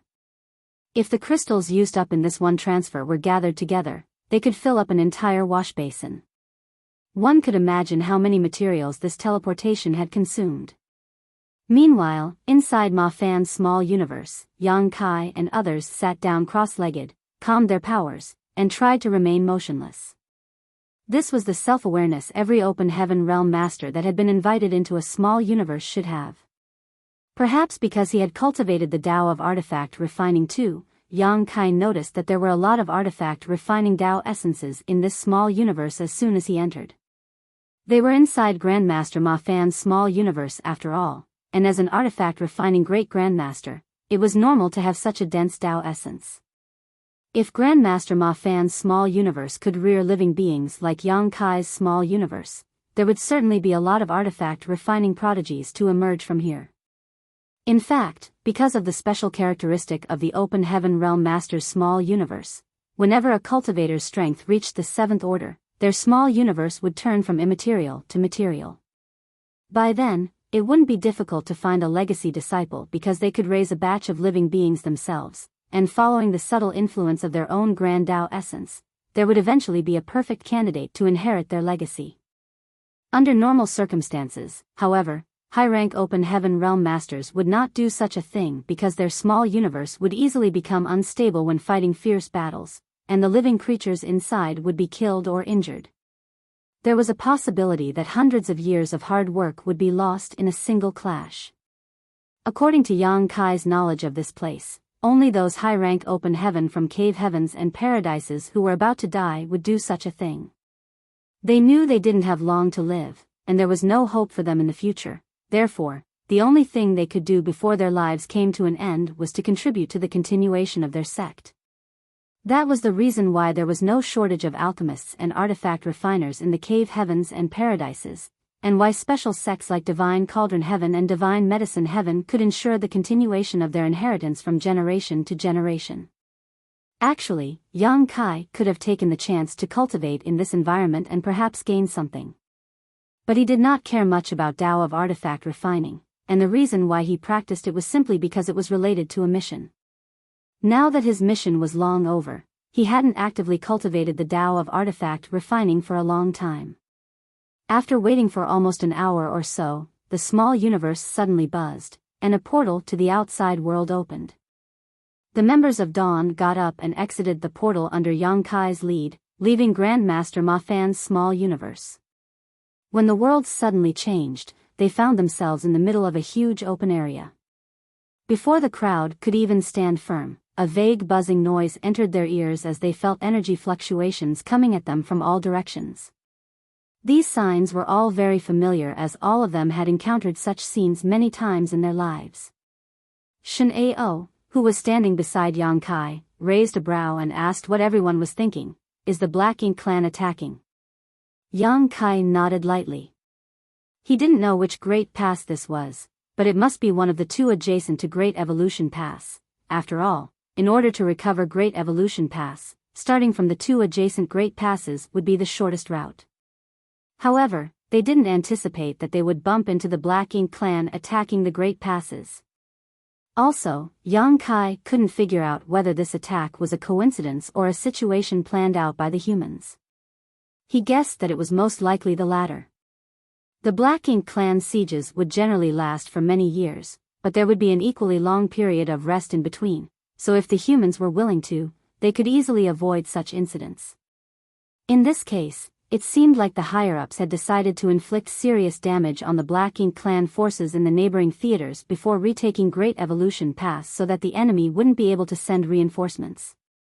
That was also a very natural choice. Turning his head to look at the 10 Eighth Order Open Heaven Realm Masters from Blue Sky Pass, Yang Kai guessed that the Black Ink clan in this theater were about to suffer a heavy toll. Dawn's members were whispering to each other, just like in the other squads. They seemed to have noticed the special situation here. However, they were all still confused about which Great Pass they were in. The universe chart they brought over from Blue Sky Pass was useless because each theater had its own universe chart. Although the chart had details about some nearby theaters, the universe chart showed nothing of Great Passes that were further away. While the members of Dawn were talking amongst themselves, an Eighth Order Open Heaven Realm Master suddenly came in from not far away and cupped his fist at Xiang Shan, senior brother Xiang. Xiang Shan returned the greeting, junior brother Hong.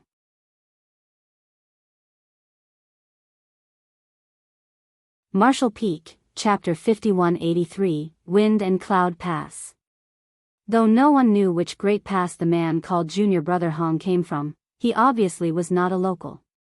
After he met up with Xiang Shan, they interacted via divine sense.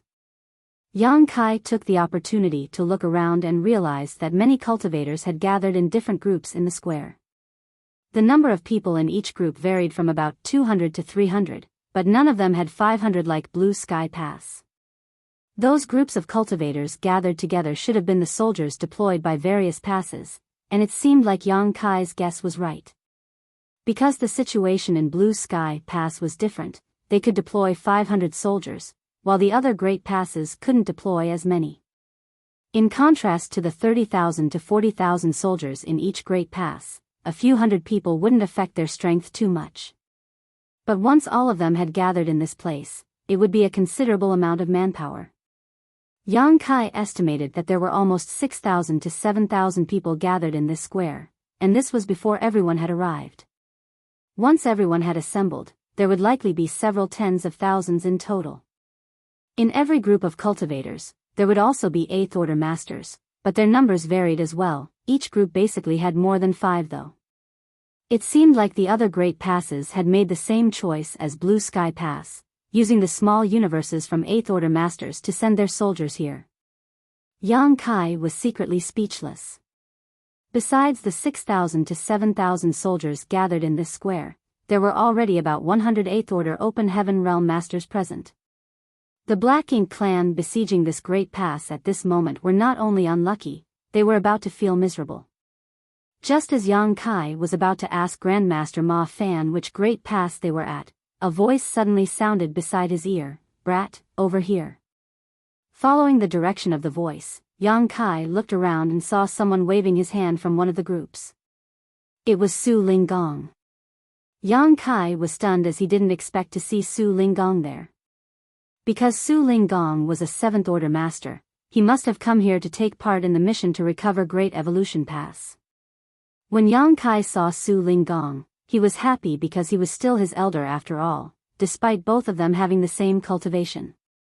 Following that, Yang Kai went up to Ding Yao and said, "Marshal Uncle, there's someone I know over there. I'll head over and say hello." Ding Yao turned his head towards the areas where cultivators from Yinyang Pass were gathered and nodded lightly. "You're free to roam around but do not leave the square." "Yes." Yang Kai replied and turned back to relay a message to the members of Dawn before heading towards Su Linggong. When he arrived before Su Linggong, Yang Kai bowed, "Marshal Uncle Su." He also bowed to Tang Qiu and the others, "Greetings, seniors." On Yinyang Pass side, not only did Su Linggong join this mission, but so did Tang Qiu and several other familiar faces. Among these 8th Order Open Heaven Realm Masters, there were some whom Yang Kai knew and some he didn't. Standing behind Su Linggong were Qin Kuei and Suing Shui, who also nodded at Yang Kai as a greeting. Su Linggong slapped his hand on Yang Kai's shoulder and laughed heartily. I never thought we would have the chance to fight side by side again. It's good to have you with us because you tend to cause a lot of commotion, which I enjoy the most. Hearing that made Yang Kai laugh. Unsure if it was a compliment, he replied casually, Martial Uncle Su, you're flattering me. I feel assured seeing you and the others have been doing fine. Su Linggong nodded happily, I'll take it as you being filial. Yang Kai added, it looks like quite a number of Yinyang Pass soldiers came this time. How is the situation back there? Just now, he had noticed that the number of soldiers from Yinyang Pass was similar to that of Blue Sky Pass, around 500 with 10 8th Order Open Heaven Realm Masters. Not only did the Eastern Army Commander, Tang Qiu, join this mission, but so did the Western Army Commander, Lu Zhiping. Yang Kai had a deep impression of the Western Army Commander, which couldn't be helped because the steamed stuffed buns she made were quite delicious. Back when he and the old ancestor of Yinyang Pass were hanging around at the marketplace, he frequented Lin's steamed bun restaurant quite frequently. Since two army commanders had come here in person, it obviously meant that everything was going well at Yinyang Pass, otherwise, these two wouldn't have had the spare time. One had to know that though Blue Sky Pass also had 10 8th Order Open Heaven Realm Masters present, only Ding Yao, the Eastern Army Commander, joined this mission. Hearing Yang Kai's question, Tang Qiu said smilingly, thanks to you, we won a big victory against the Black Ink clan more than 100 years ago and severely damaged their foundation. So, Yinyang Pass will have several hundred years of peace. Yang Kai understood what Tang Qin meant as soon as he heard it. The Universe Cave Heavens and Universe Paradises he opened outside Yinyang Pass must have made a great contribution to winning the most recent war. Like at Blue Sky Pass, Yinyang Pass took the Black Ink clan army by surprise with the help of those Universe Cave Heavens and Paradises. After activating countless traps, the Black Ink clan suffered heavy casualties. Almost the entire Black Ink clan army was killed in that war, while more than 20 territory lords had either died or were severely wounded. Despite having experienced those traps once in the Blue Sky Theater and being very cautious when attacking Yinyang Pass, unless the Black Ink clan stopped besieging the Great Passes entirely, it would just be a matter of time before they fell into those traps. For the Black Ink clan, there was no good solution to those death traps set by the humans, and they would pay a high price when they encountered them whether they were prepared in advance or not. Originally, Yinyang Pass wanted to follow Blue Sky Pass example and organize a crusade, but unfortunately, we don't have a solution to our logistics problem, nor do we have someone to arrange universe arrays as transit points, so we had to give up on that idea, Tang Qiu said with some regret. Yinyang Pass had considered asking Yang Kai to help them set up some universe arrays as transit points for their crusade, however, due to various reasons, the plan was eventually shelved. Although they couldn't organize a crusade, the situation in the Yinyang Theater was quite stable right now, so they could deploy more people to support the mission to recover the Great Evolution Pass. That was the reason why Yinyang Pass deployed 500 people and even 2 army commanders. Among the 2 army commanders, Lu Zhiping would be joining the campaign to recover Great Evolution Pass while Tang Qiu would return to Yinyang Pass soon to oversee matters there. However, Yang Kai and the others weren't informed about the decisions made by the higher-ups. The only thing Yang Kai desperately wanted to know now was which Great Pass they were at. When he asked this question, Tang Qiu said, "Didn't Ding Yao tell you?" Yang Kai replied, "I haven't had time to ask yet." Tang Qiu explained, "This is Wind and Cloud Pass." Then it dawned on Yang Kai. Wind and Cloud Pass naturally corresponded to Wind and Cloud Paradise. Because of the Star Boundaries World Tree and the Good Fortune Divine Furnace, Yang Kai had dealt with people from almost all of the cave heavens and paradises and knew at least 1 or 2 people from each of them. In a way, he now had quite a wide network. When mentioning Wind and Cloud Paradise, Yang Kai's deepest impression of it was its auction houses. Thinking back, it was from Wind and Cloud Auction House that he got the pill recipe for the Heavenly Yuan Seal Stabilizing Pill. If this place was Wind and Cloud Pass, the other Great Pass adjacent to Great Evolution Pass should be Azure Void Pass. Azure Void Pass corresponded to Azure Void Cave Heaven, and these two great passes sandwiched Great Evolution Pass between them. Originally, they could have helped each other in battle, but after the fall of Great Evolution Pass, both Azure Void Pass and Wind and Cloud Pass fell under even more pressure. Since the Black Ink clan of the Great Evolution Theater had no opponent to fight, they could gather their forces and develop without worry. They could frequently gather hundreds of thousands of soldiers to pass through the vast void and aid their fellow Black Ink clansmen in the Azure Void and Wind and Cloud theaters. On average, Azure Void Pass and Wind and Cloud Pass faced more frequent assaults from the Black Ink clan than other great passes. Usually, the Black Ink clan would rest for 100 years between attacks on a great pass, but these two would see assaults every 70 to 80 years, and with far greater force than at other great passes. Due to the immense pressure they faced, these two great passes had more than 50,000 troops each, or else they wouldn't be able to resist the attacks. Knowing that this place was Wind and Cloud Pass, Yang Kai nodded lightly and asked, "Senior, what's our situation? I noticed that there are only 20 to 30 groups of reinforcements here. When will the troops from other great passes arrive?" Tang Xiu explained, "Not all of the troops that the 108 great passes are deploying for this mission will be gathered at Wind and Cloud Pass. Only half of them will assemble here, while the other half will gather at Azure Void Pass, which is also facing an attack from the Black Ink clan at this very moment. With the strength from the other great passes and the strength from the local garrison, we will crush the besieging Black Ink clan armies first. Then, Great Evolution's eastern and western armies will be formed on the Wind and Cloud Pass side, while the northern and southern armies will be formed on the Azure Void Pass side. I'm not sure about the situation at Azure Void Pass, but here, the eastern army commander will be Xiang Shan from Blue Sky Pass, and the western army commander will be Lu Zhiping from Yinyang Pass. At that time, the four armies will set out from both great passes and advance together with the old ancestor from Yinyang Pass leading the army to recover Great Evolution Pass." Now that Yang Kai had the gist of the situation, he glanced at the troops in the square and silently estimated in his mind, "According to your words, each army will have about 10,000 soldiers, and all four armies will have a total of some 40,000 people, right?" Tang Xiu shook his head, "It will be more than that. According to the original plan, the estimated manpower needed to recover the Great Evolution Pass should be around 60,000. In other words, each army will have at least 15,000 soldiers. The only way to take back Great Evolution Pass is to ensure we have 60,000 soldiers. A war to retake territory was different from simply defending it. 30,000 to 40,000 troops in a human Great Pass were sufficient to ensure that they wouldn't be defeated, but the risks of attacking an entrenched position also played a part in that. By the same token, the Black Ink clan had been occupying Great Evolution Pass for more than 30,000 years. Even if they didn't have the same means as humans, 30,000 years of managing that place would be enough for them to set up traps and other defensive arrangements. This time it was the Black Ink clan's turn to rely on the risk of attacking a Great Pass. If the humans wanted to conquer the Great Evolution Pass, they had to ensure that they had a much superior force, so 60,000 was thought to be the minimum requirement. In the case of Wind and Cloud Pass, if they gathered all the troops deployed by the other great passes, they might be able to assemble 15,000 soldiers, equivalent to an army's strength. But considering that once Great Evolution Pass was successfully retaken, Wind and Cloud Pass wouldn't be under as much pressure anymore, so they wouldn't need 50,000 soldiers to hold the line anymore.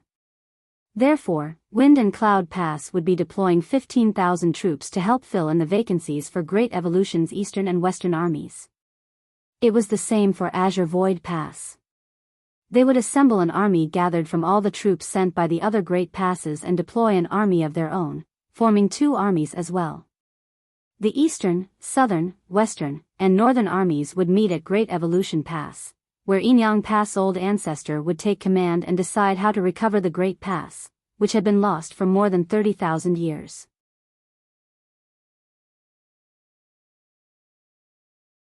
Marshall Peak, Chapter 5184, Great Evolution's Armies. Tang Xiu let out a light sigh as he spoke with mixed emotions. "We don't know how many of us will survive this battle. Young boy, This campaign to recover our lost territory will be more dangerous than any battle you've faced before. You must remember not to act impulsively and put your safety first out of all things." "Yes, sir." Yang Kai nodded respectfully. After Tang Qiu's explanation, Yang Kai now had a deeper understanding of the situation and the obstacles he would be facing later. On the other hand, these weren't exactly secrets, so he guessed the others might find out from all sorts of sources in short order. Back at the square, the atmosphere was becoming increasingly lively as cultivators from different great passes arrived one after another, and early birds, like Yang Kai, were socializing with the others. Many fellow brothers and sisters came from the same cave heaven or paradise, but were allocated to different great passes after arriving at the Black Ink battlefield. Once they separated, it would be hundreds to thousands of years, or even longer, before they could meet again. They might even never see each other again until they meet in the afterlife. The battle for Great Evolution Pass had called for all great passes to deploy troops and gather in Wind and Cloud and Azure Void Pass, which provided those cultivators from the same sex a chance to reunite. Though everyone came here from different great passes, they only had one goal, which was to recover Great Evolution Pass. All the Open Heaven Realm Masters had thrown the thought of life and death out of their heads. Also, there wasn't much sadness in the air. Instead, they all felt proud and delighted to be reunited with their friends. Everyone couldn't stop talking about how their own great pass defended themselves against the Black Ink clan. Among all the cultivators present, the cultivators from Blue Sky Pass undoubtedly became the center of attention. That couldn't be helped as Blue Sky Pass was the only one that successfully launched and completed a crusade. Not only did they manage to secure a forward base in the Black Ink clan's territory, they also managed to snatch a large piece of territory from them. It had been over 200 years since then, yet the Black Ink clan still didn't dare to cross the new border. At the temporary camp of the 500 soldiers from Yinyang Pass, Yang Kai chatted with Qin Kuei and Suing Shui for a while longer before excusing himself and walking towards a quiet place where he stopped before a cultivator who was adjusting his breathing while sitting cross-legged on the ground. That person looked up at Yang Kai and showed him an ugly expression. With a slight chuckle, Yang Kai said, "Brother Blood Crow, we've crossed so much land to meet each other again. Can't you be at least a little happy to see an old friend?" That was right. Blood Crow was also included among the 500 people deployed by Yinyang Pass. Though Yang Kai noticed him long ago, he had to speak to Tang Qiu, so he didn't have time to greet the former. Meanwhile, Blood Crow looked as if he didn't want anything to do with Yang Kai and snarled, "There's bound to be trouble wherever you are, so you'd better stay away from me." Having been at the Black Ink battlefield for quite a while, Blood Crow had accepted his fate, but he couldn't help but think, if this brat hadn't got in the way, I wouldn't have ended up in this situation. Maybe I would have still been cultivating peacefully inside Blood Monster Cave Heaven, gathering more strength and restoring my cultivation to when I was an 8th Order Divine Monarch. Yang Kai chuckled, "Brother Blood Crow, why are you still holding on to the past? Now that we're both here on the Black Ink battlefield, we'll have to fight side by side, so we should watch out for each other." However, Blood Crow just snapped, "Never. When we get on the battlefield, remember to tell me in advance where you will be. That way, I can stay as far as I can." At that moment, Su Linggong approached them. Enmities should be solved rather than settled. "Blood Crow, the way you acted before was too merciless, and Yang Kai only did what he had to be safe. Why do you have to hold on to past grudges?" Su Linggong also heard about what happened back at the Blood Monster Cave Heaven, which was why he could understand what was going on after listening to Yang Kai and Blood Crow's conversation. "Come on, have you heard of the saying, a smile dissolves hatred, while wine dissolves all resentment? After you finish these bottles, you'll let bygones be bygones." While saying so, Su Linggong took out 2 bottles of wine and tossed them to Yang Kai and Blood Crow respectfully. Blood Crow accepted one, but still kept quiet. Then, Su Linggong slapped Blood Crow's shoulder with so much force that his figure shrank a little. Following that, Su Linggong ordered, "Drink. If you don't, I'll take it as you having no respect for me." Feeling his lips twitching, Blood Crow complained in secret that if he still had his 8th Order cultivation, a mere 7th Order junior wouldn't have had the guts to act so arrogantly before him. But with his current situation, he could only suppress his anger and abide by Su Linggong's words. After opening the bottle, he raised his head and gulped down the wine. Yang Kai smiled and drank his wine as well. In the meantime, Su Linggong laughed heartily. Very good. That's how you should solve grudges. Wind and Cloud Pass only had one hyperspace array, but had to receive troops sent from more than 50 great passes, so it naturally took quite a long time. Moreover, running the hyperspace array continuously was troublesome, so that process was incredibly time-consuming. Under that premise, the hyperspace array could only be used once daily. In other words, only one great pass could send their troops here each day. The 500 people from Blue Sky Pass didn't arrive too early, and they weren't late either, as half of the 50 great passes were still waiting to send their troops over. On the other hand, the Black Ink clan was still restlessly attacking. There were times when they could feel the strong energy blasts that would pass through the multiple spirit array barriers and into the square. It was tough for those cultivators gathered in the square, as they knew large groups of Black Ink clansmen were attacking outside, yet they couldn't go out to kill the enemy. Those cultivators from the other great passes had to stay put before all the others arrived, and Great Evolution's Eastern and Western armies had officially been formed. This agony continued for 20 more days. When the last troops from the other great passes arrived at Wind and Cloud Pass, there were already 15,000 cultivators gathered in the square, including over 200 8th Order Open Heaven Realm Masters. It was an unprecedented lineup. Though the number of cultivators gathered here did not outnumber any of the great passes, the number of 8th Order Open Heaven Realm Masters far outnumbered all of them. All those 8th Order Open Heaven Realm Masters were here basically because they were tasked with sending soldiers from their great passes over and had to stay in Wind and Cloud Pass temporarily because the hyperspace array here couldn't send them back for the moment. At the same time, their presence was also to lay the groundwork for the upcoming battle. Following the orders from the 8th Order Open Heaven Realm Masters from all great passes, those cultivators who were chatting with old friends immediately returned to their assigned spots, and the previously lively square immediately fell silent. A short while later, a large group of cultivators entered the square from all directions. The incoming troop had about 15,000 cultivators and was on par with those already in the square. After that, the square now had 30,000 soldiers. Seeing the situation, Yang Kai knew that if the previous 15,000 soldiers gathered in the square were from the other great passes, the 15,000 who had just arrived were soldiers that belonged to Wind and Cloud Pass. Their actions did seem more orderly. Though Yang Kai didn't mean to offend anyone, that group of soldiers were from the same great pass and had a tacit understanding, but Yang Kai and the others came from different great passes, so both troops were incomparable in terms of coordination. The scene of 30,000 soldiers gathering in one place was spectacular. At that moment, another two figures dashed over from a distance and stopped right in the middle of the square. It was a man and a woman, and they were both 8th Order Open Heaven Realm Masters. The man was Xiang Shan from Blue Sky Pass, while the woman was Lu Jiping from Yinyang Pass. Xiang Shan had a dignified air to him, while Lu Jiping cut a heroic figure. Though there were many 8th Order Open Heaven Realm Masters present, these two both had strong and oppressive temperaments that allowed them to attract everyone's attention whenever they appeared. Looking around the square, Xiang Shan announced, "Today, there are soldiers gathered here from more than 50 great passes with only one goal, to take back Great Evolution Pass. We also have many soldiers from Wind and Cloud Pass joining us, and so, with the recommendations from each great pass, and the approval from all old ancestors, we will now form Great Evolution's Eastern and Western armies. All soldiers, hear my command. I declare Xiang Shan the army commander of Great Evolution's Eastern Army. I declare Lu Jiping the army commander of Great Evolution's Western Army." "Yes, sir."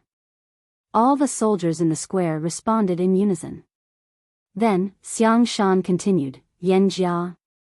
Step forward and receive your orders."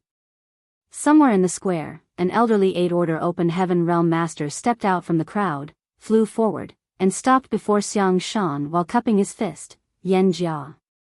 Ready to receive my order." Xiang Shan then solemnly placed a token representing Yan Jia's identity on the latter's hand while seriously ordering, "I assign you as Division Commander of Great Evolution's Eastern Army's 1st Division." While holding the division commander's jade token, Yan Jia yelled, "Yes, sir." Then, he dashed back to his place. Following that, Lu Zhiping's crisp voice rang out, "Lu Feng." Someone leapt up from within the crowd and landed before Lu Zhiping before cupping his fist and bowing, "Lu Feng, at your command." Looking at him, Lu Zhiping nodded lightly, "I declare you Division Commander of Great Evolution's Western Army's 1st Division. I charge you to lead your fellow soldiers and bravely destroy the enemy." With a low shout, Lu Feng replied, "I won't disappoint you." Then, Xiang Shan yelled again, "Xu Yongda. Xu Yongda is at your disposal. I assign you as Division Commander of the Eastern Army's 2nd Division." "Yes, sir." "Xu Yin, come forward and receive your orders." "I declare you as Division Commander for the Western Army's 2nd Division." "I humbly accept." As the orders were given out one by one, and the 8th Order Open Heaven Realm Masters were assigned their positions, the basis of Great Evolution's Eastern and Western Armies was formed in Wind and Cloud Pass's central square. On the Azure Void Pass side, the Northern and Southern Armies would similarly be organized. No one here was a newcomer who was unfamiliar with the Black Ink clan or the Black Ink battlefield, so the process was carried out smoothly. When Yang Kai had just arrived at Blue Sky Pass, Feng Ying explained all of this to him. Simply put, squads were the most basic grouping of human soldiers on the Black Ink battlefield. 10 to 15 people was the norm for a squad, with a 7th Order Open Heaven Realm Master as the squad leader. Of course, other specially formed elite squads like Dawn also existed in the other Great Passes. However, each Great Pass had different numbers of Special Operations Squads. Above a squad was a battalion, which consisted of around 100 people. Above a battalion was a division, and above a division was an army, of which each Great Pass would have 4. Therefore, with over 30,000 people being separated into Eastern and Western armies, each army would have 15,000 people, and on average, each army would have 30 divisions each. As for the position of Division Commander, only 8th Order Open Heaven Realm Masters were eligible for such a post. In other words, the Eastern and Western armies would have a total of 68th Order Division Commanders. And that was only for the Eastern and Western armies. The Northern and Southern armies would be formed on Azure Void Pass side, and they would be in the same situation here. Under that premise, the Great Evolution Army would have over 108th Order Open Heaven Realm Masters. Having 60,000 soldiers, over 108th Order Masters, and being personally led by Enyang Pass Old Ancestor, this was the confidence and capital the humans had to take back Great Evolution Pass. Of course, just as Tang Qiu had said, this battle would be very dangerous, and no one could tell how many of these 60,000 soldiers would survive.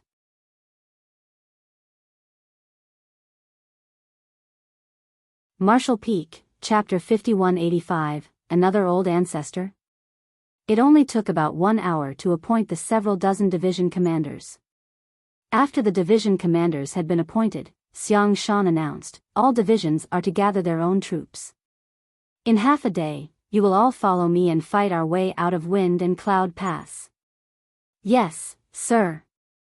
After that, all the division commanders instantly busied themselves with their duties. Xiang Shan and Lu Zhiping only announced division commander positions. Below the division commanders were battalion commanders, which they had to deal with on their own as the 2 army commanders wouldn't interfere with this matter.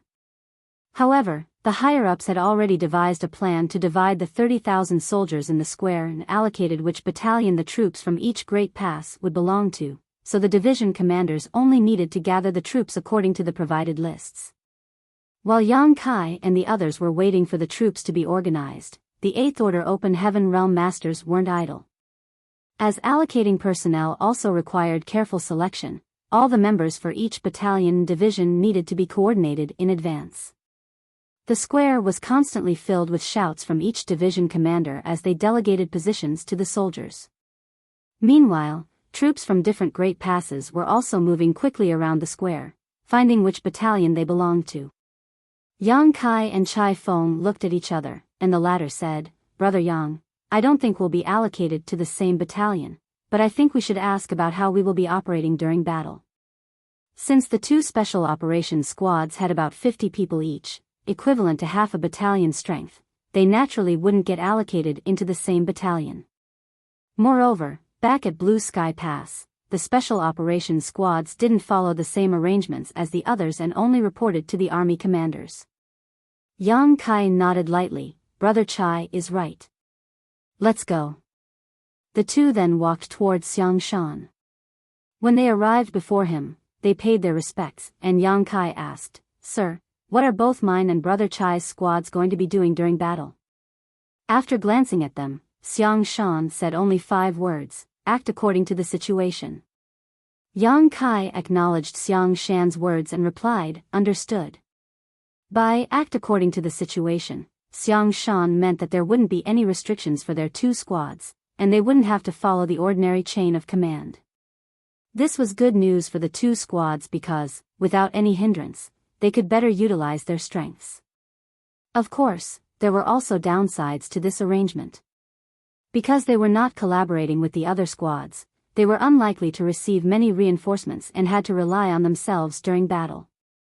Dawn and the old turtle were mentally prepared for that because it was the same as when they were back at Blue Sky Pass. The special operations squads were always free to do their own thing during battle, which had both risks and rewards. After getting Xiang Shan's reply, Yang Kai and Chai Feng felt reassured and returned to their spots. While watching the two leave, Lu Zhiping frowned slightly. "Senior brother Xiang, Yang Kai is an important factor in this war. Wouldn't it be better if we arranged for him to be in the Central Army?" The center position inside the army was the most important position within the Great Army and was also the safest place. If they could arrange for Yang Kai to be a member of the Central Army, it would be easier for them to protect him. Before they came here, Ding Yao had made the same suggestion as Lu Zhiping. Xiang Shan, however, replied, "While we're moving as an army, the center is indeed much safer, but once we engage in battle, nowhere is safe because it's chaos on the battlefield, and we have no one to rely on but ourselves. Since he came here, he must have come here to kill the enemy. That brat has been through all sorts of incredible situations already and survived, so it won't be easy for him to find himself in grave danger. If it had been another 8th Order Open Heaven Realm Master, maybe that person would have paid more attention to Yang Kai's safety and might even arrange a safer position for him." However, Xiang Shan had always been straightforward and made a name for himself in the Blue Sky Theater by killing many Black Ink clan masters with his own blade. For a person like him, how could he possibly give Yang Kai special attention? In his opinion, every soldier was the same, and soldiers who could kill the Black Ink clan were good soldiers. No one should have special consideration. Though Yang Kai's safety was important to the bigger picture, Xiang Shan had previously done careful research on him and knew he was proficient in the Tao of Space, which was a very effective weapon to maintain one's safety on the battlefield.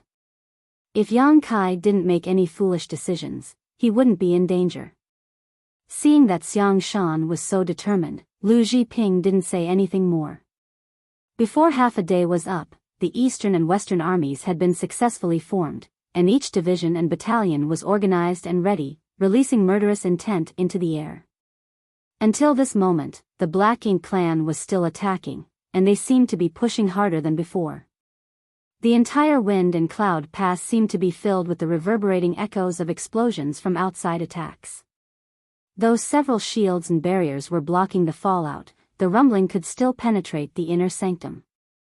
The Wind and Cloud Pass originally had 50,000 soldiers, and they relied on this great army, which exceeded the other great passes in number, to ward off the enemy.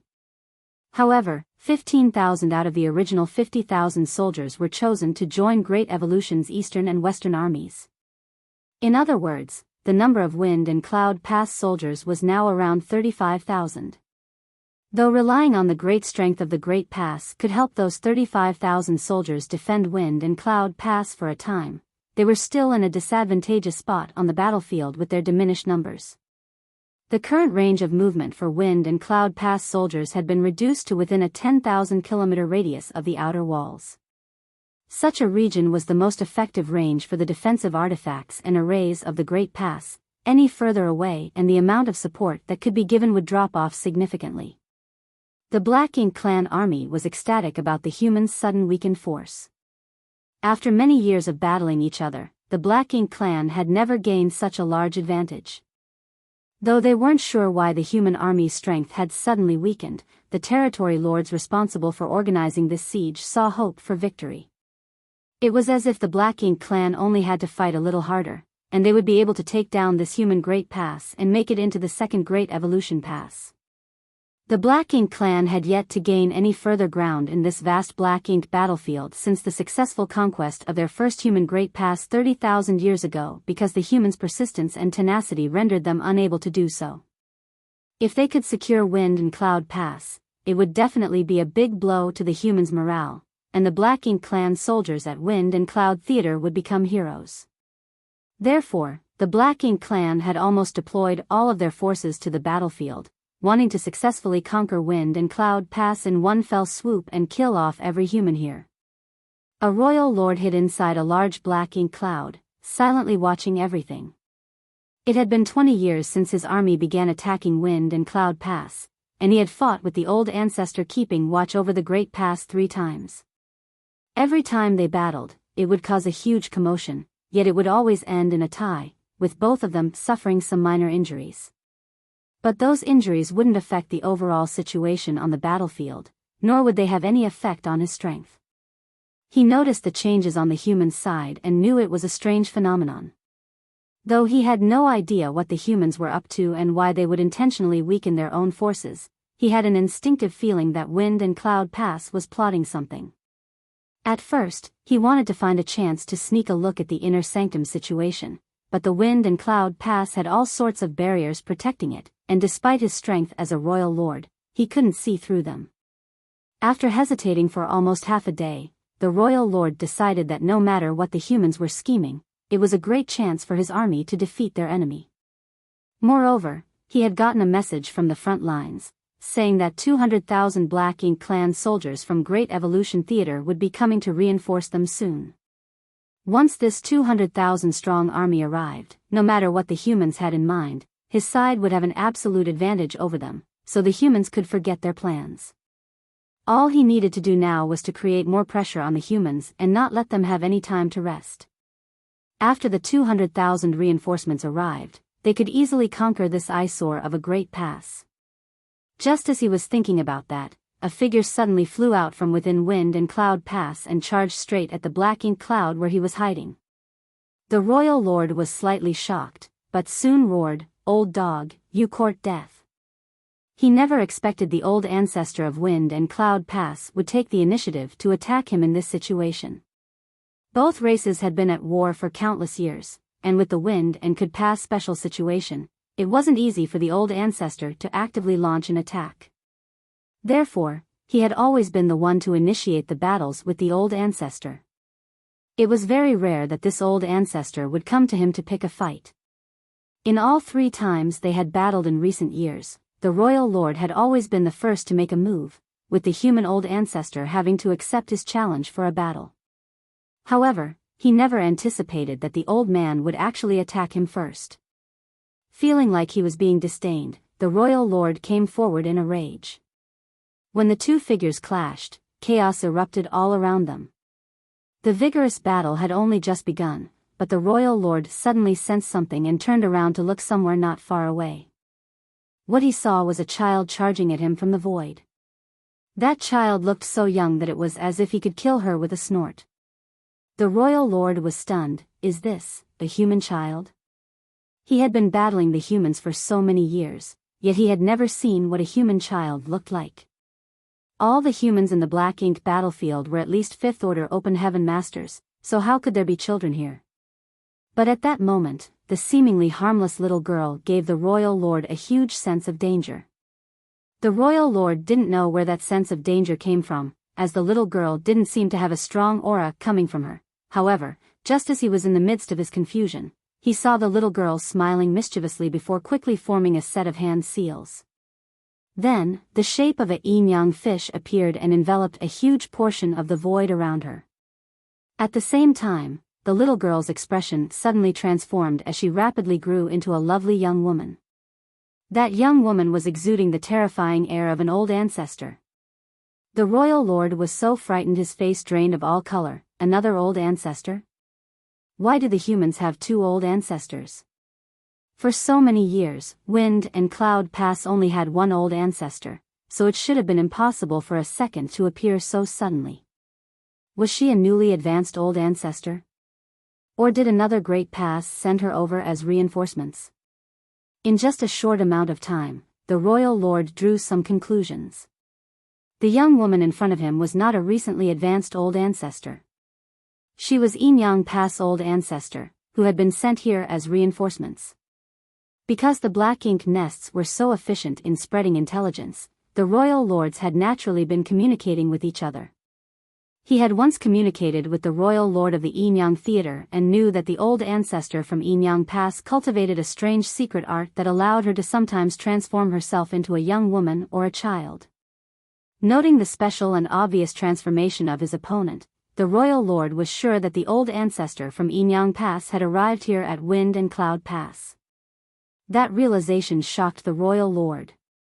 Why would the old ancestor of Enyang Pass come all the way here? Had the humans given up on Enyang Pass? This was the first time the royal lord faced such a situation. Every old ancestor was responsible for overseeing their own great pass and would not easily leave. It didn't matter if he couldn't figure out the reason though, because the appearance of the old ancestor from Enyang Pass was the biggest crisis he had faced in his entire lifetime.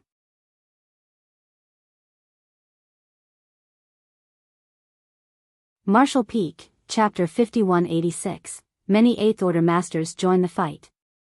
If it were a one-on-one fight, this royal lord could easily hold his ground against an old ancestor, but if it were 2 against 1, it would become an impossible fight to win, and if he was the slightest bit careless during the battle, he might even be killed.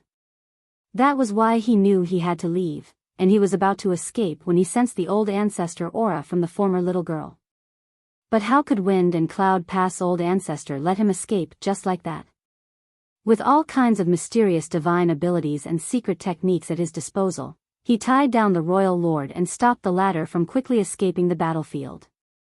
During that slight moment of hindrance, the Enyang Pass old ancestor was able to use the Enyang fish she condensed to envelop the royal lord. At that instant, the Yin and Yang energy began to swirly, and the universe seemed to invert. The royal lord felt as if an entire universe world was suddenly pressing down on him, causing his knees to bend. Then, because of his slight moment of carelessness, he was hit by Enyang Pass old ancestor hard, the terrifying explosion of power drawing a groan of pain from his lips. When Enyang Pass old ancestor arrived, it became 2 against 1, and the royal lord was quickly overwhelmed. The sudden appearance of another human old ancestor terrified the Black Ink clan army, and all the Black Ink clansmen on the battlefield stared in horror at the direction the old ancestor's aura appeared from, hoping that it was just their imagination. But they knew it wasn't their imagination when they saw their royal lord being besieged by 2 human old ancestors. The humans really have another old ancestor. Terrified, the Black Ink clan stopped attacking, and the once chaotic battlefield temporarily fell silent. The territory lords were particularly frightened and secretly rejoiced at the newly appearing old ancestor did not seek them out and instead directly went to battle the royal lord. Though the royal lord had to face 2 enemies at once, he was temporarily safe and didn't need to fear for his life. But if the new old ancestor came and attacked the territory lords, none of them would be able to withstand more than 3 strikes from her. By then, many territory lords would be seriously injured if not killed. Because of the sudden appearance of a second old ancestor, the Black Ink clan army lost all momentum, and just as the territory lords were hesitating about whether to continue the battle or retreat, all the main gates of Wind and Cloud Pass opened. Human warships sailed out in all directions and charged straight into the battlefield, quickly reinforcing the Wind and Cloud Pass soldiers. Great Evolution's 2 armies had a combined might of 30,000 soldiers, and all of them charged into battle at once. Some 8,000 masters dashed out from each gate and instantly doubled the strength of the human army battling against the Black Ink clan. The Black Ink clansman's eyes bulged as the flood of warships appeared from all directions. What terrified them even more was the aura of 8th Order Open Heaven Realm Masters that exploded into the air after the warships arrived on the battlefield. The number of auras was so high that the Black Ink clan soldiers felt despair. 50 Great Passes had sent troops to Wind and Cloud Pass, and although each one sent a different number of 8th Order Masters to escort these soldiers, the minimum number was 5 while some had sent as many as 10. As such, when all the troops sent by the other Great Passes had gathered, the number of 8th Order Open Heaven Realm Masters had reached a shocking 300 plus. Among those over 300 8th Order Open Heaven Realm Masters, dozens of them had been appointed as division commanders of the newly formed Great Evolution's Eastern and Western armies and would be leading them to take back Great Evolution Pass. As for the other 200 plus 8th Order Masters, they didn't leave Wind and Cloud Pass immediately as they were waiting for this very moment. How terrifying would it be when more than 300 new 8th Order Masters swarmed into the battlefield all at once? The Black Ink clan hadn't dared to think about such a scenario before, but now they were witnessing it with their own eyes. Their confidence was immediately crushed like dry weeds. Suddenly, the odds were absolutely against them. The territory lords finally understood why the new old ancestor hadn't come to find trouble with them. There was simply no need for her to. The old ancestor had her own opponent, which was the royal lord, and the two old ancestors could easily suppress their opponent and if they were lucky, might even be able to kill him. In comparison with a few territory lords, of course, it was more valuable to kill a royal lord. As for the territory lords, the swarm of 8th Order Masters would deal with them. How many territory lords were there in the Wind and Cloud Theater? While there might be a few more than in other theaters, the number was definitely not higher than 90. With reinforcements from the Great Evolution Theater, that number might reach as high as 100 territory lords. With that amount of territory lords, the Black Ink clan had always had an advantage over the 8th Order Masters from Wind and Cloud Pass, but that balance was shattered today. What's more, not all 100 territory lords were taking part in the siege as some of them naturally had to remain in the Black Ink clan's territory to stand guard and oversee the steady deployment of reinforcements. The huge difference in strength between the two armies made the territory lords immediately fall into a desperate struggle. When all of Great Evolution's Eastern and Western armies charged out of Wind and Cloud Pass, 3 to 4 8th Order Masters were able to target each territory lord. It only took a few breaths for the first territory lord aura to be extinguished. That unlucky territory lord just happened to be close to the very front of the Black Ink army and was swiftly surrounded by 5 8th Order Masters. He was killed on the spot without even being given a chance to defend himself. The first territory lord's demise was like a catalyst, and soon, the auras of territory lords were being snuffed out all across the battlefield. Not only had the territory lords fallen into a desperate situation though, the armies that belonged to those territory lords were all caught completely off guard by the sudden turn of events. The humans were attacking so viciously, and their army had dramatically increased in strength. This great change of fortunes made the Black Ink clan's originally advantageous situation fall into a complete rout. As the warships sailed across the battlefield, swaths of Black Ink clansmen were slaughtered. All across the battlefield, large patches of void were wiped clean by powerful divine abilities and secret techniques or the offensive arrays of the swarming warships. Since Great Evolution's Eastern and Western armies charged out of Wind and Cloud Pass, it only took them a cup of tea's time to severely injure or kill countless Black Ink clan soldiers and execute more than 10 territory lords. Though the rest of the territory lords weren't dead, they were all in dire states and were at risk of perishing at any moment. A long roar suddenly sounded throughout the void, and its sharp pitch seemed to echo right beside everyone's ear. That roar belonged to the royal lord. After he roared, rich Black Ink strength erupted from his body and he turned into a black-colored cloud before shooting away. The royal lord had ordered a retreat and fled. He knew that if he stayed any longer, all the territory lords he brought to this battle would die. If they left now, they would surely suffer heavy casualties while being chased down, but at least some of them could survive.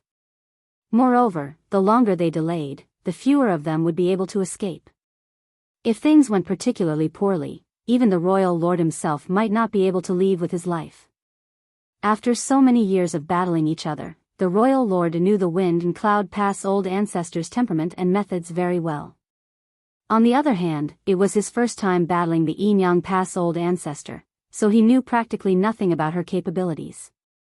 Moreover, the single divine ability she had shown today had already made him feel wary of her. He could still remember the painful feeling when that Enyang fish pressed down on him, slowing all his movements while seemingly grinding apart his body. Unlike the Wind and Cloud Pass old ancestor, Enyang Pass old ancestor's attack wasn't quick and penetrating, but instead longer-lasting and difficult to grasp. Now that these two old ancestors had banded together, their seemingly opposite methods complemented each other and compensated for what the other lacked. Seeing the royal lord's obvious attempt to escape, both old ancestors naturally wouldn't let him go so easily. Trying to escape? In your dreams. Enyang Pass old ancestor mocked as her figure was engulfed in a stream of light and she raced after him like a shadow. At the same time, the Wind and Cloud Pass old ancestor was right behind the royal lord and was continuously launched a barrage of attacks at the fleeing enemy's back. While the three figures entangled with each other, they rapidly flew off into the distance. On the other hand, right after the royal lord's roar, one by one, the territory lords began to utilize their life-saving techniques to try and escape from the battlefield.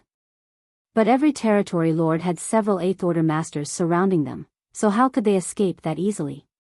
In the end, only about 20 territory lords managed to escape by using secret techniques that damaged their own foundations in exchange for bursts of strength and speed. As for those who failed, they were like cornered beasts that fought back wildly, despite knowing that death was inevitable. After the royal lord and a couple dozen territory lords escaped from the battlefield, the already flailing Black Ink clan army lost all will to resist. Along with the increasing number of fallen territory lords, it was certain that they would soon be wiped out, so the surviving Black Ink clansmen no longer even tried to fight back and only did everything they could to escape. It was foreseeable that after this battle, the Black Ink clan in Wind and Cloud Theater would be beaten half to death, and the Wind and Cloud Pass would gain a similar period of peace to Blue Sky Pass and Enyang Pass. In the void to the east of Wind and Cloud Pass, Yang Kai had taken point with 6 other 7th Order Open Heaven Realm Masters in a spearhead formation. Dawning Light took up position in the middle of this formation, while Biyao stood at the bow of the warship with her longbow. The squad had been rampaging across the vast battlefield like wild horses since the moment they emerged from Wind and Cloud Pass. Everywhere Dawn passed, they would wipe out every last Black Ink clansman they came across. Working together, they were all but unstoppable, and no matter how many Black Ink clansmen stood in front of them, none could even slow their momentum. Ren Bingbai was assigned to the rear left side of the formation. Since he joined Dawn, this was his first time fighting alongside Yang Kai and the others. He and Yuziyu had previously discussed in private how important it was for them to perform well this time. After all, they were both 7th Order Open Heaven Realm Masters, so it would look bad if they didn't show their mettle. The two were originally a squad leader and vice squad leader of a 10-man squad, so they were well versed in how to cooperate with a warship to kill their enemies. But after they followed Dawn into battle, they realized that all of their past experiences couldn't be used in this special operations squad. They found themselves unable to make a big contribution on this chaotic and enemy-filled battlefield. The entire Dawn squad's soul was on the man in the lead. Feudal lords were like chickens or dogs before him, and with every strike of his spear, he would kill such an enemy. Even if he didn't manage to kill a feudal lord in one move, the other 7th Order masters in the squad only had to attack once more to end the enemy's life. It had not been long since they charged out of the Wind and Cloud Pass, but Yang Kai had already slaughtered more than 10 feudal lords. And that was just the amount he had killed. There were even more that were injured.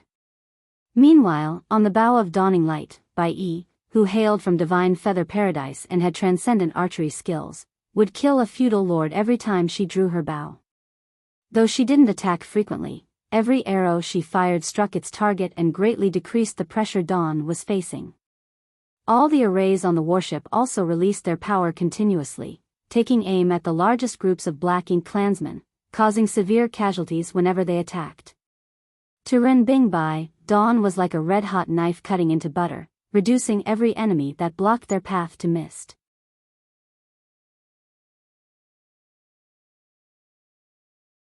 Martial Peak, Chapter 5187, Army Marches Towards Great Evolution Pass. How much of a terrifying tacit understanding and astonishing efficiency in killing enemies did Dawn have? Was this the heritage of a special operations squad? They had killed more than a dozen feudal lords and thousands of weaker Black Ink clansmen in the time it took to burn half an incense stick. In the past, Ren Bingbai would never have dreamed about having such accomplishments, but he had witnessed this with his own eyes today.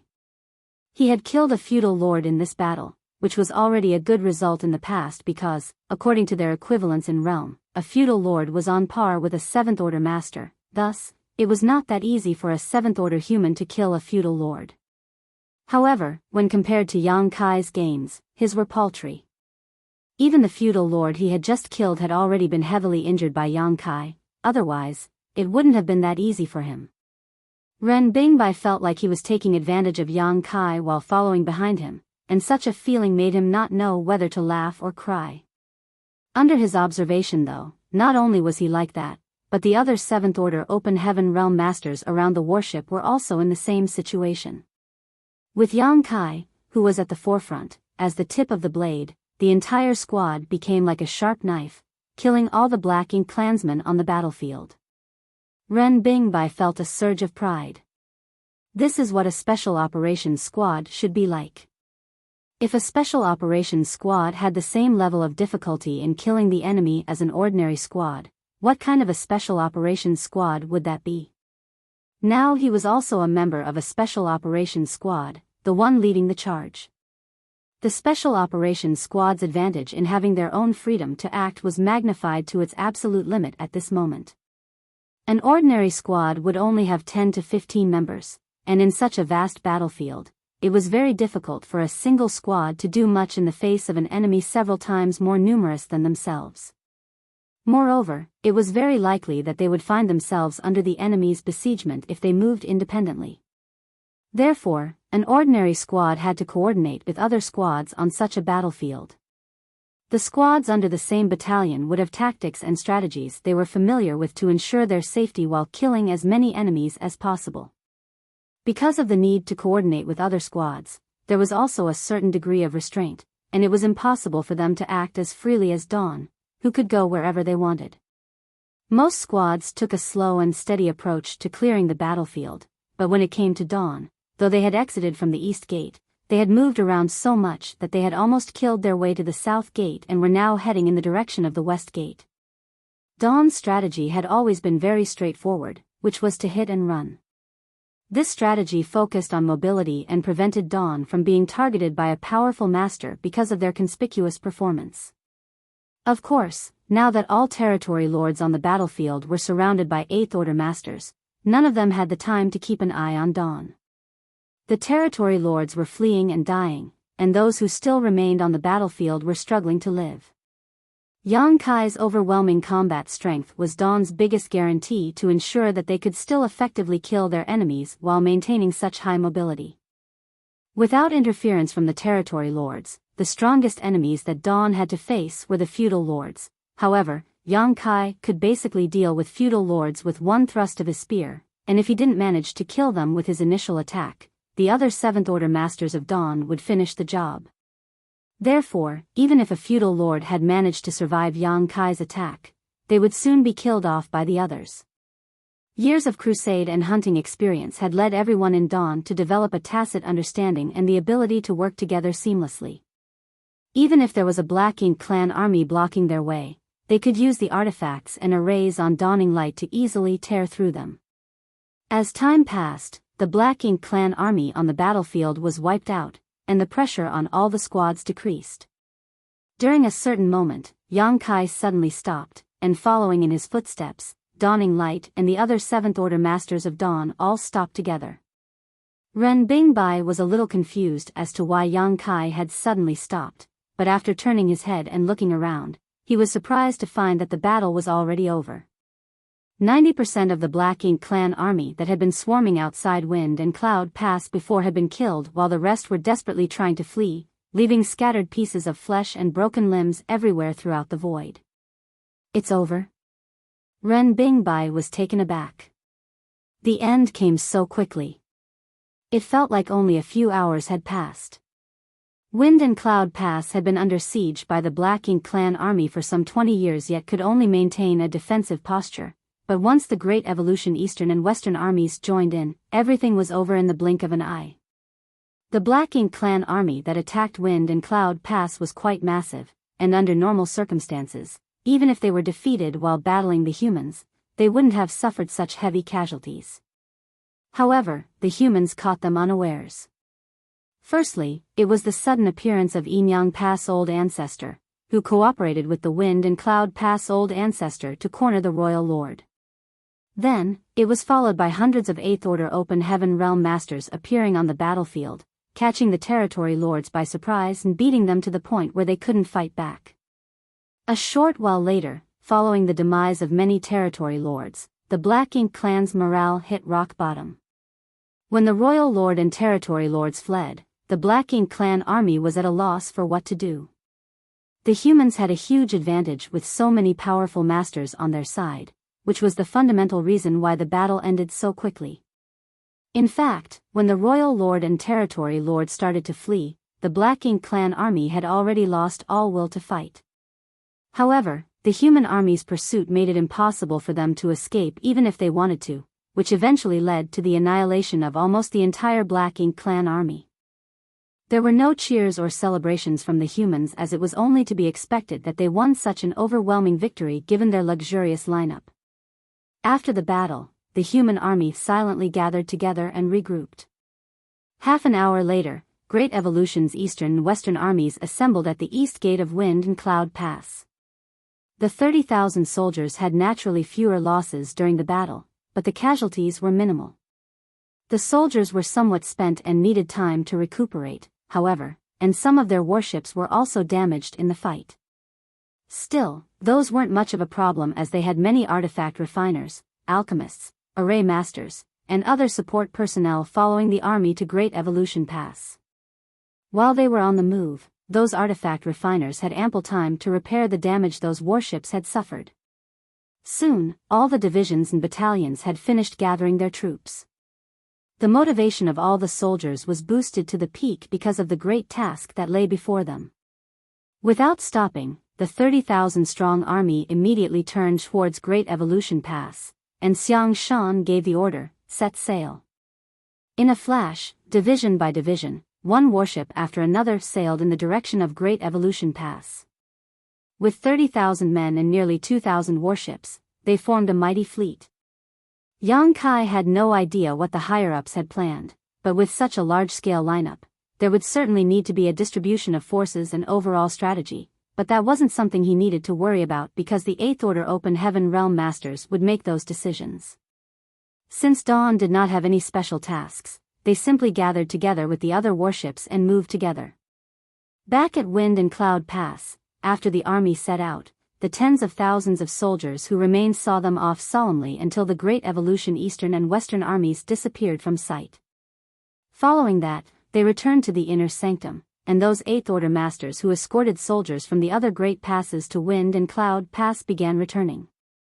While the army moved forward, the members from each squad took turns to rest and recuperate, and the artifact refiners got to work, heading over to the warships that had been damaged in the battle and repairing them carefully. On the other hand, Dawn's squad suffered almost no damage and were simply recuperating on their own. After only half a day's travel though, a man suddenly appeared, landed on the deck, looked around, and bellowed, "Where is the squad leader for this warship?" Yang Kai, who was on the deck, turned his head and looked over to find that the visitor was a fellow 7th Order Master whom he did not recognize and did not know the origins of. Immediately, Yang Kai cupped his fist and said, "I am the squad leader. Does Senior Brother have any orders to relay?"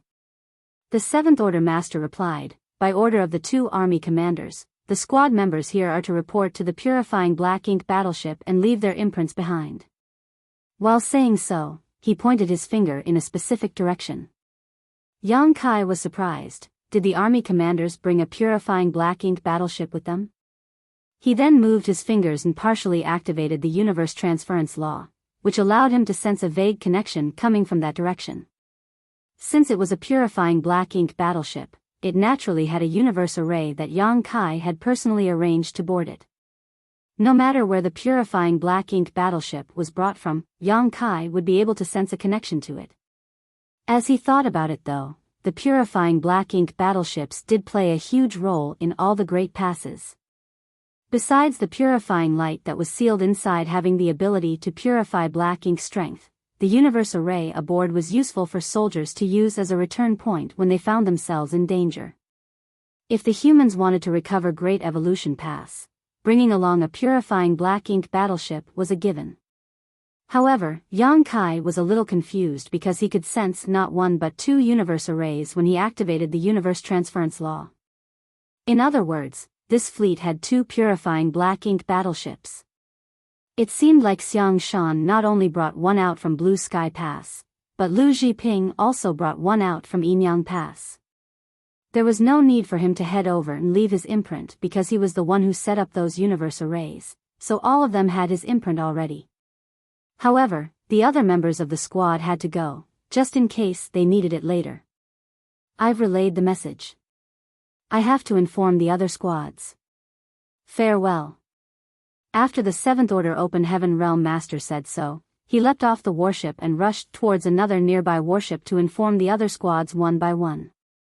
Though this method was time-consuming, there was no other way because an Open Heaven Realm army lineup differed from a mortal army. Mortal armies traveled together as one unit, but Open Heaven Realm Masters moved quickly, and in order to avoid collisions in the void, warships needed a fair amount of space between each other. For example, the closest warship to Dawning Light was hundreds of kilometers away. The Great Evolution Eastern and Western armies had nearly 2,000 warships and was thus spread out over a radius of several thousand kilometers, which for mortals was farther than the eye could see. However, for an Open Heaven Realm Master, it was just a matter of a few breaths to reinforce each other in battle.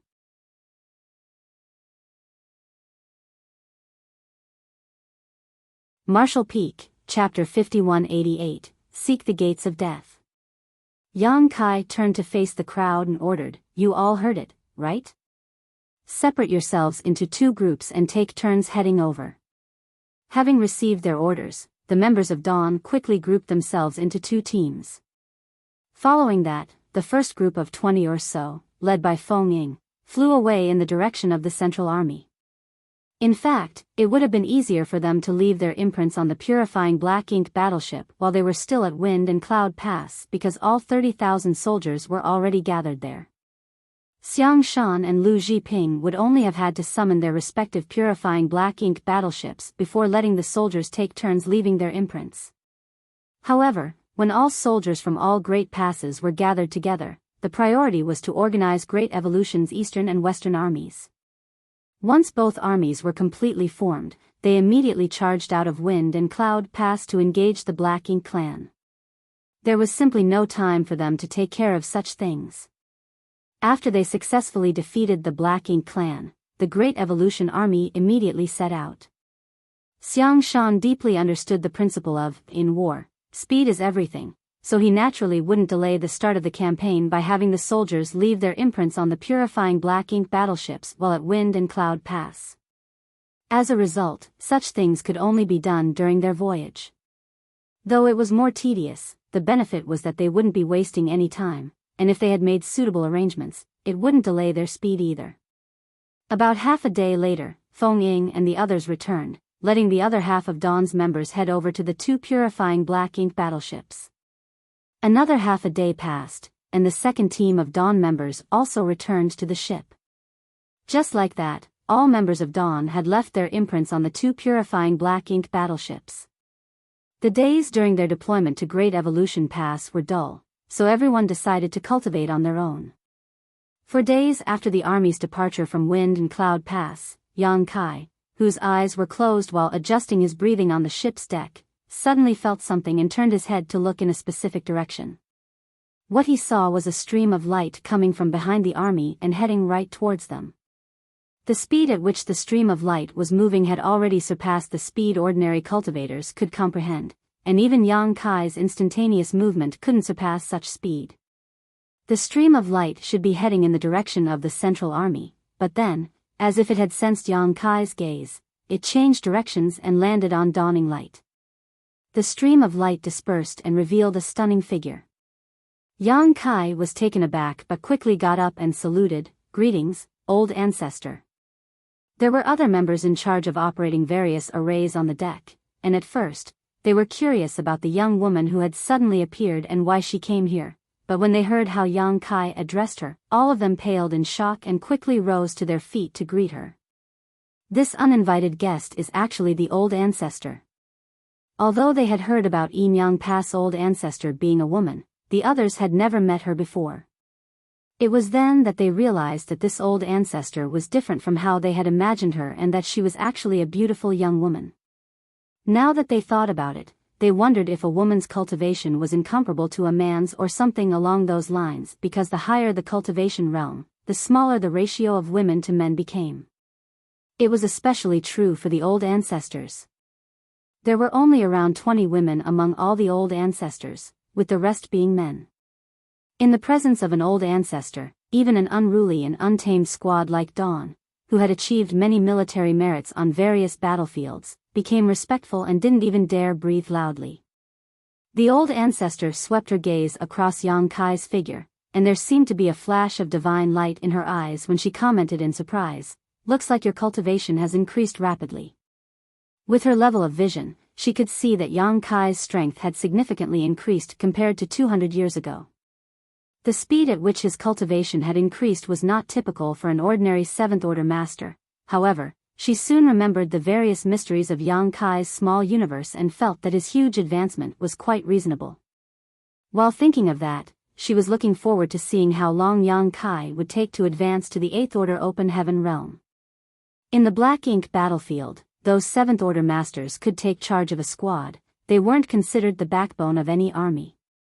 "Thanks to you, old ancestor, there haven't been many huge events recently, so I have been in retreat all this while," Yang Kai replied respectfully. The old ancestor nodded lightly. "A fast increase in cultivation might not be a bad thing, but your foundation must remain stable." "Junior understands," Yang Kai nodded with a serious expression. Then, the old ancestor added, "The fact that your small universe can help me heal my injuries is also one of the considerations I had when requesting you for this campaign. During the process of retaking Great Evolution Pass, I will have to fight against the Royal Lord there a number of times, so I will be depending on you when the time comes." Nodding, Yang Kai responded, "That won't be a problem. If the old ancestor needs my help, I will definitely do my best to assist." The old ancestor reached out and patted his shoulders before chuckling innocently, "Enough with the old ancestor nonsense. I'm just someone with a cultivation that is a little higher than yours." Yang Kai leaned forward from the slap and couldn't help but stifle a grunt, knowing that he might have said the wrong thing.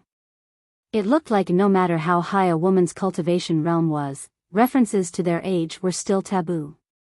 So, he quickly changed the topic. "By the way, how long will it take for us to reach Great Evolution Pass?" Withdrawing her hand, the old ancestor looked in the direction where the army was heading and explained, "The distance between each great pass is quite large. Judging by the speed the army is moving, it might take 1 or 2 years for us to reach Great Evolution Theater." Yang Kai was shocked. "That long?"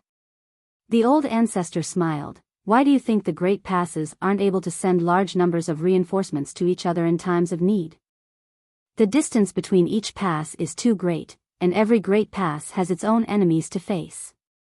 If reinforcements are sent out, they won't be able to call them back if the enemy suddenly appears, which will put them in a bad situation. Suppose the distance between each great pass was closer, the situation at Black Ink battlefield wouldn't be as anxious as it is now. Of course, another reason is that we can't advance too quickly as we need to maintain formation and keep a wary lookout for ambushes." While nodding to indicate his understanding, Yang Kai asked, "How's the situation with the Royal Lord of the Wind and Cloud Theater?" The person before him and the old ancestor of Wind and Cloud Pass had jointly fought with a royal lord, and when the latter fled, the 2 old ancestors had given chase beyond the horizon. In such a high-level battle, it would be perilous even for 8th Order masters to interfere. However, now that she had returned, it meant that the battle was over, and judging by her appearance, Yang Kai guessed that the Yang Pass old ancestor hadn't been injured. Since the one before him wasn't injured, the royal lord might be in quite a miserable situation. As he had expected, the old ancestor said, "The royal lord has been badly injured and will need a few hundred years of recuperation before he can restore his strength, but senior brother Zhang and I found it inappropriate to push him too far, lest he decide to use drastic measures, so we let him go." The senior brother Zhang she was referring to should be the old ancestor from Wind and Cloud Pass. In a 2-against-1, they had the upper hand, but if they wanted to kill the royal lord, they would need to pay a huge price, so no matter whether it was the person before him or the old ancestor from Wind and Cloud Pass, they both quit after gaining an advantage. After the battle at Wind and Cloud Pass, the Black Ink clan army suffered a great loss. About 70% of their territory lords were either dead or heavily injured, and their royal lord was seriously wounded, so the Black Ink clan in that theater could be considered as completely crippled. This was also the main reason why Wind and Cloud Pass could contribute 15,000 soldiers to the Great Evolution Eastern and Western armies. As for Azure Void Pass, their situation would probably a bit worse compared to Wind and Cloud Pass, but not by a large margin. The number of troops there was on par with Wind and Cloud Pass, but they only had one old ancestor, therefore, they weren't able to do as much damage to the royal lord as the 2 old ancestors at Wind and Cloud Pass had. While watching their squad leader talking to an old ancestor, all the members of Dawn were shocked. Although every great pass had an old ancestor assuming command, these figures were all like hidden dragons who show their tails but never their faces, so ordinary people wouldn't even have the chance to meet them. Even back at Blue Sky Pass, the members of Dawn had only seen the old ancestor from afar and never had any close contact with him. But today, an old ancestor came to Dawning Light and was now chatting casually with Yang Kai. It seemed like he was the only 7th Order Open Heaven Realm Master who had such a privilege. While they were chatting, the old ancestor suddenly raised her head and looked in the direction the army was heading in before raising an eyebrow. "Someone dares to seek the gates of death? Interesting." After saying that, the old ancestor didn't waste any time and shot right into the sky. Then, from afar, her voice sounded in Yang Kai's ears, "Prepare for battle." Yang Kai was stunned at first, but quickly reacted and echoed, "Prepare for battle." With his command, everyone immediately assumed their post and Dawning Light turned into a stream of light as it flew forward. Aboard the main purifying Black Ink battleship, where the Central Army was located, Xiang Shan was listening to a scout reporting their findings at this moment. When deploying such a large army, the commanders naturally arranged for scouts to survey the area ahead of the main force. They were heading straight for Great Evolution Pass, and it was unlikely that they would encounter any Black Ink clan army because of the vast distance between the 2 passes, but it was better to be safe than sorry. However, a moment ago, the scouts actually came to report that they spotted a Black Ink clan army. According to their observation, the Black Ink clan army had about 300,000 members with about a dozen territory lords, and they were heading straight for Wind and Cloud Pass. Also, after calculating the speed of both armies, the scouts estimated that the 2 would meet in about an hour. Just as the scout finished reporting, the old ancestor arrived at the purifying Black Ink battleship. Xiang Shan and the others stood up and greeted her. After the old ancestor sat down, Xiang Shan reported, "The scouts have just reported that there is a Black Ink clan army of approximately 300,000 heading right for us." When the old ancestor heard that, she nodded, "I've sensed them too. They're obviously reinforcements sent over from Great Evolution Pass." In the 30,000 years after the Black Ink clan took over Great Evolution Pass, they would occasionally send reinforcements to help the Black Ink clan armies in the Wind and Cloud and Azure Void theaters. Although it was a long distance to travel and the effectiveness of these reinforcements wasn't very high, the Black Ink clan had never stopped doing it. It was also due to these reinforcements from the Great Evolution Theater that Wind and Cloud Pass and Azure Void Pass suffered more pressure than the other great passes. About 2 years ago, this Black Ink clan army departed from the Great Evolution Theater and traveled to aid the Black Ink clan army besieging Wind and Cloud Pass. The 300,000 Black Ink clansmen were expected to arrive at the Wind and Cloud Theater in a few days, at which point they would join the battle, adding tremendous pressure onto Wind and Cloud Pass. Unfortunately for them, the battle at Wind and Cloud Pass had ended before they got there. Also, since it was hard to communicate with others in the void, this reinforcement army had no way of knowing the drastic changes that occurred at Wind and Cloud Pass and was still moving forward according to their previous plan. The two sides were heading in opposite directions, so they would inevitably encounter each other. Old Ancestor, please issue your command. Xiang Shan asked for instructions from the Old Ancestor. The Old Ancestor smiled and replied, marching and planning for battles aren't my strong suits, so everything on this trip will be up to you and Lu Zhiping's will. Just treat me as a soldier with a higher cultivation, and you don't have to ask for my opinion if you have an idea. Most Old Ancestors acted as more of a deterrent than as a commander for their armies in battle, and formulating strategies was generally the responsibility of army commanders and division commanders. Therefore, many of the Old Ancestors weren't as proficient as those actively doing the job, so rashly intervening might not necessarily yield better results than when the Eighth Order Open Heaven Realm Masters were allowed to take charge. Without a doubt, the Old Ancestor from Yinyang Pass had great self-awareness, and her choosing not to intervene made Xiang Shan feel less restrained and have a place to show his talent.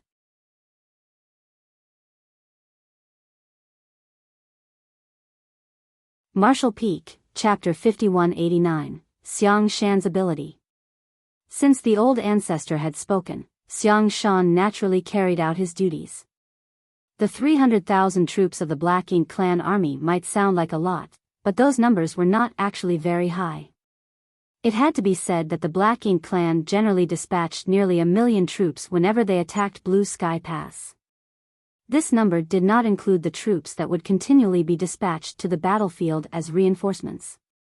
If those numbers were included, then their numbers would swell even more. Moreover, there were only a dozen or so territory lords among the ranks of the 300,000 troops of this Black Ink clan army. In contrast, the Great Evolution Army had some 68th Order Open Heaven Realm Division commanders. The combat power of the 8th Order Open Heaven Realm Division commanders alone was enough to form a crushing advantage in terms of numbers. Not to mention, the Great Evolution Army also had a 9th Order Open Heaven Realm Old Ancestor personally assuming command. If a war broke out, this Black Ink clan army would crumble without much effort as long as they removed the territory lords quickly. That was why it was not difficult for Xiang Shan to defeat this enemy even though they only had 30,000 against 300,000. All he needed to consider at the moment was how he could reduce the damage dealt to the human army. Furthermore, he had deeper considerations. It might be possible for him to use the reinforcement army from the Great Evolution Theater's Black Ink clan as a research subject to better plan out the recovery of Great Evolution Pass. As the army commander of Great Evolution Pass Eastern Army, Xiang Shan could be considered the highest authority after the Old Ancestor, therefore, he could not be so short-sighted as to only plan for what he could see in front of him. Following a brief discussion with Lu Zhiping, the two of them formulated a strategy. The armies from the human race and the Black Ink clan were bound to encounter each other in the void, so battle was inevitable. At present, the Black Ink clan had yet to detect the human army and probably never imagined that humans would march over from the direction of the Wind and Cloud Pass. For the past 30,000 years, the Black Ink clan had sent reinforcements to their clansmen in the Wind and Cloud Theater countless times, and the process had always been smooth sailing with no unexpected incidents. This kind of long-term experience gradually lowered their vigilance. As a result, they didn't even bother to send any scouts to investigate the situation of the route ahead. That was why the initiative of the current situation was completely in the hands of the Great Evolution Army. Xiang Shan initially wanted to seek a more suitable location to carry out an ambush, but there was no such place in the vicinity. The void was vast and silent, with many places completely devoid of anything that could be used to conceal themselves. Coupled with the lack of time and their unfamiliarity with the nearby terrain, they could only choose a small field of universe fragments as their ambush location in the end. This location was not perfect, for as long as the Black Ink clan was even the slightest bit vigilant, they would not step into such a location so easily. Unfortunately, that could not be helped. If their ambush was exposed, then they could only opt for a direct confrontation. Once everything was ready, various orders were conveyed throughout the fleet. The speed of the army increased sharply as they headed straight for the area filled with universe fragments. When all the preparations were in place, Xiang Shan finally turned around to look at the old ancestor. Old ancestor, please do not kill them all. It's better if we let one of the territory lords escape alive. The old ancestor was astonished by his words. Won't doing that alert the enemy of our presence? He replied, that's exactly what we want. She frowned slightly and asked, why? What's the purpose of doing that? Xiang Shan answered succinctly, Great Evolution Pass has been occupied by the Black Ink clan for the past 30,000 years, but, if my speculations are correct, the royal lord probably does not live in Great Evolution Pass. After all, his Black Ink nest is his foundation, so he most likely lives in the royal city. As for Great Evolution Pass, there will only be a few territory lords overseeing the area at most. Old ancestor, would you rather fight the royal lord in the vicinity of the royal city or the vicinity of Great Evolution Pass? She smiled, if I have to choose, I am naturally more inclined to fight in the vicinity of Great Evolution Pass. If the battle took place near the royal city, the royal lord would have the support of his Black Ink nest. Even if she had the opportunity to injure the other party, he would be able to rely on the strength of his Black Ink nest to recover from his injuries quickly and also boost his strength in moments of need. Not to mention, the royal city was located in the depths of the Black Ink clan's territory. Fighting the royal lord there meant that the Black Ink clan would be able to receive large numbers of reinforcements in short order. On the other hand, it would be different if the battle took place near Great Evolution Pass. Without the royal lord's Black Ink nest, his rate of recovery would be greatly reduced. That would be beneficial to her. Xiang Shan broke into a grin, that's right. If the Black Ink clan learns about the arrival of a human army that appears to be trying to recover Great Evolution Pass, then the royal lord would definitely come forward in order to prevent the invasion of the human race. Luring the tiger from the mountain. The old ancestor's eyes lit up. She had to admit that Xiang Shan's idea was interesting. This move would allow them to secure control over the initiative of the battle and create an advantage for themselves in the process. After further consideration, she continued, this plan might have its advantages, but if there are only a few territory lords at Great Evolution Pass, why don't we secretly swoop in and secure Great Evolution Pass? This was not an interrogative question but a genuine inquiry of curiosity. She might have a higher cultivation compared to Xiang Shan, but from his various arrangements, it could be seen that his ability to conduct military strategy was superior to hers. With a simple deployment, he could pave the way for the future, which was something she could never hope to achieve. When she detected the Black Ink clan army approaching them, her first instinct was to simply obliterate it entirely. She never even considered allowing a territory lord to escape. It was only natural for her to inquire further since she thought of another possibility. Besides, she believed that it was impossible for Xiang Shan to overlook something so simple. Sure enough, Xiang Shan nodded, it is as you have said, old ancestor. If the army marched forward in secret, we would definitely be able to capture Great Evolution Pass with ease. From when the Black Ink clan took over Great Evolution Pass until now, we have never shown any signs of trying to take it back, so the Black Ink clan has no reason to station many troops there. Even if the Black Ink clan prepared many defensive mechanisms at Great Evolution Pass over the past 30,000 years, they will not be able to stop the might of our army without sufficient troops.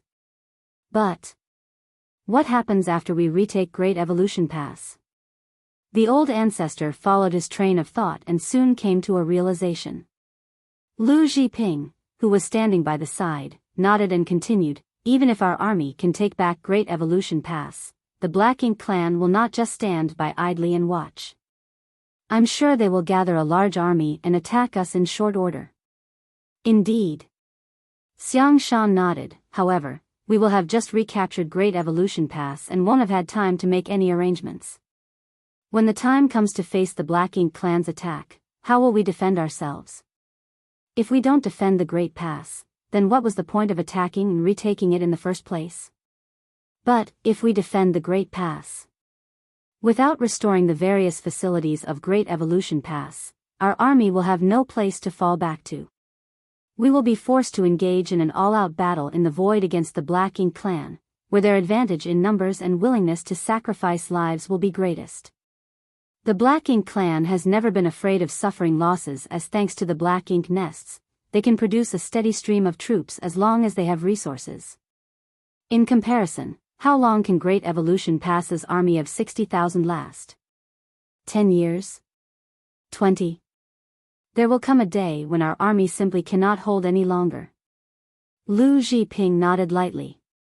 As the former army commander of Yinyang Pass Western Army, though she had considerable talent in commanding military operations, she seemed like a novice when compared to Xiang Shan. His ability to see the long-term consequences and formulate strategies to obtain optimal outcomes was beyond her. For that reason, the primary goal of the Great Evolution Army is not to retake Great Evolution Pass, but to cripple the Black Ink clan in the Great Evolution Theater. That is the only way we can gain enough time to recover and restore the Great Pass to its original glory. In order to recover Great Evolution Pass, they deployed troops from all the Great Passes and formed Great Evolutions for armies. Be that as it may, the primary objective of this campaign was not to recover Great Evolution Pass. Although these words sounded rather ridiculous, it was also the best method to achieve their goals. Lu Zhiping cupped her fists solemnly. Many thanks for your guidance. She had long heard of Xiang Shan despite belonging to a different Great Pass. As the former Blue Sky Pass Western Army's army commander, Xiang Shan was famed for being the nightmare of the territory lords in the Blue Sky Theater more than 3,000 years ago. During his active years, all territory lords trembled wherever he appeared. Lu Zhiping had never had any in-depth contact with him before though, so she only learned today that Xiang Shan was not only fierce in terms of personal strength, but he also boasted an extraordinary ability in strategy and tactics. It was no wonder the old ancestors allowed him to serve as the Great Evolution Eastern Army's army commander. Compared to him, she was greatly lacking in terms of ability. While the executives were analyzing the situation, the Eastern and Western armies had already entered the designated Universe Fragment field. This location was only a few days away from Wind and Cloud Pass, so it could be considered within the vicinity of Wind and Cloud Pass. There used to be several universe worlds here, but they had been picked clean by Wind and Cloud Pass long ago. After extensive mining and many years of drifting, these universe worlds had broken down into numerous universe fragments, which left behind a region filled with universe fragments. These universe fragments would provide cover for the Great Evolution Army to a certain extent. The warships flew towards different universe fragments and concealed themselves as best they could. Meanwhile, the members of each squad swiftly prepared various spirit arrays to disguise their auras and hide their figures. They could not do a thorough job since time was short, but their efforts were better than nothing. The reason this place was not considered a good spot for an ambush was that the number of universe fragments here was not very large. Moreover, they were far too scattered for the troops to form an effective encirclement. If the terrain was better, the warships could take action as soon as the Black Ink clan army entered the range of these universe fragments to form a watertight encirclement. Unfortunately, based on the current ambush location of Great Evolution's Eastern and Western armies, the encirclement they formed would be filled with gaps. Even if the Black Ink clan entered the center of the ambush, they would be able to escape through these openings when the situation turned unfavorable. Be that as it may, Xiang Shan had already made arrangements for these possibilities. There were at least 2 8th-order Open Heaven Realm Masters monitoring each of the largest gaps, so even if there were escapees, they would need to pass these division commanders first. At present, the only issue that the Great Evolution Army had to consider was whether the Black Ink clan would pass through this area or not. If the Black Ink clan had even the slightest sense of vigilance to send somebody to scout the route ahead, or simply took a detour around the universe fragments, the preparations of the Great Evolution Army would be all for naught. Regardless, that was not something the Great Evolution Army could determine. They had done their best to make these preparations in the short time they had, the rest was up to the heavens. On top of a small universe fragment, Dawn and 2 other squads squeezed together and secretly observed the situation in front. Less than an incense stick later, Yang Kai frowned and whispered, "They're coming." This universe fragment was located relatively far forward, so its field of view was quite wide. What entered Yang Kai's eyes at that moment was a Black Ink clan army approaching slowly. Their numbers seemed vast and endless, resembling a long black dragon swimming through the void. A rough estimate indicated that there were at least several hundreds of thousands of them. The location of the ambush was well chosen though, and judging by the marching route of the Black Ink clan army, they were bound to pass through this exact location shortly, and they showed no signs of changing direction whatsoever. The human army fell silent and concealed themselves as best they could, not daring to expose themselves in the slightest.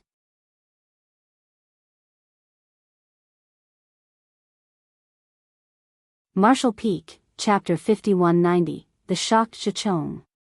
The Black Ink clan army continued marching forward and soon flew past the hiding spot of Dawn and the others to head deep into the field of universe fragments. From Yang Kai's point of view, the Black Ink clan army resembled a huge black snake plunging headlong into a death trap. The black snake's head soon entered the center area, quickly followed by its body. Everything was going smoothly. Just as the tail was about to enter the universe fragment area, one of the feudal lords marching at the head of the army suddenly raised his hand. Dense black ink strength surged, and a universe fragment blocking his way forward was shattered to pieces. He had struck out casually and without much thought, simply because the universe fragment was blocking his way. However, the result of this blow was startling indeed. When the universe fragment shattered into pieces, several human warships suddenly appeared out of nowhere. Moreover, there were many silhouettes standing on the warships. The feudal lord was instantly stunned by the sight. Likewise, the humans on the warships were speechless. They had been hiding in ambush, using the universe fragment as a cover to conceal their figures and auras. How did they get exposed without any warning? When the universe fragment shattered to pieces, the humans thought that the Black Ink clan had discovered their whereabouts. It was not until their gazes met those of the Black Ink clansmen that they realized this was nothing more than a coincidence. The feudal lord who attacked earlier would not have seemed so startled otherwise. Regardless of whether it was intentional or coincidental, these squads had already been exposed. Just as the squad leaders were wondering how they should deal with the situation in front of them, a loud whistle resounded across the void. It was the signal to attack. The squad leaders no longer hesitated. With the order given, the power of countless artifacts and spirit arrays aboard the warships was activated in an instant. A thick ray of light containing horrifying destructive power suddenly blasted into the middle of the Black Ink clan army. Before the stunned feudal lord could react to the situation, he was devoured by the light and suffered serious injuries. The many low-rank and high-rank Black Ink clansmen beside him also suffered heavy casualties. It was not just these few squads. When the signal to attack sounded, all the humans hiding in ambush behind the universe fragments attacked all at once.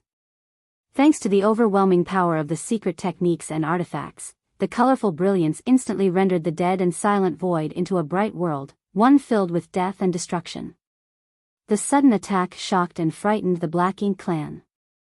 The 300,000 Black Ink clan army had been marching forward leisurely. After all, this was the standard route taken whenever they attacked Wind and Cloud Pass.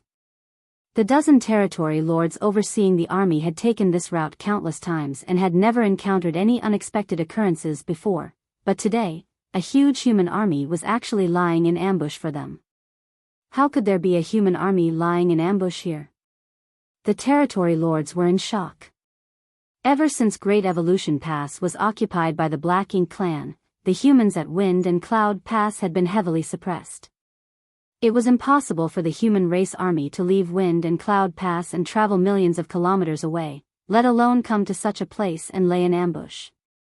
After all, this place was more than just a few million kilometers away from Wind and Cloud Pass. Where did this army of humans come from? If they came from Wind and Cloud Pass, then what about their clansmen at Wind and Cloud Pass? However, if these humans weren't from Wind and Cloud Pass, where did they come from?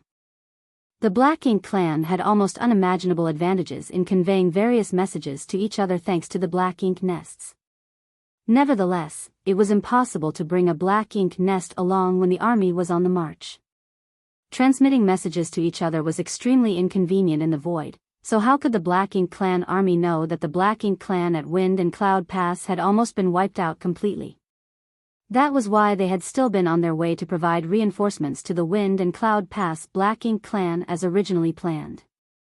In that brief moment when the territory lords fell into a daze, almost 10% of the 300,000 Black Ink Clan army was either killed or critically wounded. The large number of humans shocked the territory lords. Although there was no way to accurately calculate the numbers, the dense number of warships in front of them indicated that there were at least tens of thousands of humans hiding in ambush here. The sight left them furious. Since when did the humans become so bold and reckless as to act in this manner? The Black Ink Clan who came from Great Evolution Theater carried an arrogance that normal Black Ink Clansmen did not have. That was because Great Evolution Pass was the only Great Pass that the humans had ever lost. It was also the only Great Pass that the Black Ink Clan ever occupied. Just that point alone was enough for the Black Ink Clansmen who came from the Great Evolution Theater to be proud of themselves. Over 30,000 years of subtle influence from their environment had given these Black Ink Clansmen the impression that the humans were mediocre. They also believed that the clansmen in the other theaters were useless for being unable to take over a single Great Pass. That was why they did not panic even though they faced a sudden ambush and suffered heavy losses. They believed that the human race would fall apart as long as they counterattacked. After all, the difference in numbers could not be denied.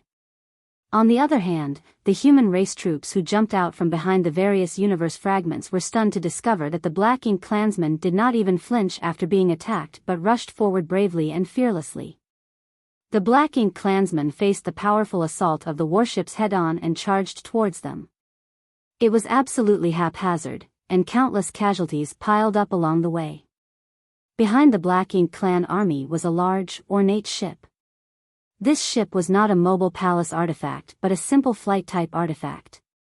Artifact refining among the Black Ink Clan relied entirely upon Black Ink disciples. There were very few artifact refiners among the Black Ink disciples to begin with, and those with decent skill were even rarer. For the Black Ink Clan, only the territory lords were qualified to possess a large ship artifact of their own. Tremendous amounts of energy and resources were required to refine such artifacts, so ordinary feudal lords were not qualified to possess them. The person in charge of this large ship was a territory lord known as Shichong. A Black Ink Clan army of 300,000 was not a small one, therefore, he had been tasked with bringing up the rear. He was responsible for monitoring the army to prevent any eccentric Black Ink Clansmen from messing around during the march. Fortunately, things had been peaceful throughout the journey. Shichong immediately noticed as soon as the humans attacked. With a shift of his figure, he flew out of the cabin and came to the deck to observe the situation. What entered his field of vision was the warships emerging from among the universe fragments, and the multicolored flashes of lights blasting out from those warships. The sight made his heart sink to the bottom of his chest. Unlike most of the Black Ink Clansmen here, Shichong was a veteran territory lord who had been alive before Great Evolution Pass had fallen to them. He had personally participated in the war 30,000 ago, so he knew how tenacious and difficult the human race could be. Two royal lords had joined hands back then. One of them had attacked and severely injured the old ancestor at Great Evolution Pass, but in the end, the veteran royal lord was dragged down and lost his life along with the human old ancestor. Ever since then, Shichong knew that he should never underestimate the human race, otherwise, he would be the one to suffer instead. That was why he immediately had an ominous feeling when he saw such a large human army hiding in ambush here. There's such a large army of humans here. Have our clansmen at Wind and Cloud Pass been defeated? He watched as countless Black Ink Clansmen died on the spot due to the sudden ambush and even more Black Ink Clansmen counterattacking after being attacked. Then, he saw the troops on both sides engaging in fierce battles among the universe fragments. All of a sudden, he widened his eyes with a look of horror on his face. That couldn't be helped as the auras of 68th Order Open Heaven Realm Masters burst out from the middle of the battlefield. Like bright lights shining in the dark, they were so blinding that he couldn't ignore the sight even if he wanted to. That was 68th order humans. Any one of them would be able to fight him on equal footing. In fact, he would be no match for an 8th order master who was slightly stronger than average. It's over. Our entire army of 300,000 will be obliterated right here. The humans definitely came here prepared, otherwise, it would have been impossible for them to have such an overwhelming lineup. The human race army might have been small in numbers, with only several tens of thousands in total. However, 68th order masters were an unstoppable force. Not only would the Black Ink clan army of 300,000 be obliterated here, but even his fellow territory lords among the army would suffer a tragic fate. Just as he was hesitating over whether he should go over and help the others try to withdraw, an aura that was even more powerful than an 8th order master suddenly exploded out. Zhichong saw a stream of light flashing out from a certain corner of the battlefield and coming to a stop beside one of the territory lords. A breath later, the aura of that territory lord flared up before vanishing. Then, the light dissipated to reveal a petite figure. Zhichong immediately felt as though his soul had leapt out of his body. An old ancestor. There's a 9th order old ancestor here. Moreover, it's a completely unfamiliar old ancestor. I've never seen her before. This isn't the old ancestor from Wind and Cloud Pass. He had been providing reinforcements to the battlefield at Wind and Cloud Pass over the past 30,000 years, so he knew that the old ancestor from Wind and Cloud Pass was a man. However, the old ancestor in front of him was clearly a woman. With the appearance of the old ancestor, it only took a breath for a powerful territory lord to be killed. That territory lord's strength was not inferior compared to Zhichong's. In other words, if Zhichong was the one facing that old ancestor instead, he would not have survived any longer. At that moment, what Zhichong needed to consider was not whether he should step forward to help the others, but how he was going to escape alive from under the nose of a human old ancestor. He was stationed at the rear of the army to monitor the troops, which placed him in a relatively lucky position. Even though 90% of the Black Ink clan army had entered the range of the human encirclement, he remained outside and was temporarily untouched by the chaos of the battlefield. After confirming that the woman was a 9th order open heaven realm old ancestor, Zhichong quickly looked away and did not dare to take another glance. A 9th order master was generally extremely sensitive to the gaze of others, so he was afraid that he might be targeted if he stared for too long. Activating a secret technique, Zhichong concealed his aura. He couldn't even bother to care about his precious ship at this point. Instead, he leapt off the ship without a word and secretly rushed off in the direction of Great Evolution Pass. He did not dare to make large movements. In fact, he only hoped that one of his fellow territory lords could distract the old ancestor as much as possible so that he would have the opportunity to escape. Zhichong was not the only Black Ink clansman on the large ship. There were also many feudal lords and even more high and low-rank clansmen. Zhichong's sudden escape surprised these feudal lords. Nevertheless, they quickly followed suit and activated their respective secret techniques to flee in all directions. Having sensed the overwhelming aura on the battlefield, they knew that staying behind would only lead to a disastrous ending for them, therefore, it was only natural for them to prioritize escape. The actions of the Black Ink clan masters on the ship left the 20,000 or 30,000 Black Ink clansmen outside the encirclement at a loss for what to do. They did not know whether they should rush forward and confront the enemy or flee like the higher-ups behind them. Be that as it may, it did not take long for the notion of escape to gain the upper hand. Their leaders had already fled, so what could they do even if they stayed behind? Hence, they quickly began running for their lives.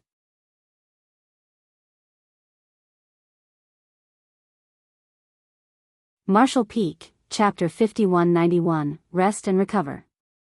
The figure of the Enyang Pass old ancestor stood alone in the middle of the battlefield. Several ignorant and fearless low-rank Black Ink clansmen charged towards her, however, her sharp aura alone was enough to cause them to explode into mist before they could even approach her.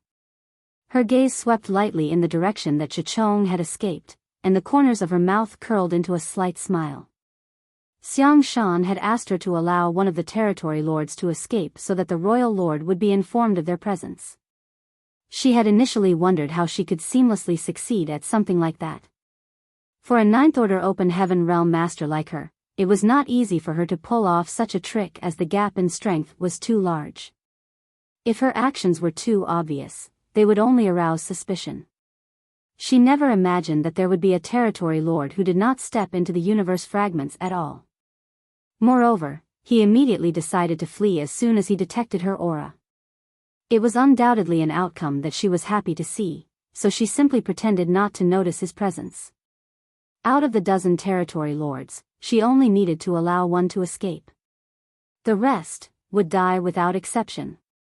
Xiang Shan had mentioned that the primary goal of Great Evolution Army was not to recover Great Evolution Pass but to beat the Great Evolution Theater Black Ink clan half to death.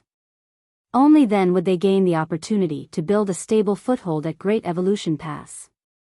The deaths of 300,000 troops and nearly a dozen territory lords was probably not a small loss to the Black Ink clan of the Great Evolution Theater.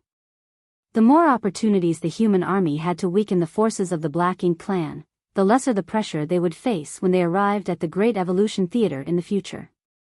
After confirming that the territory lord had escaped into the distance, the old ancestor no longer held back and cast a divine ability. An enormous yin-yang fish manifested behind her, its black and white colors enveloping the entire battlefield with herself as the center. The human race army caught up in the divine ability was not affected in any way, but the Black Ink clan felt like they were sinking into a quagmire.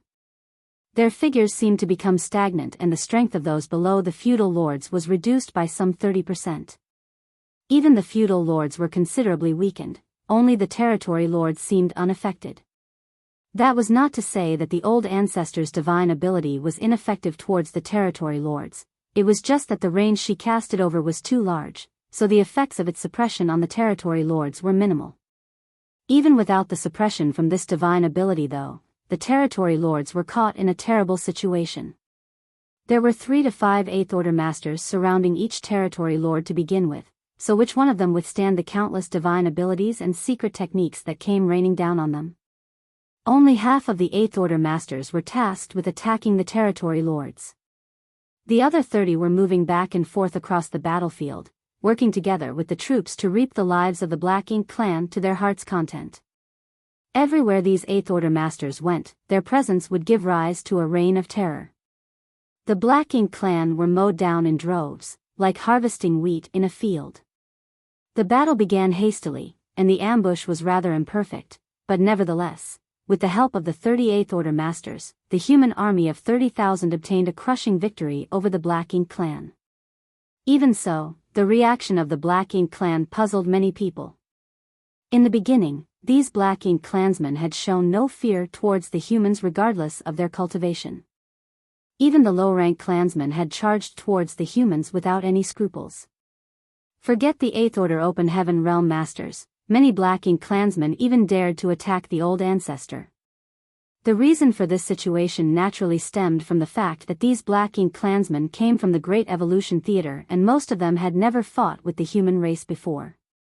Every time Great Evolution Theater provided reinforcements to attack Wind and Cloud Army, only the territory lords who led the army and some lucky feudal lords would return alive. The rest generally died on the battlefield. Consequently, many of the Black Ink clansmen had never experienced a battle against the humans before. However, they were the Black Ink clan from Great Evolution Theater. Their ancestors were the only ones who successfully seized one of the Great Passes. Almost all the Black Ink clansmen below the feudal lords believed that the human race was extremely weak. That was why the Black Ink clan army of 300,000 had bravely fought back despite being ambushed and severely outmatched.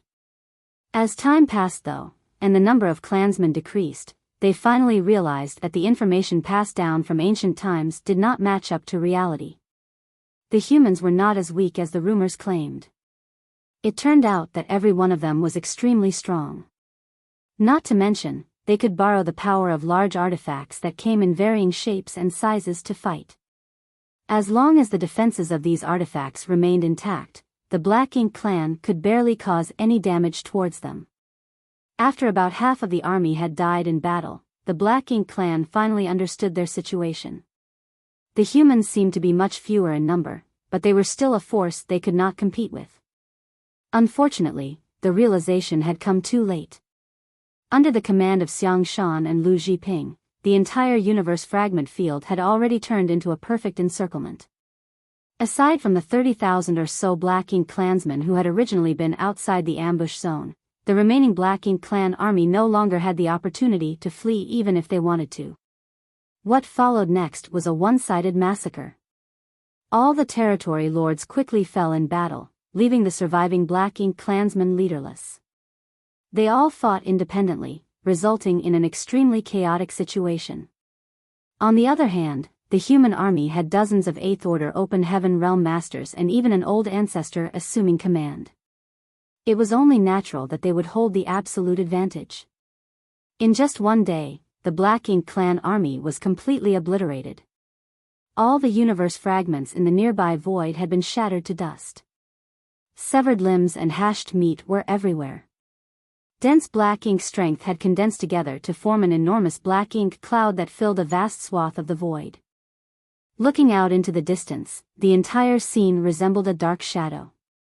The Great Evolution Eastern and Western armies gathered outside the black ink cloud. However, they did not rush to set off immediately and decided to stop to rest and recover instead.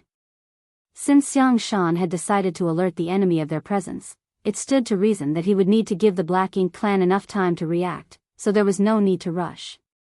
The territory lord who escaped needed a head start. Although there was no knowing how he would report the situation back to the royal lord, the royal lord would surely realize that something was wrong as long as he was not a fool. For example, where did the human race army come from and where were they going? The battle situation at Wind and Cloud Pass would have been reported to the Great Evolution Theater's royal lord via the Black Ink Nest by now, so when the territory lord who escaped earlier reported the current situation to the royal lord, the latter would surely understand the intentions of the Great Evolution Army.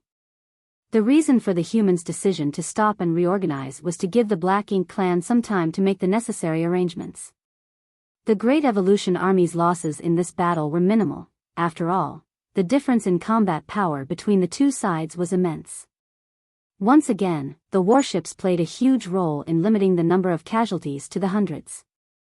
An army of 30,000 troops had defeated 300,000 enemies, yet they only suffered a few hundred casualties. The losses could be considered negligible. Meanwhile, Zhichong fled at the speed of lightning. Never before had he ever felt death so close to him. He had practically believed that he was as good as dead when he saw the old ancestor appearing on the battlefield. Fortunately, it seemed luck was on his side. The old ancestor did not seem to have noticed him in the first place. Following his escape, a few tens of thousands of Black Ink clansmen outside the human ambush had scattered everywhere, which provided him with a good cover to conceal his tracks. Be that as it may, Zhichong remained extremely uneasy. He was terribly afraid that the old ancestor would pursue him. If that were the case, then he could only resign himself to his death. It was fortunate that there were no signs of pursuit coming from behind. On any battlefield, fleeing was a huge crime. Zhichong was sure he would be punished upon his return, but he couldn't care less about such things at this moment. He simply wanted to inform the royal lord about the current crisis as soon as possible. The human race was acting very differently from the usual. He did not know what they were planning, but he was certain the royal lord would know. After escaping for a month, Zhichong finally felt relieved and became certain that the old ancestor was not chasing after him, otherwise, he would have been caught by now. The other Black Ink clansmen who escaped with him had been left behind, but he didn't care about their survival. At this moment, he was simply trying to return to the Great Evolution Theater as quickly as possible. Back at the original battlefield, Great Evolution's Eastern and Western armies spent some time recovering. According to the orders passed down from the higher-ups, they would have 3 days of rest before they resumed marching. Most of the troops did not understand the meaning behind these orders. After all, they had only departed from Wind and Cloud Pass a few days ago. Although they encountered a big battle, there was no reason to take a rest yet. If that was the case, then why did they rush off from Wind and Cloud Pass in the first place? Regardless, they didn't question the order. Many had exhausted their energy during the battle, so they indeed needed some time to recover. Hence, nobody had any objections despite not understanding these strange orders. Meanwhile, Yang Kai was doing some repair work on Dawning Light. During the previous battle, Dawning Light had suffered some minor damage, and as a Grandmaster artifact refiner who also participated in the Black Ink clan's warship project, it was not a problem for him to repair a few dents and cracks. Unfortunately, some of the damaged spirit arrays would require the help of the array masters traveling with the army to fully repair. Feng was helping by the side while the rest of the members of Dawn were either idling around with nothing to do or cultivating diligently. While Yang Kai was busy working, a divine sense suddenly fluctuated throughout the entire area. A message was transmitted via the divine sense: squad leaders of the Western Army 4th Division are to assemble immediately. The divine sense covered a large area, which happened to include the area where Dawning Light was located. Therefore, Yang Kai and the others heard the orders clearly. The person who sent out the divine sense message was the 8th Order Division commander of 4th Division. Just as that divine sense vanished, another divine sense came out. This time around, it was the division commander of the 1st Division who issued orders to assemble together. The members of these two divisions happened to be located near Dawn, which was why the orders from both division commanders also reached their ears. Yang Kai couldn't help looking around. In the next moment, he saw numerous 7th Order squad leaders emerge from the warships nearby and gather in the direction of their respective division commanders. What's going on? Yang Kai looked confused.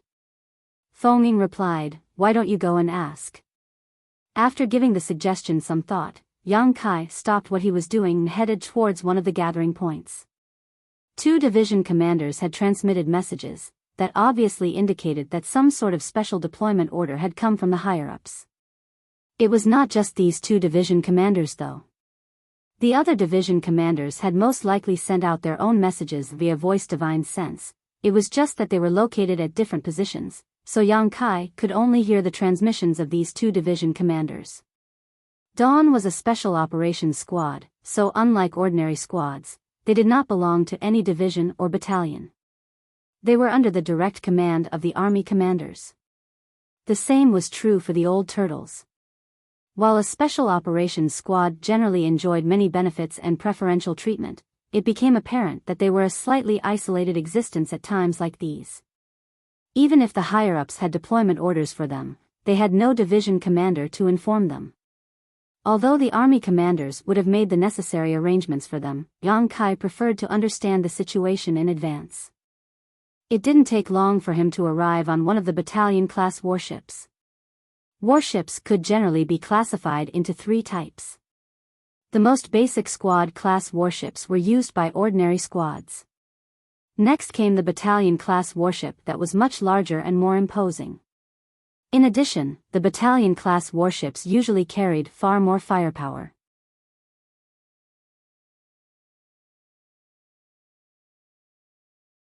Marshall Peak, Chapter 5192, Gathering Materials. Before Yang Kai came to the Black Ink battlefield, the battalion-class warships were basically the largest among the human race. There was no such thing as a division-class warship. High-rank open heaven realm masters mainly relied upon their own respective means to slaughter their enemies on the battlefield in cooperation with the warships under their command. Therefore, they would never have to hide themselves away inside a warship during battle. That was especially true for the 8th Order Open Heaven Realm Masters. During the war, their main responsibility was to target and hold down the territory lords. Even if they had the cooperation of the warships would only be a burden to them.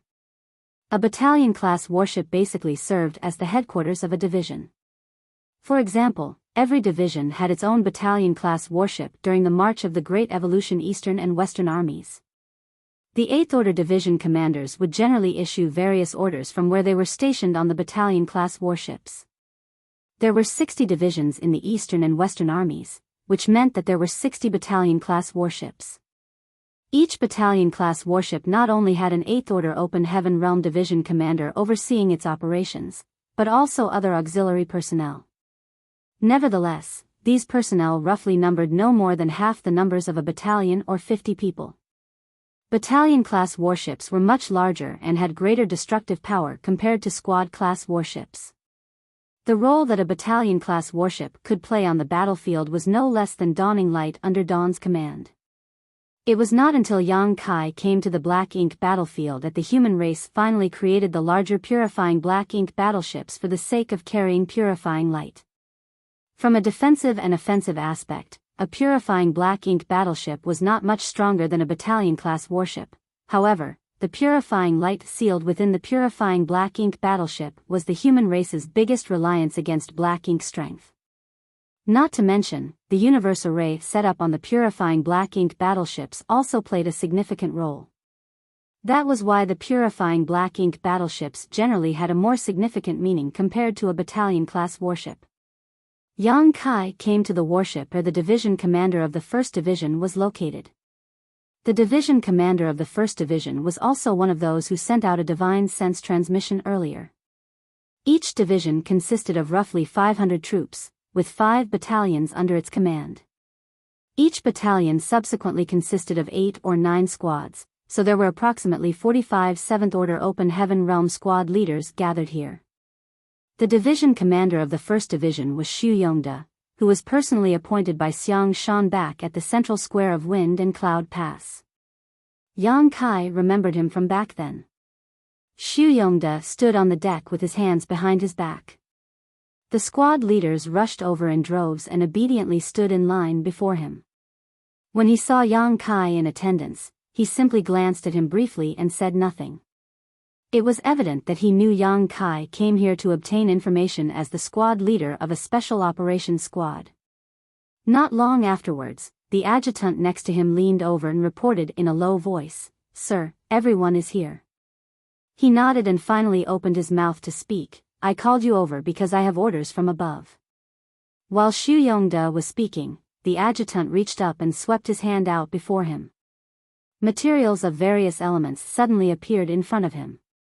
There were almost a dozen of these materials in varying shapes and sizes. Moreover, these materials were of varying orders. Everybody was confused by the sight before them. Xu Yongde stepped forward and pointed at the materials. "When you return to your respective squads, you must collect the materials that are shown here. There are no requirements in terms of order, so just collect as many as possible." There were times when the same materials might not have the same order. Those with better formation conditions and enough time would have a higher order. On the other hand, the reverse would result in materials with a lower order instead. One of the 7th Order Open Heaven Realm squad leaders asked curiously, "Sir, what is the purpose of collecting these materials?" Xu Yongde replied, "The higher-ups have their own considerations. Don't ask so many questions and simply collect what you have been told to collect. The time limit is half a day. Each squad leader will be responsible for their respective squad. Please gather all the materials presented in front of you and deliver them here promptly." "Yes." The squad leaders received the orders and dispersed back to their squads. There was an unwritten rule on the Black Ink battlefield that every cultivator would leave all their resources behind in their residence whenever they were dispatched from the Great Pass where they resided, especially during wartime. They normally did not carry many materials with them on the battlefield. This practice was to prevent the loss of resources should they fall in battle or suffer from any unexpected accidents on the battlefield. By leaving all their materials in their residence, the property they left behind could be used by others if they lost their lives in battle. The humans on the Black Ink battlefield used to live a difficult life where materials were desperately lacking.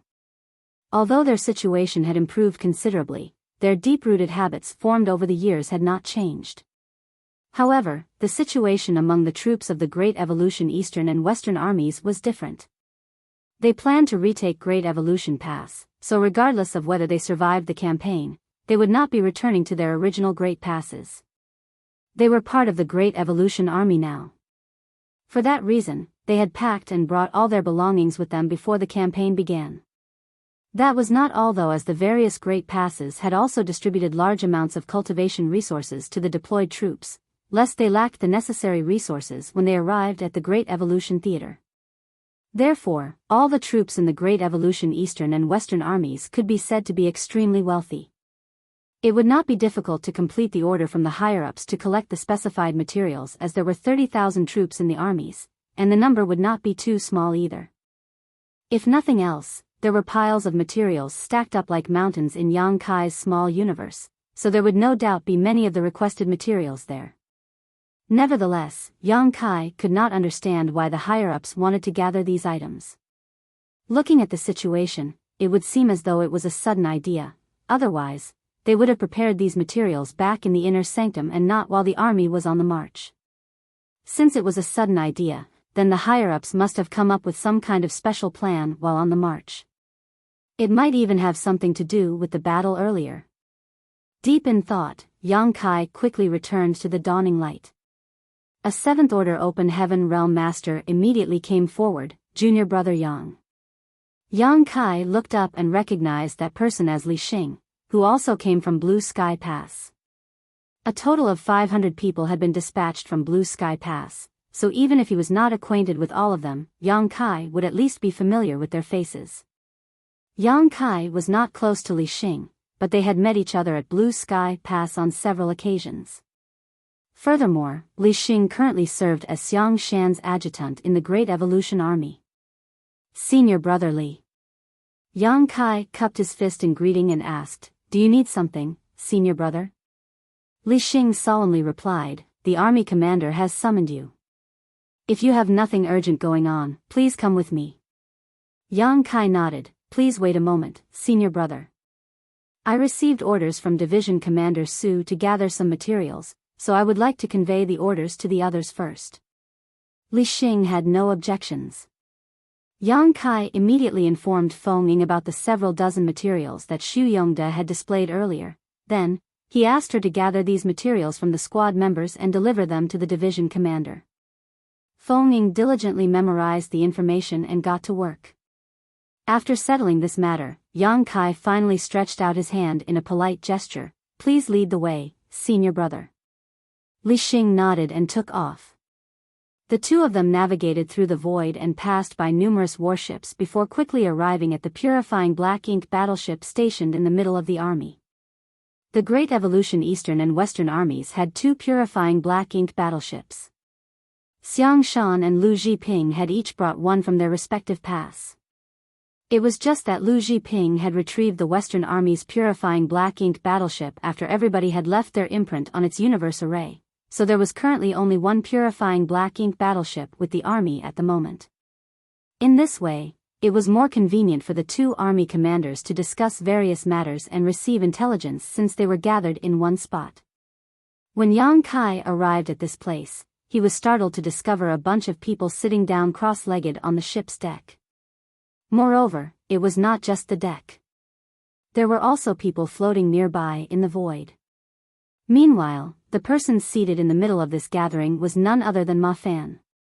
Xiang Shan, Lu Jiping, and even the old ancestor were also present, but they stood not far away and watched quietly with no intention of intervening. Yang Kai did not know what was happening, but Grandmaster Ma Fan seemed to be explaining the method of refining something at the moment. If Yang Kai was not mistaken, all the people gathered here were artifact refiners. On this trip to recover Great Evolution Pass, there were more than 1,000 artifact refiners marching along with the army. That was the only way to ensure that the warships would be repaired in a timely manner when damaged. Besides, if the Great Evolution Army could successfully retake Great Evolution Pass, they would ultimately require the strength of these artifact refiners to restore the Great Pass to its former glory. The army not only had 1,000 artifact refiners, but also quite a few alchemists and array masters as well. Among the 1,000 artifact refiners, there was another artifact refining Great Grandmaster aside from Grandmaster Ma Fan, as well as some 50 Grandmasters. The rest were mostly artifact refining Great Masters. The artifact refining elites of several great passes had been gathered together in this place. In order to successfully retake Great Evolution Pass, each great pass had not been stingy to contribute their own talents. With 1,000 such people gathered in one place, it was impossible for the deck to accommodate them all even if the purifying black ink battleship was quite large. That was why Yang Kai was greeted with the sight of Grandmaster Ma Fan being surrounded by a huge crowd. Following Li Xing to stand in front of Xiang Shan and the others, Yang Kai respectfully bowed in greeting. Xiang Shan nodded and waved his hand. Go over there and listen with the others. Yes. Yang Kai obeyed and headed towards Grandmaster Ma Fan. After squeezing his way through the crowd, he finally managed to occupy a spot and carefully listened to the lecture. A short while later, Yang Kai grasped the contents of this talk to an extent. Grandmaster Ma Fan was explaining the refining method of a mechanical puppet. A mechanical puppet could be considered a kind of puppet, but the mechanical puppet developed by Grandmaster Ma Fan was clearly more agile and realistic than ordinary puppets. Not to mention, he was explaining the refining method of a humanoid puppet. The refining method was not complicated. Under normal circumstances, an artifact refining Grandmaster would be more than qualified to refine these puppets. It was just that the quality of the refined puppets would depend on the refiner's personal attainments and the materials used. The refining method of these humanoid puppets was probably created by Grandmaster Ma Fan himself, and that was why he was the one to teach them the method. Whatever the case, his explanation was extremely thorough. All the artifact refiners gathered here were talented beyond their peers, so it was easy for them to quickly master the refining method. Some people also asked some questions and received detailed answers from Ma Fan, which gave them a deeper understanding of the refining method for these puppets. Less than half a day later, the lecture ended and Grandmaster Ma Fan looked around the surroundings. Does anybody else have any questions? If you have a question, please feel free to ask and this old master will explain to the best of his ability. Nobody said anything. Clearly, they had no questions regarding the contents of the lecture. Ma Fan nodded in satisfaction. In that case, this old master has prepared a jade slip for each of you. The jade slip contains a detailed refining method for the mechanical puppet. After receiving the necessary materials, you will have to figure out the refining by yourselves. If there is anything you don't understand, you may come and ask this old master at any time. After saying that, he raised his large hand and numerous streams of lights appeared and drifted towards each person in attendance. Every single stream of light contained a single jade slip. Although a thorough explanation had been given, there were bound to be many problems once these people started refining the puppets even though they understood the contents of the lecture. That was why he went the extra length to prepare these jade slips. These jade slips not only contained the detailed refining method but also some of his insights. In this way, they could reduce most of the difficulties by comparing their results with the jade slip during the process of refining.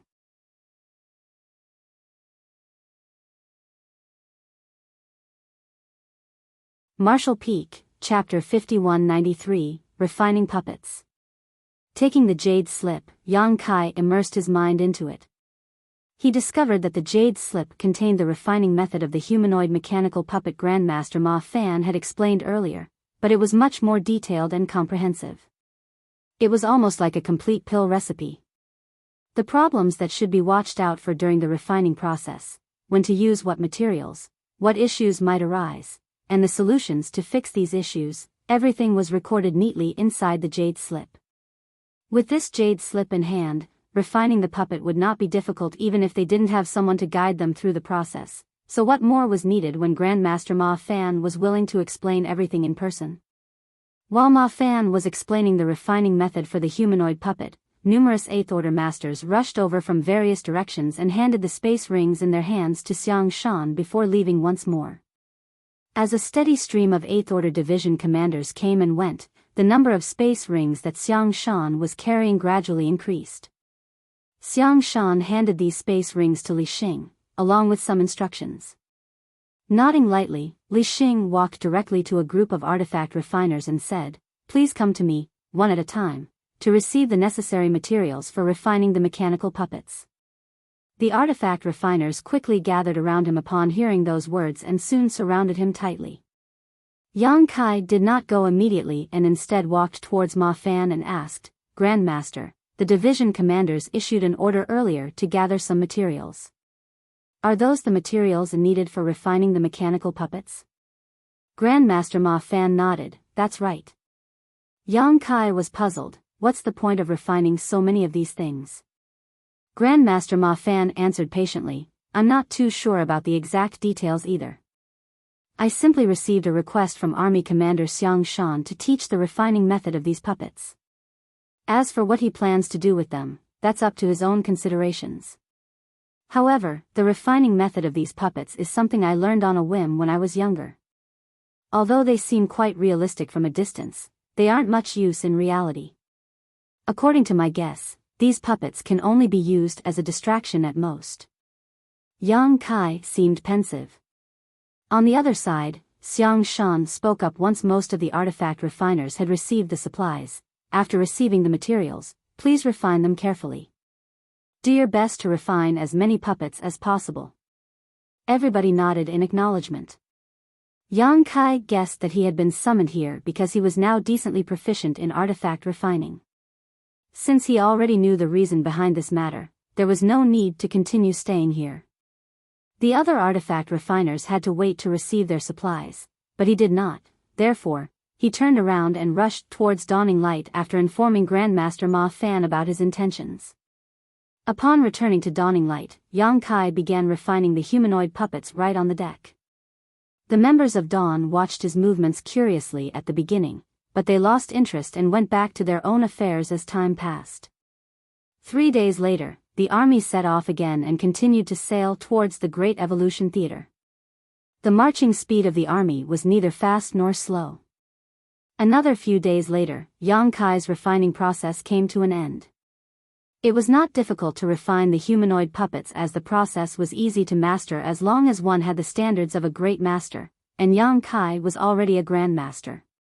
After the various components were refined, one simply needed to assemble them together. In that way, a mechanical puppet could be completed in just 7 or 8 days. A group of Dawn members gathered on the deck and observed the finished product curiously. They were rather familiar with puppets as each of them had more or less seen similar objects throughout the journey of their growth.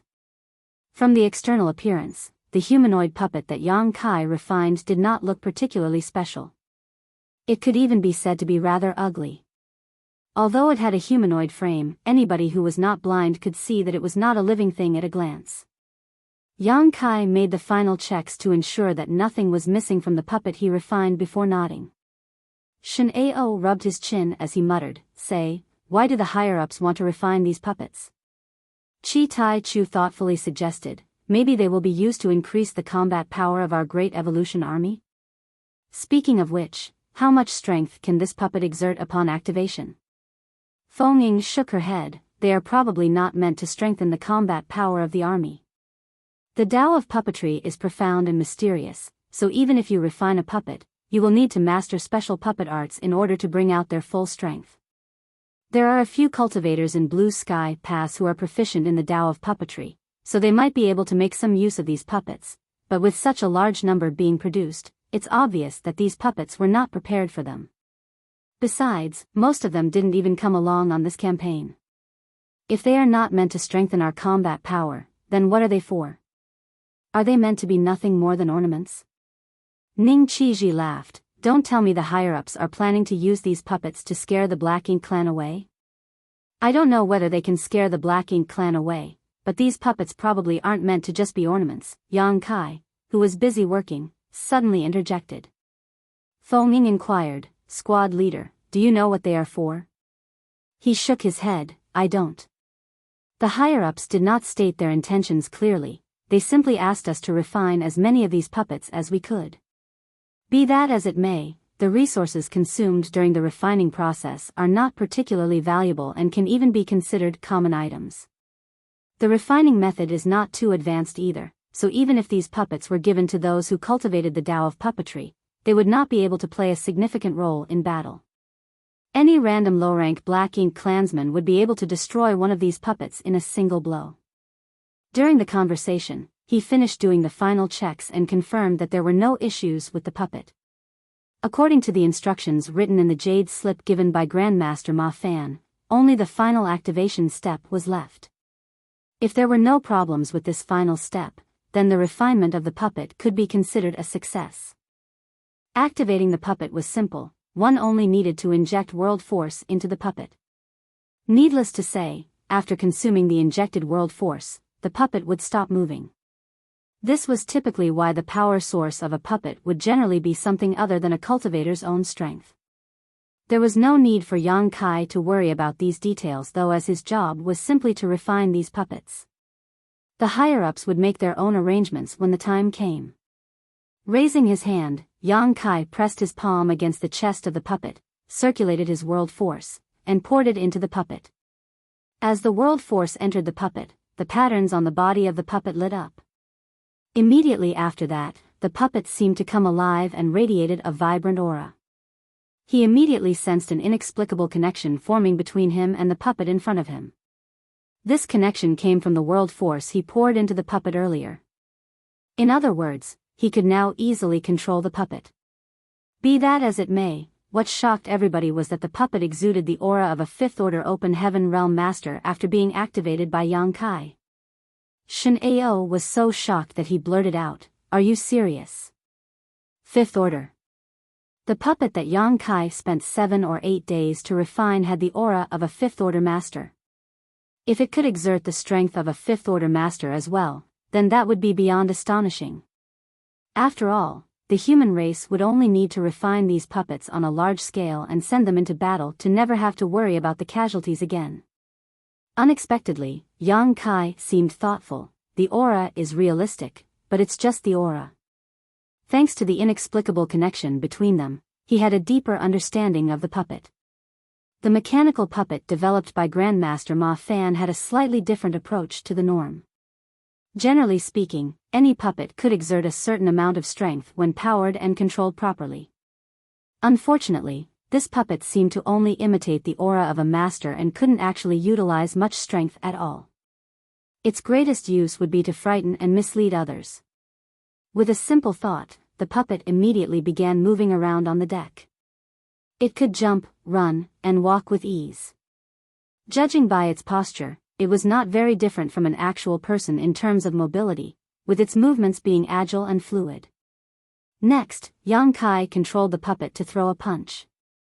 As soon as the puppet punched out, the anticipation and excitement overflowing from the members of Dawn immediately turned into bitter disappointment. This couldn't be helped though, as in their eyes, the punch was so weak that it was practically powerless.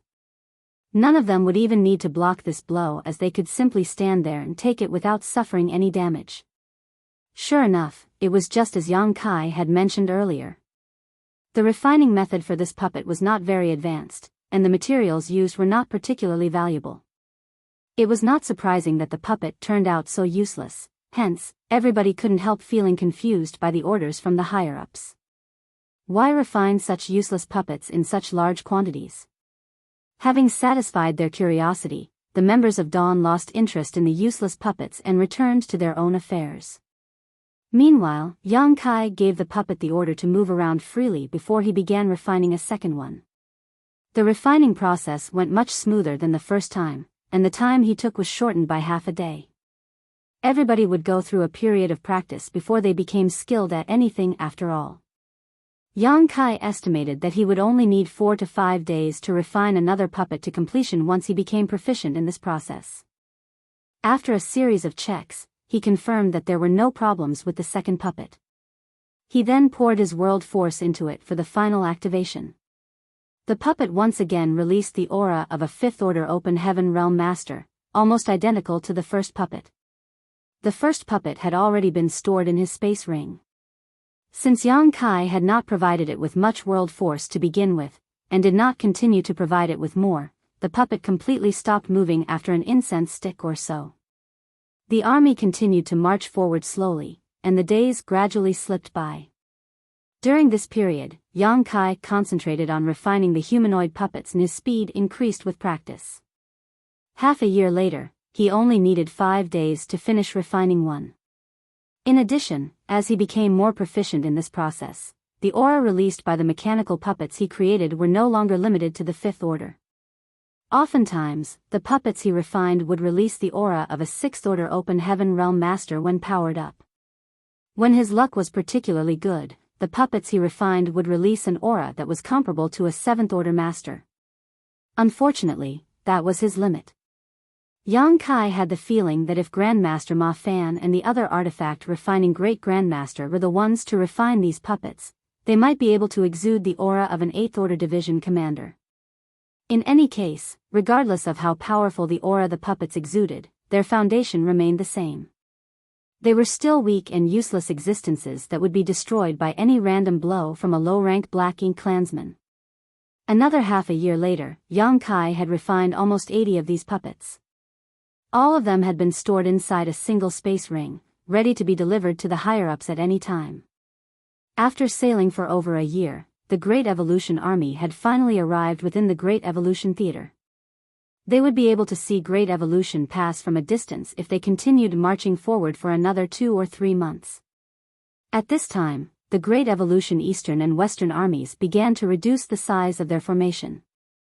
They used the power of various artifacts and spirit arrays to conceal the whereabouts of the 30,000 troops, and in addition, many teams of scouts were dispatched to investigate the route ahead and prevent any possibilities that their presence might be revealed.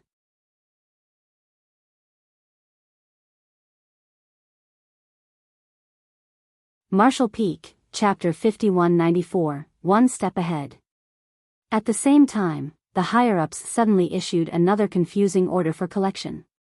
The last order for collection from the higher-ups had been to gather the various materials required for the refinement of the puppets. This time around, the order for collection was to gather spare clothing. They were neither limited to gender nor body shape or size. It was acceptable as long as the clothing could be worn. Combined with the order to refine the puppets in large quantities, many people were starting to understand the intentions of the higher-ups. First, it was collecting the materials to refine large amounts of humanoid puppets, then it was collecting various kinds of clothing. Their intentions no longer required much explanation at this point. Those puppets were going to be used as some kind of ruse. Every one of those puppets exuded the aura of a 5th Order Open Heaven Realm Master and above. It was conceivable that the puppet army would seem extremely imposing when gathered in one place. At the right time and the right place, they would easily be able to attract the full attention of the Black Ink clan. Meanwhile, the Great Evolution Eastern and Western armies would take advantage of this opportunity to take action. Although there were speculations about the purpose of these puppets, it was unfortunate that Yang Kai and the others could not figure out the where and how these puppets were going to be used. Truthfully speaking, these puppets would easily be seen through if they were observed closely.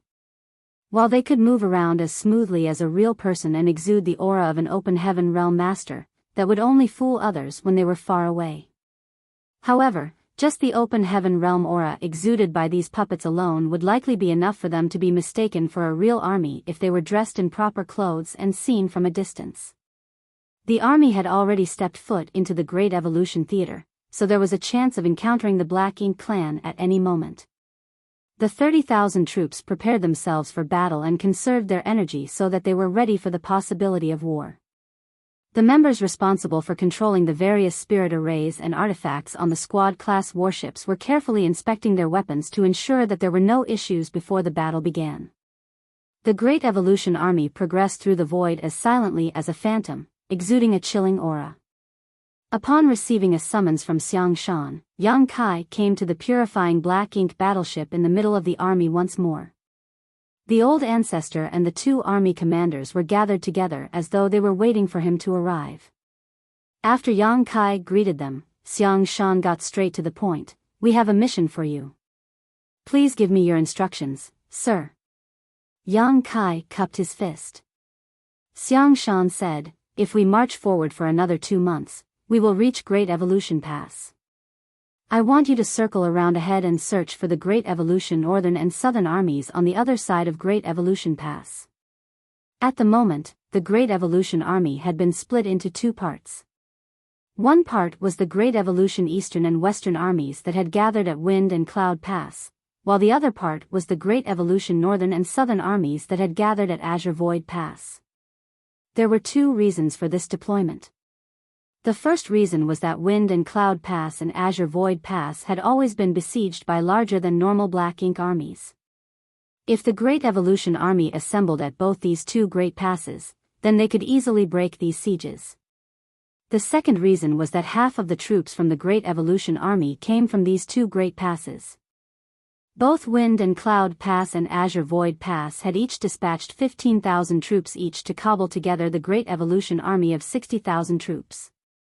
Therefore, the Great Evolution Army was bound to depart from these two great passes and advance together regardless of the circumstances. That was what Yang Kai understood.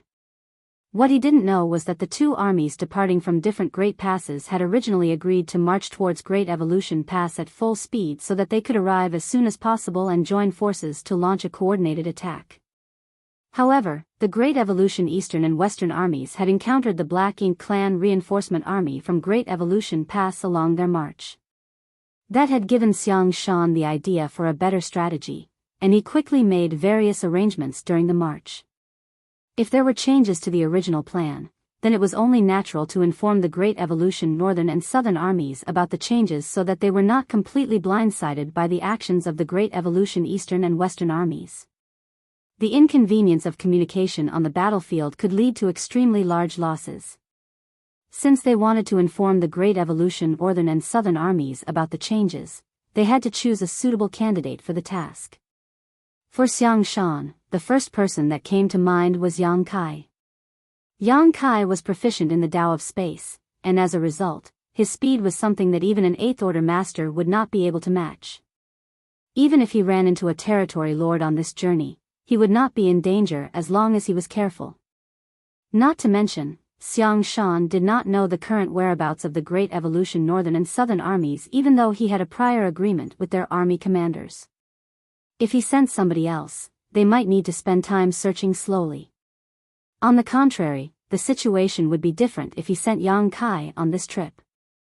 That was because all the universe arrays on the purifying black ink battleships of each great pass had been installed by Yang Kai himself. He had a unique advantage when it came to searching for the Great Evolution Northern and Southern armies. After Xiang Shan explained his reasons to Yang Kai, the latter naturally did not refuse. I exchanged communication artifacts with the Great Evolution Northern and Southern armies in the past. As long as we are within a certain distance of each other, we will be able to contact each other. But there's no need to go to such trouble to search for them. The Great Evolution Northern and Southern armies brought their purifying black ink battleships along, so when the time comes, you will only need to use the universe transference law to arrive directly at their side, Xiang Shan explained. Yang Kai nodded. Junior understands. Lu Zhiping added, just in case, you should bring the communication artifact with you. Having an extra method of communication will give you an extra layer of guarantee.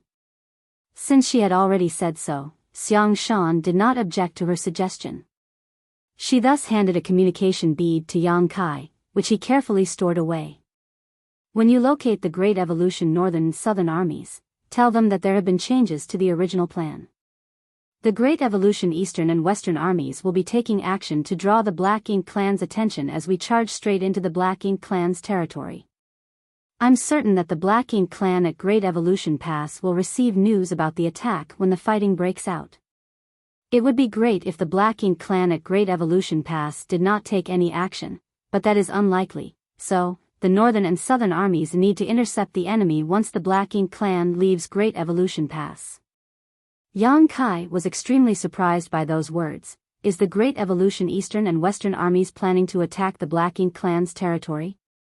He had always assumed that the goal of this campaign was to retake Great Evolution Pass, so he never imagined that Xiang Shan's plan would be so bold. Upon further consideration though, this plan was clearly more beneficial.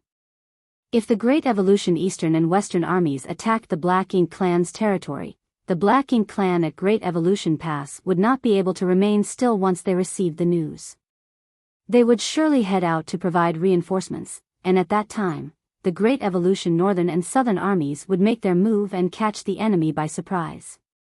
This approach was clearly much better than attacking Great Evolution Pass directly.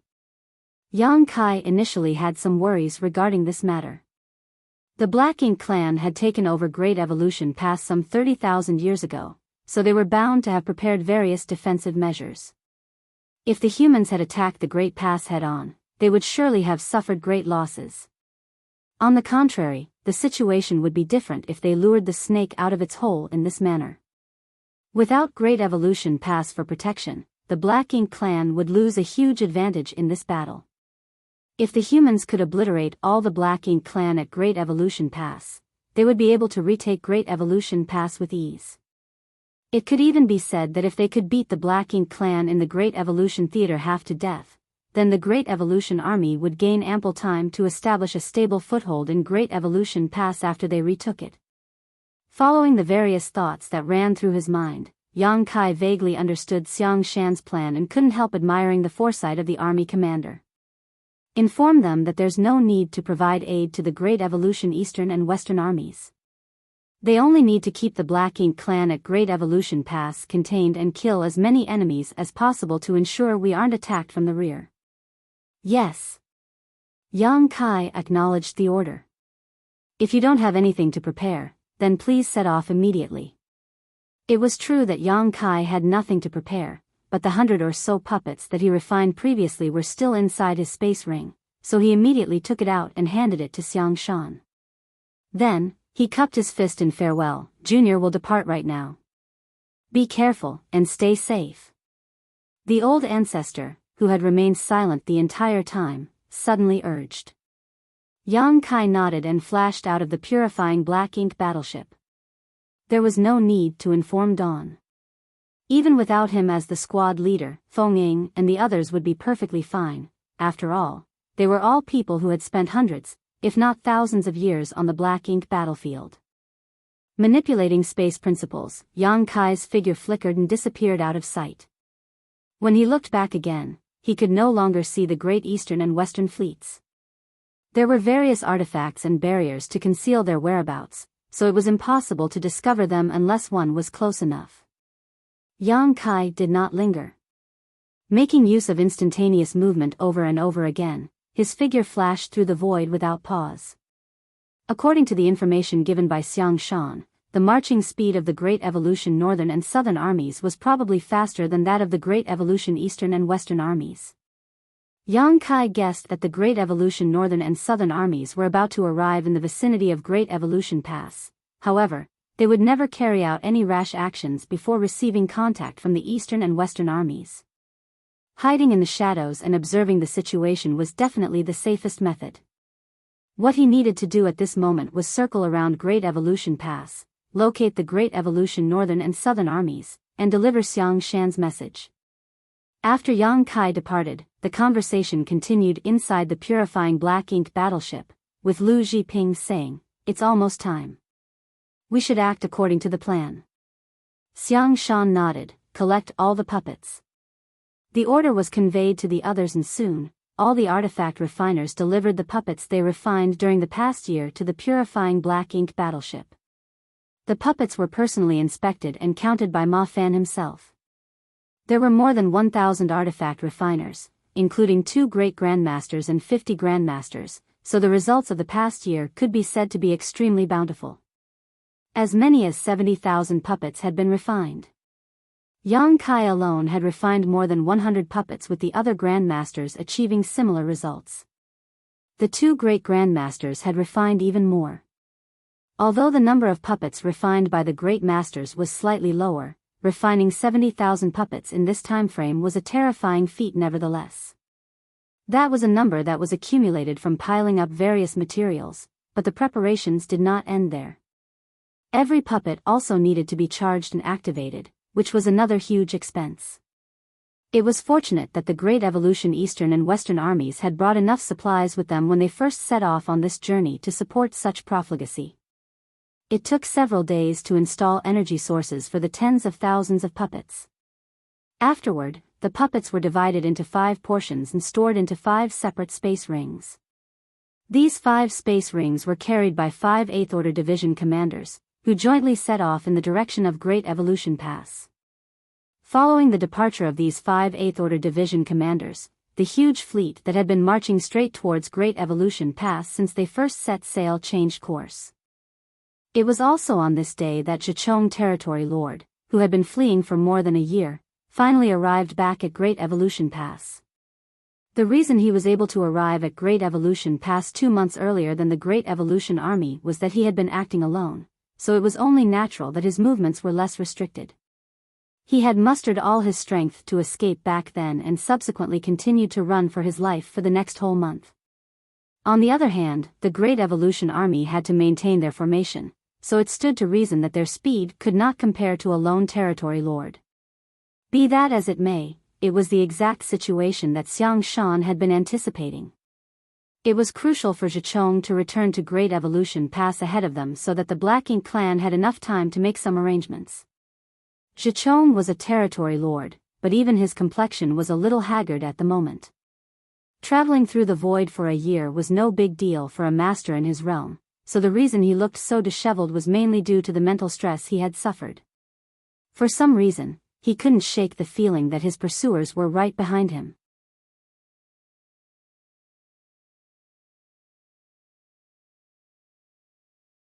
Martial Peak, Chapter 5195. The human race is planning to attack Great Evolution Pass. When Zhichong was only a few days away from Wind and Cloud Pass, he was ambushed by a human race army.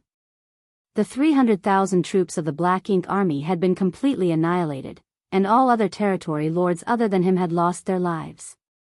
However, fleeing for the past year had taken a huge toll on him. He felt as though there was an overwhelming sense of crisis pressing down on him, giving him the illusion that he was constantly being chased. Be that as it may, there were no signs of pursuers no matter how many times he checked his surroundings. Seeing the majestic Great Pass in front of him once more, Zhichong felt as though he had never found a more welcoming sight in his entire life. His tense nerves finally relaxed as soon as he stepped into Great Evolution Pass. More than 30,000 years had passed since the Black Ink clan conquered Great Evolution Pass. The troops that generally departed from here to provide reinforcements to the two adjacent theaters had always been defeated after arriving at Wind and Cloud Pass or Azure Void Pass. There was never once when they were ambushed and completely annihilated by the humans along the way. During his escape, Zhichong had been wondering about something. He simply could not understand how the humans at Wind and Cloud Pass could gather the manpower to prepare an ambush in that place. Logically speaking, the humans at Wind and Cloud Pass should have been overwhelmed by the siege of the Black Ink clan army by now. After much thought, a possibility occurred to him, one that left him feeling very uneasy. Great Evolution Pass was originally one of the great passes under the human race's control. It had taken countless generations of blood, sweat, and tears from the elites of Great Evolution Paradise to build up the Great Pass little by little. More than 30,000 years ago, this place was not that different from the other great passes. Tens of thousands of human troops had protected this place under the leadership of their old ancestor and prevented the Black Ink clan from taking one step across the boundary. However, the entire Great Evolution Pass was now shrouded in a layer of dense black ink strength. There was also an enormous black ink nest standing tall in the middle of Great Evolution Pass Central Square. The black ink nest resembled a pitch-black flower bud that was on the verge of blooming. Whenever it contracted and expanded slightly, large amounts of thick black ink strength leaked out from within. This particular black ink nest was thousands of meters tall, and its base practically occupied the entire central square. Looking at it from a distance, it resembled a towering black mountain. It was clearly a mid-grade black ink nest. Black ink nests were the foundation of the Black Ink clan. The presence of a mid-grade black ink nest here indicated that this was now the home territory of a territory lord. In other words, there was a territory lord guarding this place at all times. This situation was nothing out of the ordinary. Great Evolution Pass was the first and only great pass to be conquered by the Black Ink clan in history, so it was impossible for the Black Ink clan to neglect it. Even if only to boost morale, a territory lord was always standing guard here. Furthermore, the territory lord stationed here was the strongest territory lord in the entire theater, Hongdi. It was rumored that this territory lord was only one step away from becoming a royal lord. Unfortunately, the rumor had been circulating for tens of thousands of years, yet there were no signs of Hongdi advancing so far. Although there were no signs of his breaking through, it was true that Hongdi territory lord was very diligent in his cultivation. Even though he was stationed at Great Evolution Pass, he basically stayed within the Black Ink nest and borrowed its power to cultivate. All the Black Ink clansmen under his command believed that he was trying to overcome the last step to become a royal lord. Of course, Hong Di was not the only territory lord stationed at Great Evolution Pass after the Black Ink clan first conquered it. There were also several others besides him. That was because they had been wary of the human race trying to retake Great Evolution Pass. However, more than 30,000 years had passed since then. The human race seemed to have little regard for Great Evolution Pass and never showed signs of trying to retake it. Therefore, the Black Ink clan no longer took this matter too seriously. Except for the most powerful Hong Di, who was ordered to remain here, all the other territory lords returned to their respective territories. Leaving the strongest territory lord at Great Evolution Pass was part of the precautions taken by the Black Ink clan. They knew that the humans would eventually attempt to retake the Great Pass, but they did not know when the counterattack would come. In this way, Great Evolution Pass became Hong Di's personal territory. Nevertheless, this place remained very lively since the reinforcement armies for the Black Ink clan in the Azure Void Theater and the Great Evolution Theater generally gathered and departed from this place. Roughly 3 years ago, an army of 300,000 troops had set off in the direction of Wind and Cloud Pass. Hence, Hong Di was very surprised when Zhichong suddenly appeared at Great Evolution Pass. He was not surprised by the fact that Zhichong had returned so quickly though, but by the fact that Zhichong had returned at all. As the person in charge of Great Evolution Pass, he could easily obtain various pieces of information with the help of Great Evolution Pass.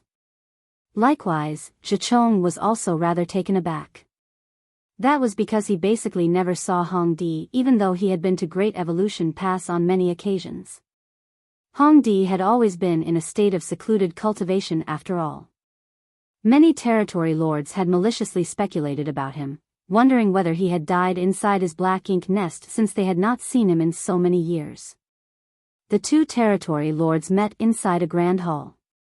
Compared to the travel-weary Zhichong, Hong Di was undoubtedly full of vigor. There were no rules for courtesy like those among the human race, so after they each took a seat, Hong Di glanced at Zhichong and asked probingly, "Did you encounter anything worthy of attention during your deployment?" He did not ask where the army of 300,000 troops had gone or why Zhichong was the only one out of a dozen territory lords to appear here. Just by looking at Zhichong's miserable appearance, Hong Di had a guess as to what happened. His question was simply to confirm his speculations. Zhichong quickly nodded. Among a field of universe fragments located only a few days away from Wind and Cloud Pass, we were ambushed by the humans. They were led by a 9th Order Old Ancestor and had some 50 to 68th Order Masters with them. Our army was no match for them, and almost everyone was slaughtered on the spot. I was the only one to escape alive. Hong Di nodded lightly at those words and revealed an expression that seemed to indicate he had expected as much. The Black Ink clan army of 300,000 troops had almost zero chance of survival against such a lineup from the human race. Zhichong was very lucky to escape and return alive. Zhichong was stunned. "You knew?" Hong Di waved his hand in denial. "I didn't know anything, but I did receive news from the Wind and Cloud Theater approximately 1 year ago. It was said that an additional Old Ancestor had appeared at Wind and Cloud Pass, along with hundreds of 8th Order Open Heaven Realm Masters. In the end, even the Royal Lord was severely injured and forced to escape back to the Royal City. The territory lords suffered massive casualties, and the army of several million under their command was all but wiped out. It will be difficult for them to recover without at least 1,000 years of recuperation." Zhichong was shocked to hear the news.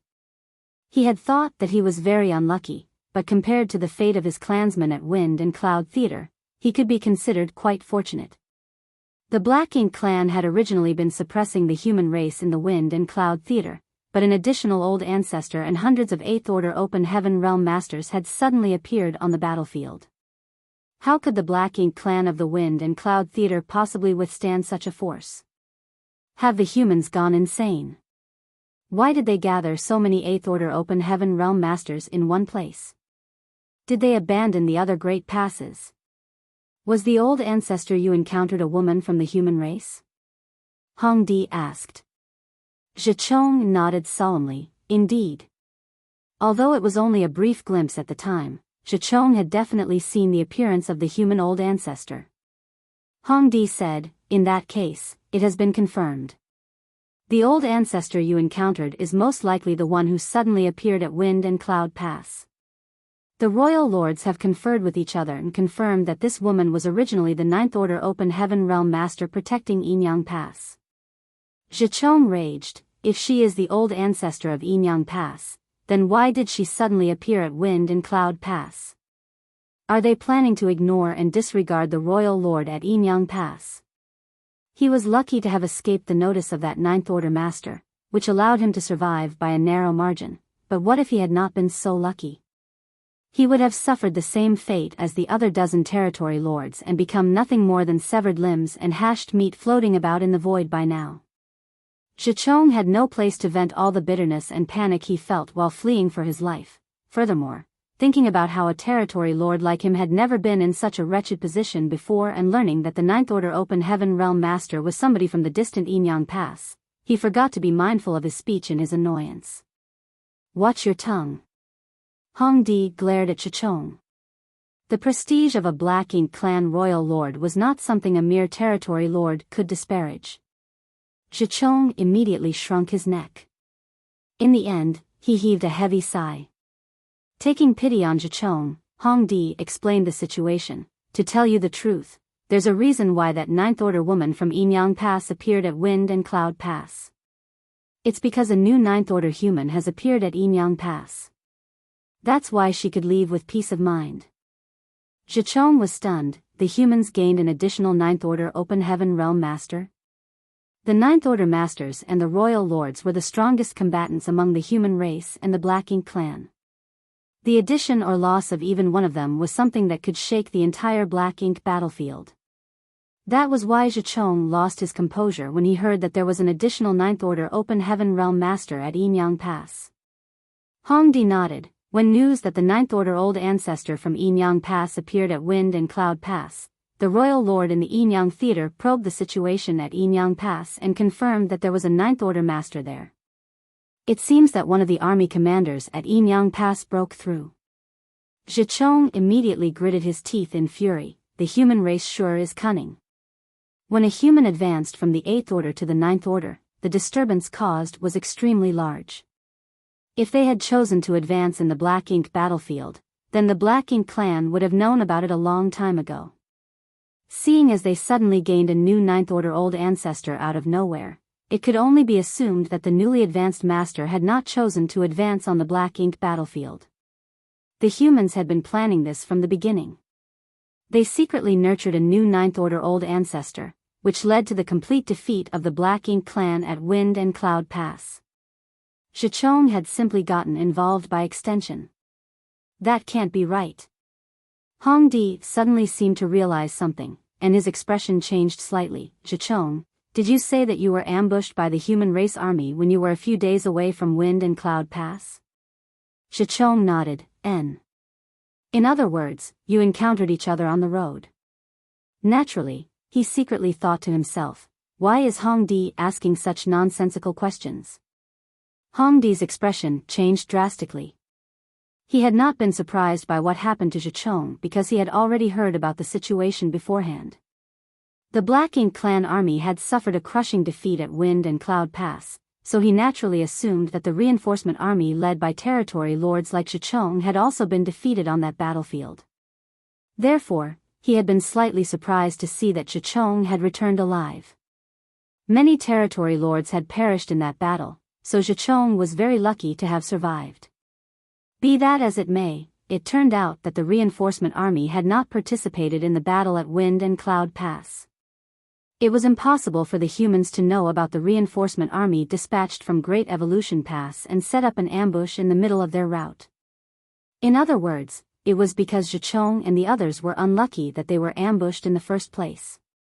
They had encountered the human race army that had departed from Wind and Cloud Pass. But why would an old ancestor lead a human army out of Wind and Cloud Pass? This is bad.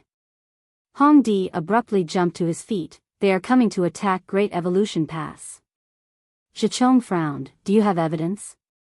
The truth was that he had considered this possibility while on the run for his life, but there was no evidence to back up this speculation. Although he had encountered the human race army outside of Wind and Cloud Pass, he could not say that they were planning to attack and retake Great Evolution Pass. That was a huge claim to make, so Zhichong had not dared to voice his opinion even though this idea had crossed his mind.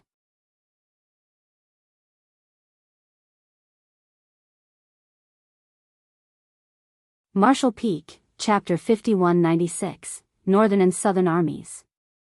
Zhichong had originally planned to use the Black Ink Nest at Great Evolution Pass to report his encounter to the Royal Lord. At the same time, he planned to mention his conjecture despite the lack of evidence. Unfortunately, there were various pros and cons to be considered.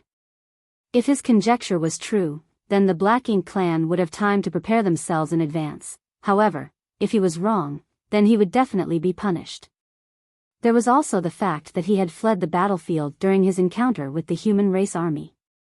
He was bound to suffer horribly if he was simultaneously condemned and punished for both crimes. Seeing that Hong Di had the same suspicions, Zhichong felt a sense of relief. It would save him the trouble of informing the royal lord himself. Hong Di quickly said, "If you consider the timing, you probably encountered the ambush from the human race army after the battle at Wind and Cloud Pass ended. It was also after the battle at Wind and Cloud Pass that the royal lord sent me a message, telling me not to enter retreat for the time being. I couldn't understand why he issued such a strange order at the time, but it would seem that he already anticipated this turn of events." The royal lord had indeed anticipated this situation. Hong Di was stationed at Great Evolution Pass, so the only information he could receive was the information circulating within the Great Evolution Theater. It was also information that the royal lord could access, but unlike Hong Di, the royal lord had a high-rank Black Ink Nest. The royal lord could communicate with the other royal lords with their high-rank Black Ink Nests and obtain information from the other theaters. Hong Di was only aware that the humans at Wind and Cloud Pass had significantly increased the number of their troops. They also seemed to have welcomed an additional old ancestor.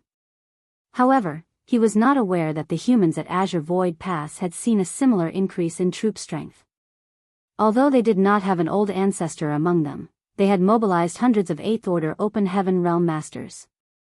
The Black Ink clan at Azure Void Pass had suffered a crushing defeat as a result. The human race at the two great passes neighboring Great Evolution Pass had shown strange movements at the same time. That was a clear indication that they were plotting something. It was only natural for the royal lord to have some guesses. Hence, he immediately sent a message to Hong Di, telling the latter not to enter retreat for the next few years. That was also why Zhichong could meet with Hong Di at this moment. "This is an urgent matter. I must report this information to the royal lord immediately." After saying that, Hong Di rushed out. It was evident that he wanted to borrow the power of the Black Ink Nest to report the information he just received. Seeing that, Zhichong naturally had no reason to stop Hong Di, so he stood up and said, "I'll go with you." There was no telling what the royal lord might ask, therefore, it would be easier for him to answer the questions if he were present. A short while later, Hong Di stood inside the Black Ink Nest and communicated with its consciousness to report all the information he received so far. He originally thought that it would take some time before he received a response, but contrary to his expectations, the royal lord responded immediately. Another short while passed before Hong Di withdrew his consciousness with a solemn expression. Zhichong asked, "What did the royal lord say?" He had wanted to report his experience to the royal lord himself, but who could have imagined that the royal lord had no intention to question him whatsoever? Zhichong did not know what the royal lord had said to Hong Di. Hong Di quickly said, "Our clan suffered a crushing defeat at Azure Void Pass after the humans dispatched a large number of reinforcements there. As a result, nearly half the territory lords were killed or gravely injured. Although the royal lord is safe, he won't be able to take action within a short period of time." Zhichong was shocked. "Are you saying that something similar happened at Azure Void Pass too?" Hong Di nodded heavily. "So, the royal lord speculates that the humans might be coming to retake Great Evolution Pass." Zhichong, The royal lord commands you to return to your territory as soon as possible and gather an army in order to reinforce the defenses at Great Evolution Pass. Are they really coming? Zhicheng felt a little faint. For more than 30,000 years, the humans had been ignoring the loss of Great Evolution Pass. Even so, the Black Ink clan had always known that the humans would never abandon Great Evolution Pass entirely. They would come back to retake the pass one day, but the Black Ink clan never expected the wait to last 30,000 years. I understand. I will return to my territory immediately. A short while later, Zhicheng's figure transformed into a small black ink cloud that sped off into the void. He secretly rejoiced that he had returned quickly. According to his estimations, it would still take some time for the human race army to arrive even if they were coming to attack Great Evolution Pass. Therefore, he would have enough time to make preparations. In fact, all the territory lords in the Great Evolution Theater would have ample time to prepare themselves for the difficulties ahead. At the same time, inside Great Evolution Pass, Hongdi issued various orders to his subordinates. Numerous Black Ink clan squads scattered across the void in two separate directions, tasked with searching for possible movements of the humans from Wind and Cloud Pass and Azure Void Pass. Unfortunately, this endeavor not only took time, but also required a touch of luck. If the humans intended to retake Great Evolution Pass, they were bound to act with utmost secrecy. It would not be easy to discover their whereabouts. Great Evolution Pass was not the only place to take action. All the territory lords in the Great Evolution Theater had received orders from the royal lord. They had been tasked with gathering the armies under their command in the shortest time possible. As such, all the Black Ink clansmen in the Great Evolution Theater took action almost immediately. The ominous feeling that a storm was approaching enveloped the entire theater. Hongdi initially thought that it would be difficult to receive news about the human race army, but contrary to his expectations, it only took the Black Ink clan's search teams that he previously dispatched 6 days to return with intelligence to report. They had mysteriously lost contact with one of the Black Ink clan's squads that set off in the direction of Azure Void Pass. The loss was not great, just a single feudal lord along with some high-rank and low-rank clansmen. Nevertheless, this anomaly quickly caught Hongdi's attention. It was impossible for a search party he sent out to disappear for no reason. For the past 30,000 years, the Black Ink clan had never encountered any enemies in the vicinity of Great Evolution Pass. The only possibility was that the Black Ink clan squad had discovered the hiding place of the human race army and were eliminated as a result. Therefore, he sent out more people to investigate the region where the first team had gone missing and simultaneously reported this information to the royal lord. At a place located several days away from Great Evolution Pass in the direction of Azure Void Pass, a large fleet concealed the traces of their whereabouts and quietly remained hidden in the void with the help of various artifacts and arrays. The method of concealment they deployed was very clever and sophisticated, so as long as nobody came within 1,000 kilometers of the various artifacts and arrays, they would remain invisible. However, there was nothing they could do if the Black Ink clan came too close. Unlike with individual cultivators, it was not easy to conceal the whereabouts of such a large-scale fleet. After all, a lone cultivator could at least use some obscure secret techniques to conceal themselves, whereas a giant group of warships could not be missed. This fleet was none other than the Great Evolution Northern and Southern armies that had departed from Azure Void Pass. Just as Xiang Shan had expected, the Great Evolution Northern and Southern armies had marched at a faster pace compared to the Great Evolution Eastern and Western armies. They arrived in the vicinity of Great Evolution Pass half a month ago. Needless to say, they would never act rashly before they made contact with the Eastern and Western armies. That was why they stopped at a location approximately 3 days away from Great Evolution Pass to wait for news from Xiang Shan. This location was neither too close nor too far from the Great Evolution Pass. Under the premise that they could effectively conceal their whereabouts, this distance would also allow them to easily communicate with the Eastern and Western armies. Unfortunately, the Northern and Southern armies had extremely terrible luck. Their large fleet was carefully hiding in the void and a Black Ink clan squad suddenly barged into their defense perimeter. The void was so vast that 1,000 kilometers was truly not far, therefore, the two army commanders of the Great Evolution Northern and Southern armies simply could not understand how the Black Ink clan could randomly bump into them. They didn't even know whether to consider those Black Ink clansmen lucky or unlucky. Needless to say, a mere squad of Black Ink clansmen led by a lone feudal lord was nothing to the Northern and Southern armies. They weren't even capable of filling the gaps between the armies' teeth. After swiftly annihilating the Black Ink clan squad, the Great Evolution Northern and Southern armies deliberately changed their location just to be safe, shifting the fleet's hiding spot to a place several million kilometers away. Be that as it may, they just received another report from the patrols that another Black Ink clan team had stumbled upon their location again. The Southern Army's army commander, Ouyang Lai, the Northern Army's army commander, Mi Jingluan, and several other 8th Order Division commanders gathered together aboard the main purifying Black Ink battleship. It was clearly not a coincidence for them to be found by two Black Ink squads in succession. There were no such coincidences in the world. What do you think? Ouyang Lai was a red-haired old man. Just from his name alone, one could tell that he had a fiery personality. Moreover, there was a hint of impatience coloring his brow while he was speaking. How could the others not know the reason for his impatience?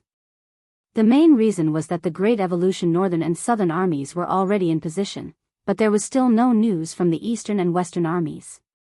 There was no way to tell where the Great Evolution Eastern and Western armies were currently located. Ouyang Lai could not wait to attack Great Evolution Pass, so he was naturally impatient at this delay. An 8th Order Division commander spoke up. According to the scouts who were previously dispatched, there seems to have been an increase in the number of Black Ink clansmen in the vicinity recently. Moreover, they seem to be searching for something. Ouyang Lai coldly snorted. What else can they be searching for? Clearly, they're looking for us. It looks like the news that our human race army is planning to retake Great Evolution Pass has been exposed. The Great Evolution Northern Army's army commander, Mi Jingluan, had a scholarly appearance. He had a feathered helmet on his head and a feather fan in his hand. Although he was not young, he had the appearance of a fair-skinned youth. Anybody who saw him for the first time would never associate him with the post of army commander. He smiled lightly. It's within our expectations. The movements at Wind and Cloud Pass and Azure Void Pass were not small after all. It's only natural for the Black Ink clan to guess our intentions. Ouyang Lai raged. I want to know where Xiang Shan led the Eastern and Western armies. We've already been here for some time, so why are they nowhere to be seen? Are they planning to give up on Great Evolution Pass? Mi Jingluan persuaded earnestly. Please calm down, brother Ouyang. Judging by the number of days, the Great Evolution Eastern and Western armies should have arrived in the vicinity of Great Evolution Pass by now. I'm sure somebody will come and contact us soon.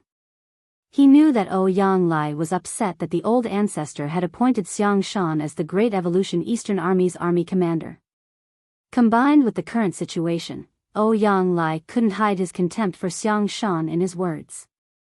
What we need to do right now is to wait.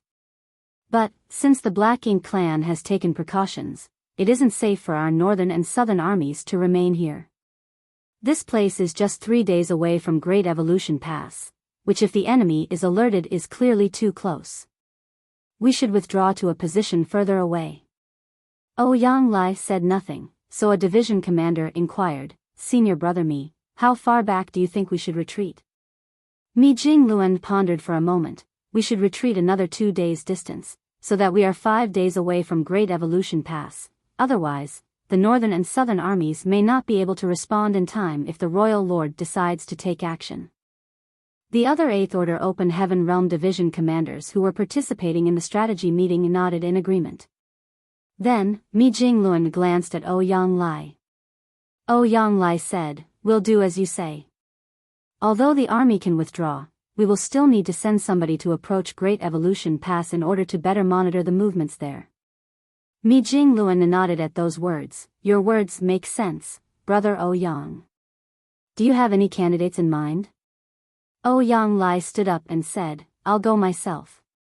Mi Jingluan heaved a sigh in his heart, knowing that he could not dissuade the other party.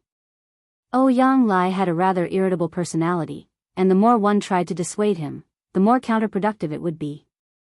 In any case, it was not dangerous for him to go in person. He was an 8th Order Open Heaven Realm Master after all, so it would not be difficult for him to conceal his presence, unlike a large fleet that could not remain hidden no matter what they did.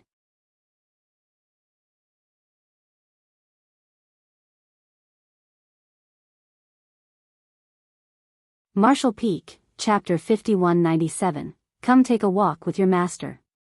Even if Ouyang Lai went to scout in person, the Great Evolution Northern and Southern armies would still have Mi Jing Luan in command, so nothing would go wrong. It was just that Ouyang Lai could not be allowed to go alone.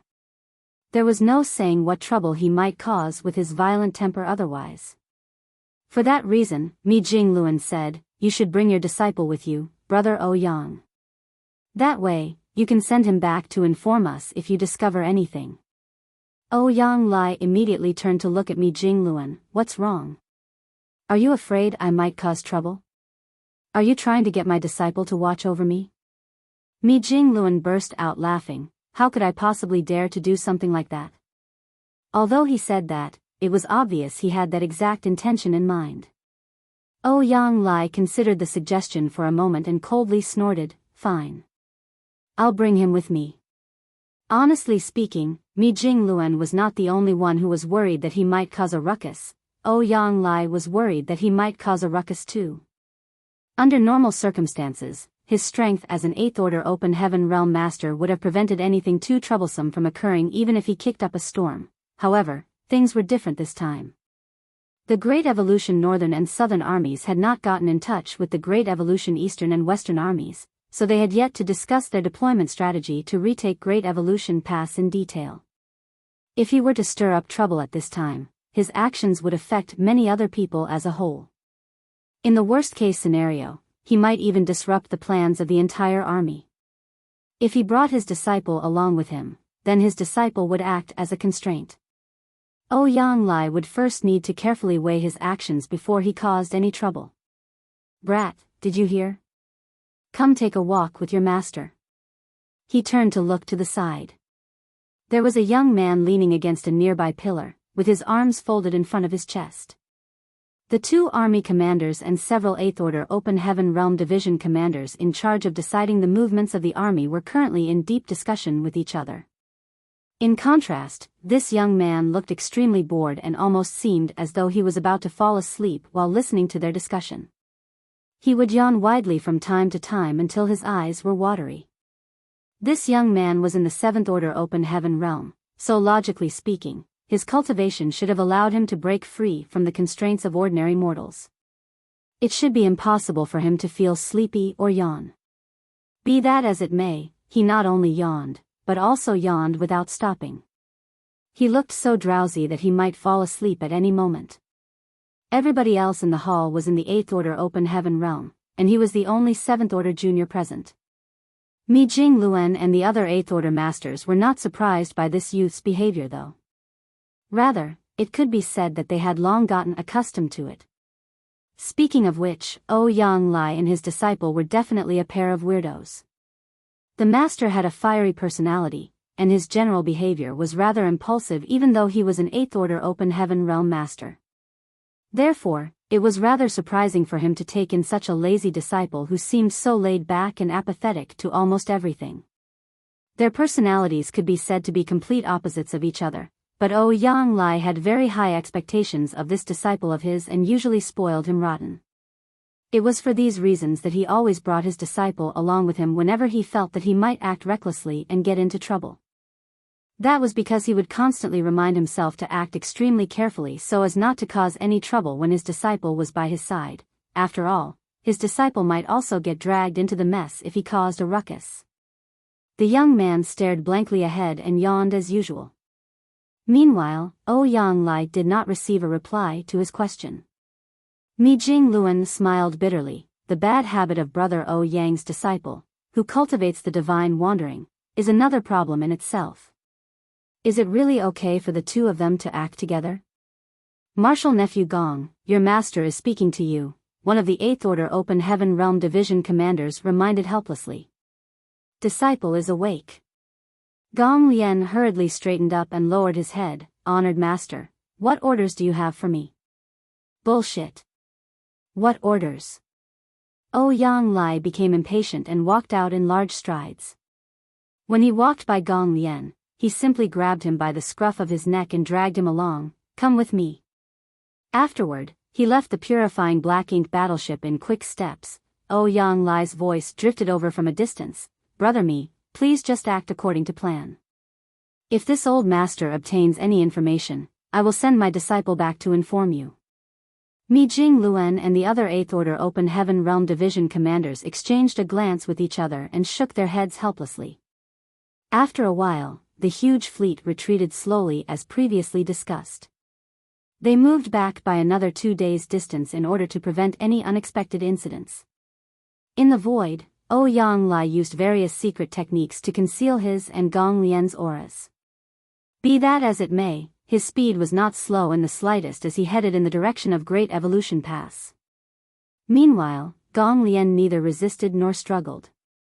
He simply allowed himself to be carried in that manner and did not look disgruntled at all. In fact, judging by his expression, he seemed accustomed to such behavior. For him, it was great that he didn't need to use his own strength to travel. What did it matter even if he was in an unsightly posture?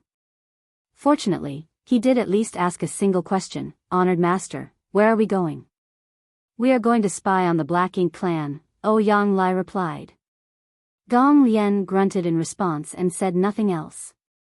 While Yang Li and his disciple were traveling through the void and quickly approaching Great Evolution Pass, Yang Kai was also charging through the void from the opposite side. Yang Kai's journey required him to cross Great Evolution Pass and head towards its opposite side to search for the whereabouts of the northern and southern armies and report Xiang Shan's intentions to them. There were 2 possible routes in order to cross Great Evolution Pass. One was to go around from the front, and the other was to go around the back.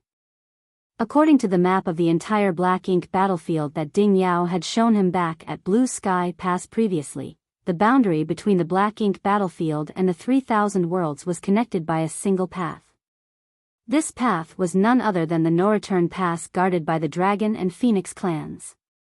With the No Return Pass as the center, the human race had established more than 100 great passes to form an outer defense perimeter. The distribution of these great passes in the Black Ink battlefield resembled an inverted semicircle that encompassed the No Return Pass at its center. In other words, the No Return Pass was located behind all the great passes. If one were to set off from any of the great passes and traveled in the direction of the 3,000 worlds, they would eventually arrive at the No Return Pass. More than 30,000 years ago, the area covered by the semicircle was regarded as an absolutely safe area for the human race. That was because this area was located at the rear of every great pass. As long as the great passes stood strong, it was impossible for the Black Ink clan to set foot in the area within the semicircle. After Great Evolution Pass was captured by the Black Ink clan though, the Black Ink clan finally had the opportunity to experience the noble bearing of the No Return Pass. However, the Black Ink clan at Great Evolution Pass no longer dared to target the No Return Pass again after suffering heavy losses from multiple attempts. Even though they remained active around Great Evolution Pass, in the direction of the No Return Pass, their numbers were few and they generally did not venture too far away from the pass. Needless to say, Yang Kai chose the easier option to get around Great Evolution Pass. The area within the semicircle was relatively safer as there was a much lower chance of encountering the Black Ink clan there. If he went around the front of Great Evolution Pass instead, he might run into various troubles as a result. At a sudden moment, Yang Kai abruptly came to a halt and turned his head to look in a certain direction. There seemed to be a mysterious force coming from that direction that called to him and made him burn with excitement. Even the dragon vein in his body seemed to boil, and his blood began to flow at a faster rate than usual. Yang Kai immersed his mind into the feeling and perceived the situation. It didn't take long for him to understand what was happening. The source of that mysterious force was the place where the dragon altar was located. Thanks to the dragon vein in his body, Yang Kai naturally formed a connection with the dragon altar. More importantly, the No Return Pass was also located in that direction. The no-return pass was guarded by the Dragon and Phoenix clans. Could it be that the Dragon altar was at the no-return pass? Ever since he came to the Black Ink battlefield, Yang Kai had always wanted to visit the Dragon clan. After all, he had a dragon vein in him, and there were also many other Dragon clan members in Void Land. If he could locate the Dragon clan on this side, he would be able to cultivate his dragon vein better in the future. Unfortunately, his wish had yet to come true. All the public knew was that the Dragon altar was part of the 36 cave heavens, but they did not know where it was located. According to the rumors, the Dragon altar was an ethereal place that was impossible for anybody to enter unless they were part of the Dragon clan. The elders of the cave heavens and paradises most likely knew the secret of the Dragon altar and the no-return pass. Be that as it may, they would never publicize this knowledge.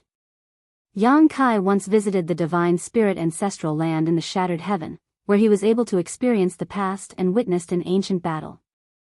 In that ancient battle, the Dragon Emperor and Phoenix Empress of the time had joined forces to seal and suppress the Black Ink giant spirit god. He also obtained the Dragon clan's sacred treasure known as the Crystal Palace in the Black Ink sealing land. However, there were no Dragon clan members or pure-blooded Phoenix clan members in the divine spirit ancestral land. The divine spirits in the ancestral land didn't even know anything about the ancient battle that took place all those eons ago. It was possible that the Dragon and Phoenix clans had left the ancestral land after that great battle to guard the no-return pass. Yang Kai had failed to sense the existence of the Dragon altar back at Blue Sky Pass because the distance between them had been too great. Now that he had deliberately taken a large detour around the rear of Great Evolution Pass though, he finally had the opportunity to perceive the Dragon altar. It was just that his current position was very far from the no-return pass, so the resulting connection he felt was not that strong. Glancing in the direction of the no-return pass, Yang Kai suppressed the excitement boiling in his dragon vein and continued on his journey. The Dragon altar was a place he was bound to visit one day, but now was not the time. He had more important things to do right now. His journey went smoothly without encountering any Black Ink clansmen, hence, he boldly traveled by manipulating space principles without fear of being discovered. On the other side of Great Evolution Pass, Ouyang Lai carried his disciple, Gong Lian, and snuck towards Great Evolution Pass. Along the way, he found a large number of Black Ink clan squads searching in all directions. Of course, it was not difficult for him to avoid these Black Ink clansmen with his powerful cultivation and skills. Gong Lian continued to yawn throughout the journey with a drowsy look in his eyes. Anybody who saw him would think that he was about to fall asleep at any moment. In reality, he had always maintained such behavior without changing. Even though he was being carried by his honored master, he did not bother to resist at all. A few days later, Ouyang Lai finally arrived at the periphery of Great Evolution Pass. From where he stood in the void, he could clearly see the majestic Great Pass towering upward in the void. He couldn't help sighing when he saw the Great Pass that was completely shrouded in Black Ink strength. This place used to be part of the territory that belonged to the human race, but it was now dominated by the Black Ink clan, which made him feel indignant. As a result, he was tempted to rush over and attack the Black Ink clan in order to reclaim the pass and wash away the shame of losing it. Nevertheless, it was just a thought. No matter how rash his personality, Ouyang Lai knew that nothing good would happen if he attacked the Great Pass alone. They would only stand a chance to reclaim Great Evolution Pass if the entire army took action. While this position was considered quite close, he had yet to reach the limits of his ability. Ouyang Lai was about to head closer when Gong Lian, who had been carried all this time, abruptly reacted. Gong Lian widened his eyes in surprise, the usual lethargic expression on his face vanishing in an instant. More importantly, he involuntarily shuddered in fear. You're tuning into the Biyao's Wuxia Chronicles YouTube channel. Don't forget to subscribe and join us on this journey to catch the most captivating stories.